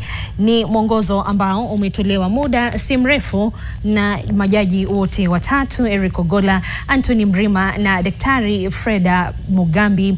Mtazamaji wangu, ni kwamba kufikia sasa ni rasmi kwamba Mahakama Kuu imeondoa vizingiti vya kisheria ambavyo vilikuwa vimewekwa katika Mahakama Kuu ya Milimani, vile vile ile ya Kerugoya, ya kuzuia naibu rais mteule Kithure Kindiki kuweza kuapishwa ofisini kama naibu wa rais. Ni malalamishi yaliyofikishwa pale na naibu wa rais aliyeng'atuliwa kupitia bunge Rigathi Gachagua, na sasa ni kwamba hatma ya Gachagua imeweza kujulikana. Jaji Eric Ogolla, Jaji Anthony Mrima na Freda Mugambi wameondoa vizingiti vya kisheria. Imekuwa vile vile ni sarakasi pale mahakamani baada ya majaji hawa kutoa mwongozo huo. Mawakili wa naibu wa rais vile vile wameweza, naibu wa rais aliyeng'atuliwa kunrathi Rigathi Gachagua, wameleta maombi mapya na maombi ambayo wameweza kujibizana hapa na pale kati yao na upande wa serikali, na kufikia sasa ni kwamba jopo hilo la majaji tatu limeomba dakika 20 waweze kusemezana pembeni na kurejea na mwongozo. Je, majaji hawa watatu watatupilia mbali maombi haya ambayo yamewasilishwa rasmi na upande wa naibu wa rais aliyeng'atuliwa Rigathi Gachagua, ama watasisitiza kwamba hamna kesi hapo na kwamba vizingiti vyote vya kisheria vimeweza kuondolewa? Kumbuka bado tuna wageni hapa studio, ni Javas, mwanasheria ama mchanganuzi wa kisheria, na vile vile Joe ambaye ni mwanasheria. Pengine tuanze na yaliyojiri pale mahakamani. Tulimwona huyu Jaji Ogolla akiweza kusoma kwa lugha ya Kizungu, tena akitumia Kizungu ambacho Mkenya yote anaweza kuelewa, akisema vizingiti hivi vya kisheria, conservatory orders, zimekuwa disallowed, zimeondolewa. Ni nafasi gani kwa Kithure Kindiki kisheria? Javas. Kwanza, kitu ambacho kimedhihirika wazi kimsingi katika uamuzi wa Mahakama Kuu ni kuwa katiba ni sheria mama ya nchi na kuwa mahakama ni zao la katiba hilo, na katika kuzingatia mambo kadha ambao ni ya kimsingi pia kwa misingi ya haki, katiba imeweza kuondoa ile amri ya kihifadhi ambayo ilikuwa imewekwa haswa na mahakama ya Kerugoya, ambayo ilikuwa inazuia kuapishwa kwa Profesa Kithure Kindiki kama naibu wa rais wa nchi. Jambo lingine, mahakama imeweza kusema kwamba kusudio la katiba sio kuwepo na mwanya katika afisi ya naibu wa rais, kwa sababu kuna majukumu ya kikatiba ambayo afisi hiyo imetwikwa, na Wakenya hawawezi kaa bila naibu wa rais kwa sababu sio kusudio la katiba. Jambo lingine muhimu ni kuwa mahakama hii imekusudia na imezingatia pakubwa sana maslahi ya umma. Dirisha hilo la maslahi ya umma ambayo inaitwa public interest katika kimombo.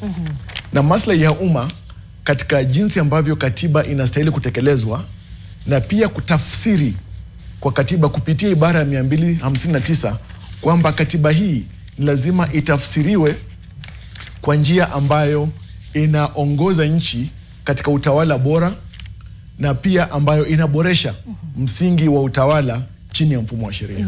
Na hapo Jo, tuliona majaji hawa pia wakiturejesha shuleni kidogo. Walianza kutupeleka katika katiba ya mwaka 1963 na katiba ya hivi sasa ya mwaka 2010. Walisema kwamba hii katiba ya kitambo ilikuwa haijaweza kuweka wazi wadhifa huu wa naibu wa rais kisheria na mambo ambayo na majukumu ambayo anaweza kufanya.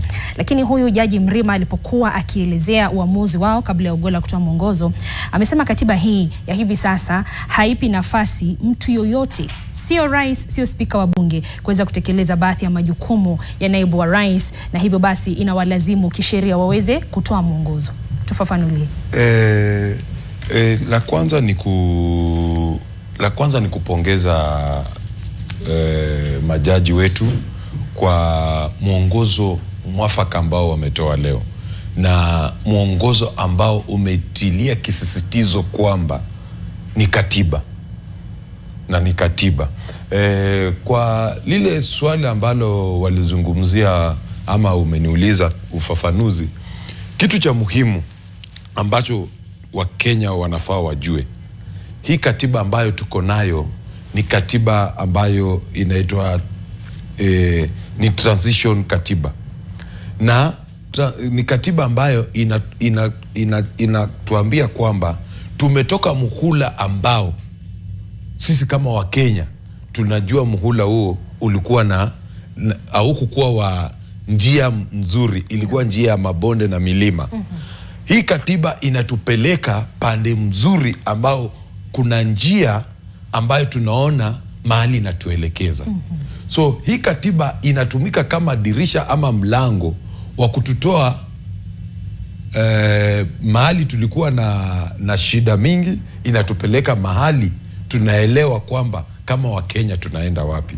Na ukiangalia vile tulivyokuwa tunaandika katiba yetu ambayo tunaitumia sasa ya 2010, tuliangalia yale masuala ambayo yalikuwa yanasumbua Wakenya. Na swala la kwanza kihistoria ambalo kitu ambalo koti ndio haijaingia kwa upana, wakati aliyekuwa rais Moi alimfuta Kibaki, kihistoria wanasema Kibaki alifutwa kwenye airport kiwanja ndege.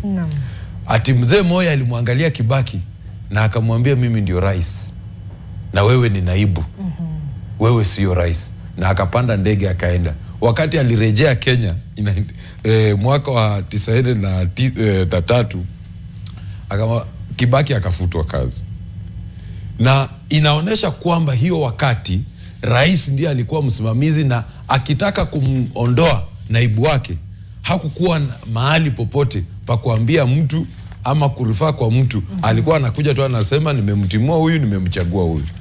Hii katiba ikatupatia nafasi nzuri ya kuweza kupeana tiba na kupeana suluhisho kwa hilo jambo. Tukasema kwamba rais na naibu wake wote wako kwa ile kitu ambacho kinaitwa presidency. Na rais majukumu yake ndio haya, naibu ndio majukumu yake ndio haya, na masuala ambayo naibu anafanya pia kuna ingine rais anaweza muongezea. Na kazi ambayo umepewa kikatiba ni kazi ambayo katiba imekupea wewe, mtu mwingine haezi kuondoa.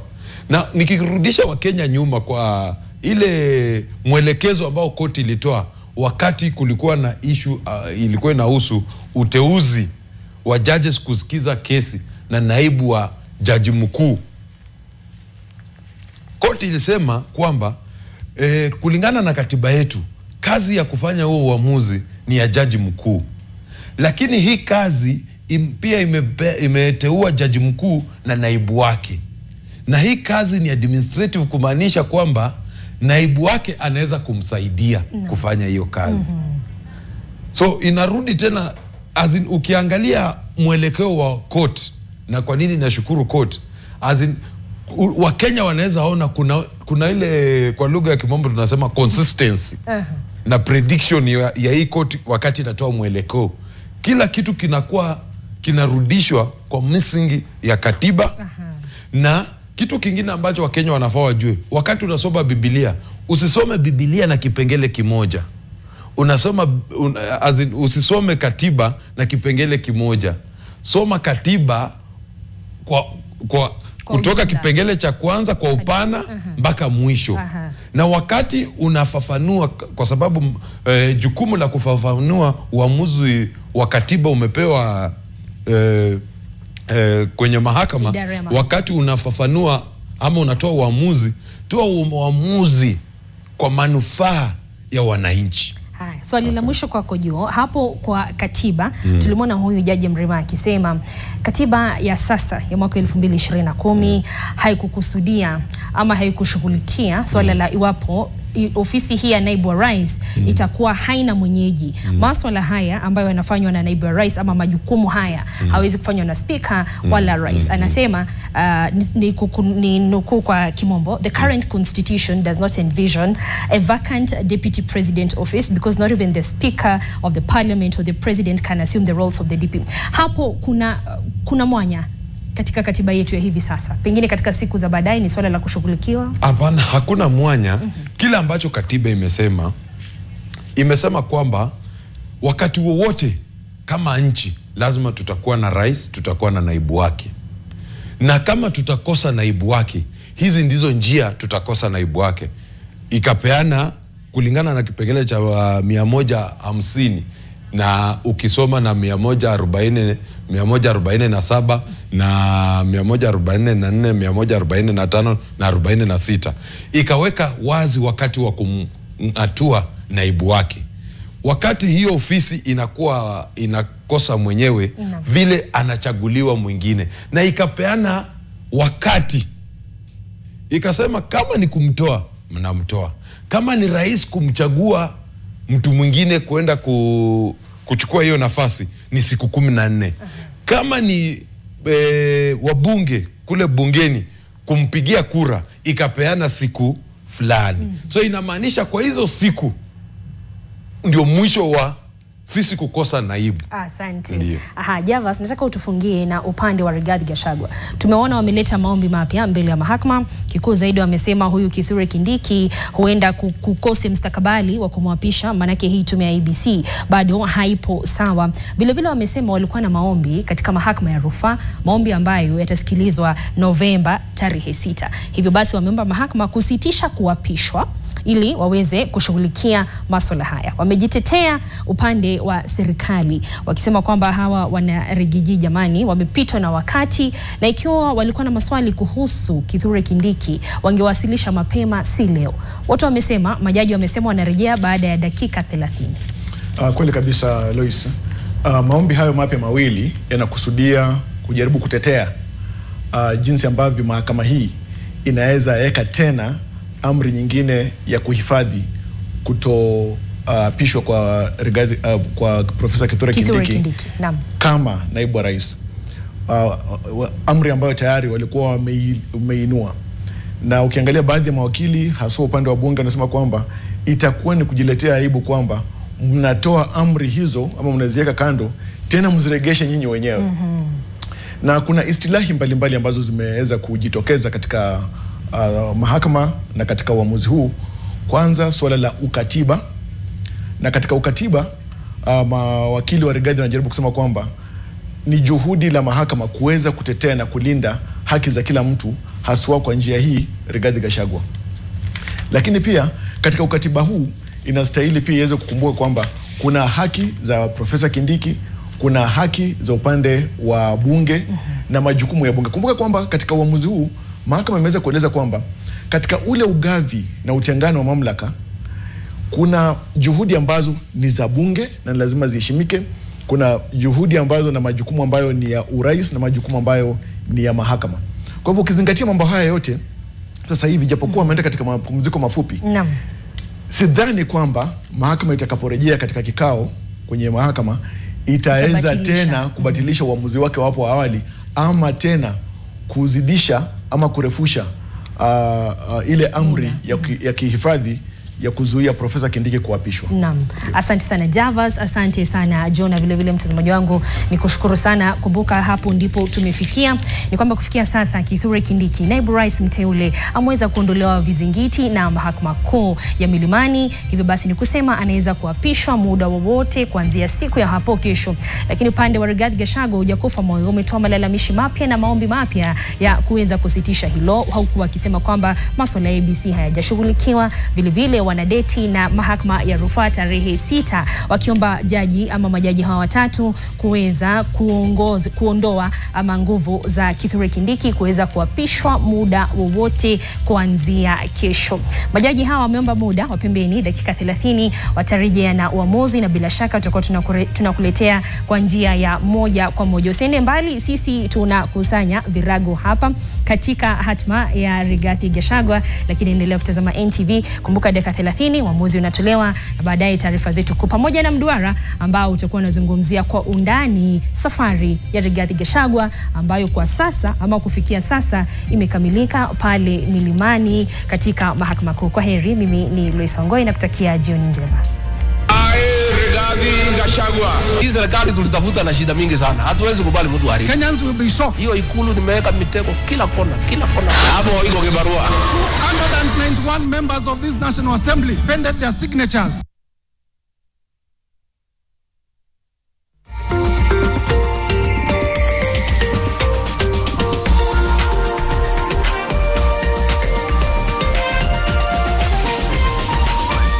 This is NTV.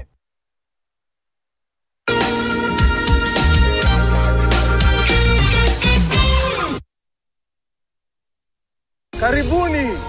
Hii ndio base ya the best local entertainment. Tell me where my money is. You don't know what they do to girls like you. Nakwambia mama Shantela amegeuka kwa mtoto siku hizi. Anabadilisha nguo kama mara 3 kwa siku.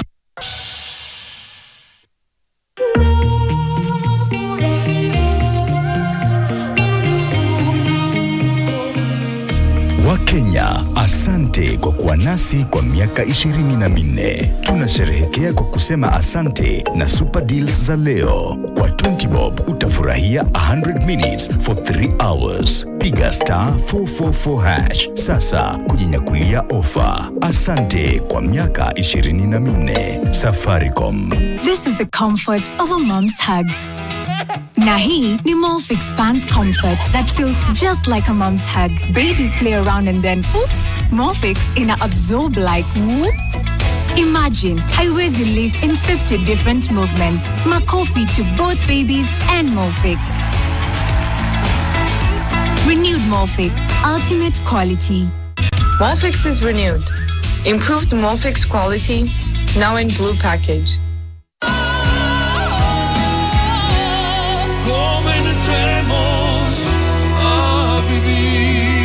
Babies play around and then oops, Molfix ina absorb like whoop. Imagine haiwezi live in 50 different movements. Makofi to both babies and Molfix. Renewed Molfix, ultimate quality.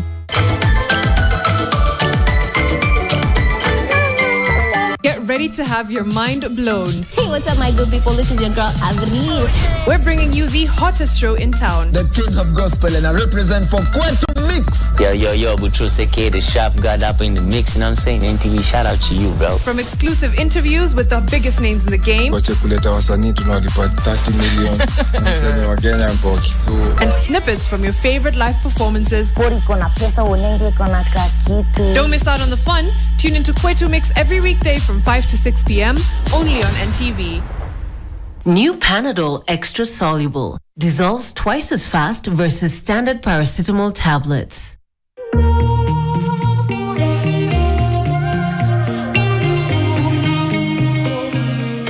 Wakenya, asante kwa kuwa nasi kwa miaka 24. Tunasherehekea kwa kusema asante na super deals za leo. Kwa 20 bob utafurahia 100 minutes for 3 hours. Piga *444# sasa kujinyakulia ofa. Asante kwa miaka 24. Safaricom.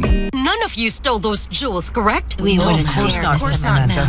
Then you will have no objections letting us go through your belongings, or our investigating, or having your fingerprints taken, will you? No, of course not. You would quickly return the jewels you and your daughter stole. I can't, madam, because I didn't steal anything, and neither did my daughter. Villalobos is clean. If he did something wrong, he's been very careful. Because up to now, we have nothing on him. You are the one. Sensodyne gives you long-lasting protections against sensitivity.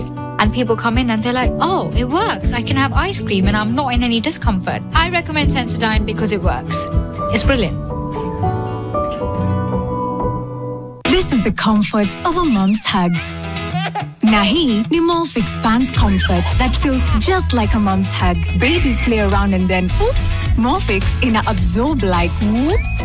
Imagine haiwezi live in 50 different movements. Makofi to both babies and Molfix. Renewed Morphix, ultimate quality. Morphix is renewed. Improved Morphix quality, now in blue package.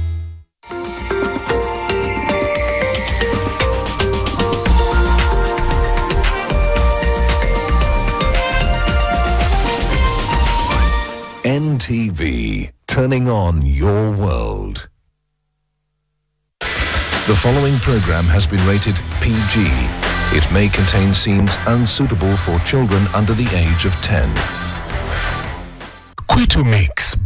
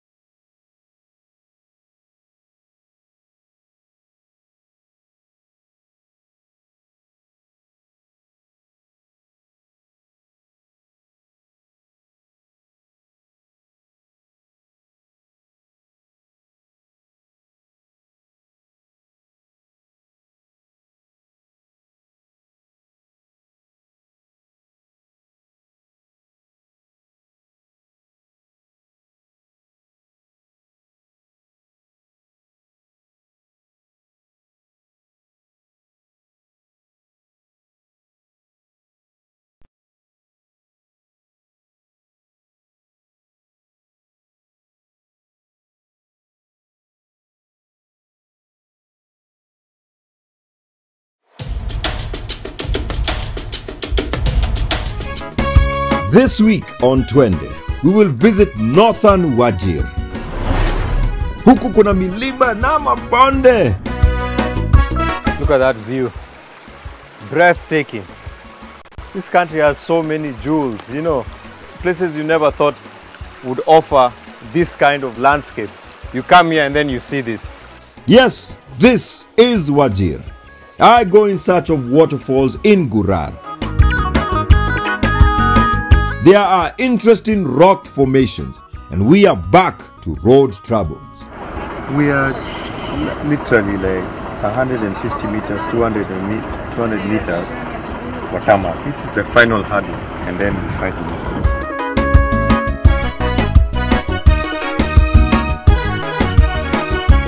We get to drive on one of the best roads in northern Kenya.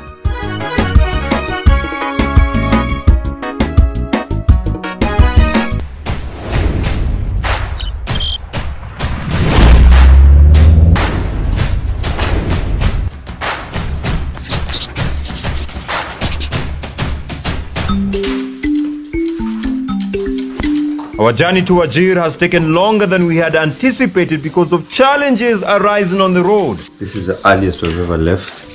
It's 3:15. Yeah, I feel fresh.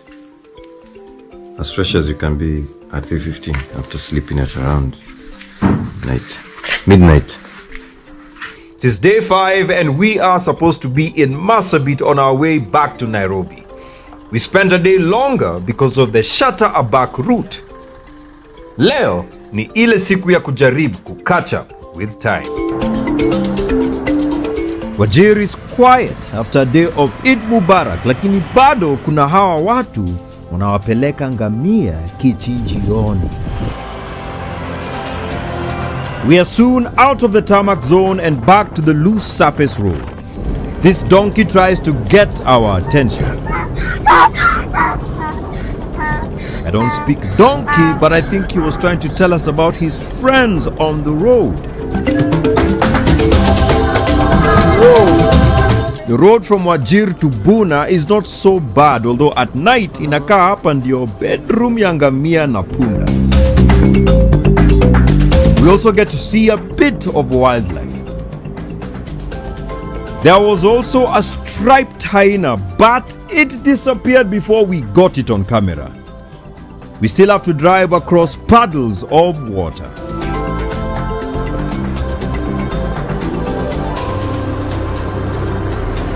Even with wild animals running around, we meet Aftena walking in the dark with her donkeys in search of firewood. Uliamka saa ngapi? Makasa asokata. Asokata ni kuton kan sokata. 5. Salada mkile Na ini kila siku namkanga hiyo masaa. Maro maalum walba saacadaas ma soo kacdaa lagu dhahay. Hauogopi wanyama wa pori kama fisi? Badan anayd. Ilaahay yaa qabnaabe. Sema tuko wengi. And we are in the custody of God. Unaona kama hii ni kazi mzito kwa mwanamke? Unastahili shukran. Kazi ngumu. Ni kazi ngumu. Unaonelea tukienda mbele. Sasa kale salama ana ilmi ya bilo reedana. Halkeen noqon kara hadii la maaragtay dadka tabriyaasi hay oo maaragtay ilmi dukaan maaragtay ay wax wulsanay jirin ee qasab waa inay qoray jirisa oo xoogay basmaarisana marka saasa ku qasbi fiican tahay Anta ni kusema nini? Niko mzuri. Antahe. Fiican tahay. Like in other parts of rural Kenya, this is the daily routine of the women here. Very impressed. It was nice to get to meet her, get to talk, get to learn a new term in Somali. Kusema it is good, fiantahe. Najua nimeifanya hivi na ki accent kingine kia Nairobi, but it's something I didn't know, and now you know as well. Fiantahe.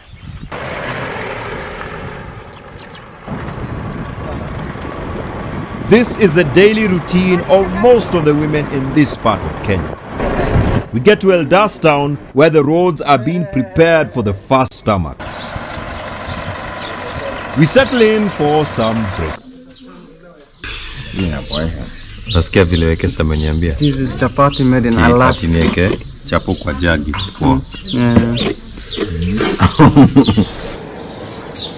The people are out early. Watu wameendelea na shughuli zao za kujenga nchi.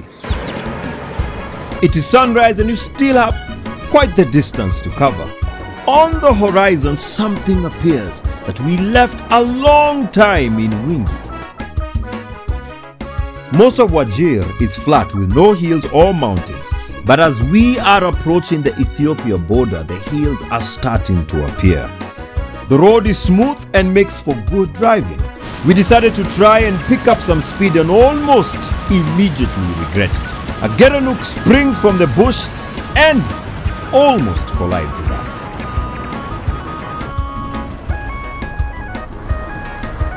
As we approach Buna, the hills are getting closer and closer. From Buna towards Bute, it feels like we are now in a national park. There's quite a lot of bush and the place is teeming with wildlife. We spot a lot of dik-diks along the route as well. The wildlife is very resilient and has managed to survive the drought on their own. We also spot a jackal, but it hid before we could capture it on camera. Inaitwa Barkin Warao in Somali. Barkin Warao. Barkin inamaanisha pilo. Barkin. Yeah, Barkin Warawa. Warawa inamaani fisi. Barkin Warawa. Ni pilo ya fisi. Pilo ya fisi. Yeah. Tume notice footprints hapa. And let me guess. Cheetah. But you have a look.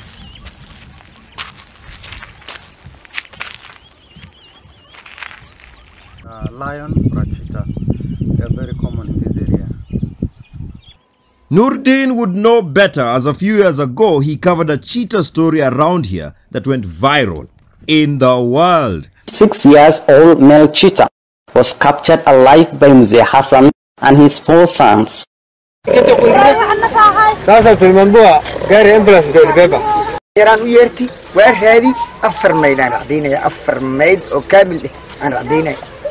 شارع عصر كبار في السوق التواكاس ماشي لا من مدح كيجي قولكم موقف النبركم موقف لغه كحران اي دولة ان اسكنا باركن ايرلانس بديجه لكتيجا وجه ستيشن وسلامه na turudisha shukrani wakati huu tunaambia wananchi asanteni kwa kulinda wanyama. Wajir is an important bird area with many birds in Kenya having breeding sites here. 2 weeks ago, the creature the Somali call Morothi made a dramatic comeback.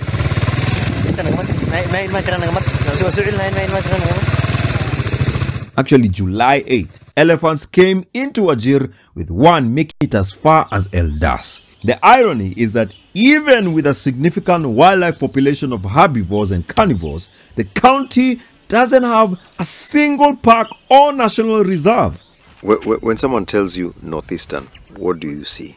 Usually it's a flat ground, it's a desert, it's desolate. But we've seen so many different types of vegetations and terrain. And right now, if you look at the soil, it's red. And then on this side, believe it or not, it's not flat. Hills covered in clouds isn't something you would expect to see here, is it? Well, we are now getting closer to Wajir North.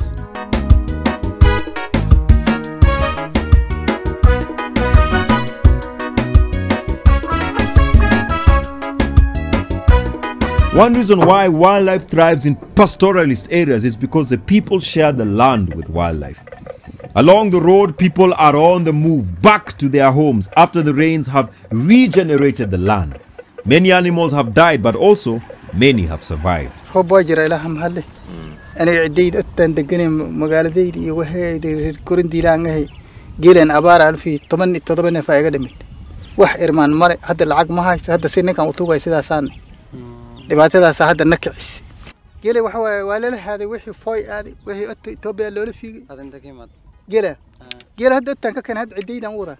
sana kwa vile.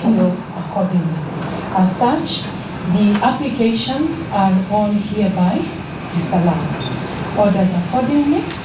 And before we pen off, just a point of clarification on the other issues that were raised by two petitioners, Dr. Eboso and I believe your co-petitioner. If you are able to access this ruling, the ruling of today on CTS, you will note that disposition number E states that there will be a mention for further directions on the way forward in respect of pending applications and pending petitions on the 7th of November at 2:30 p.m. in open court. We will address that pending application during that meeting. My lords,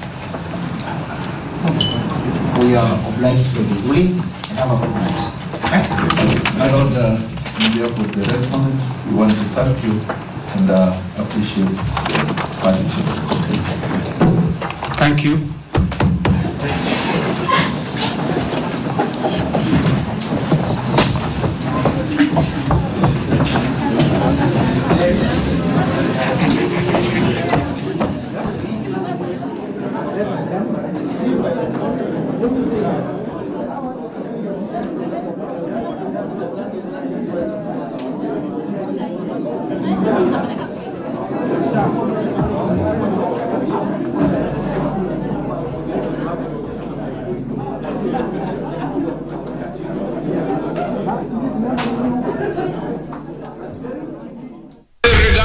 Gachagua.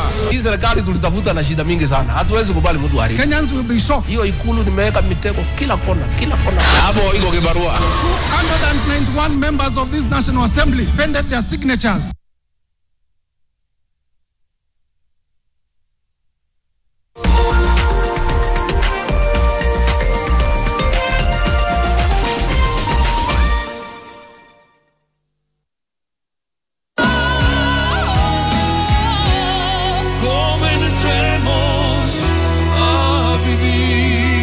Babies play around and then, oops, Morphix ina absorb like whoop.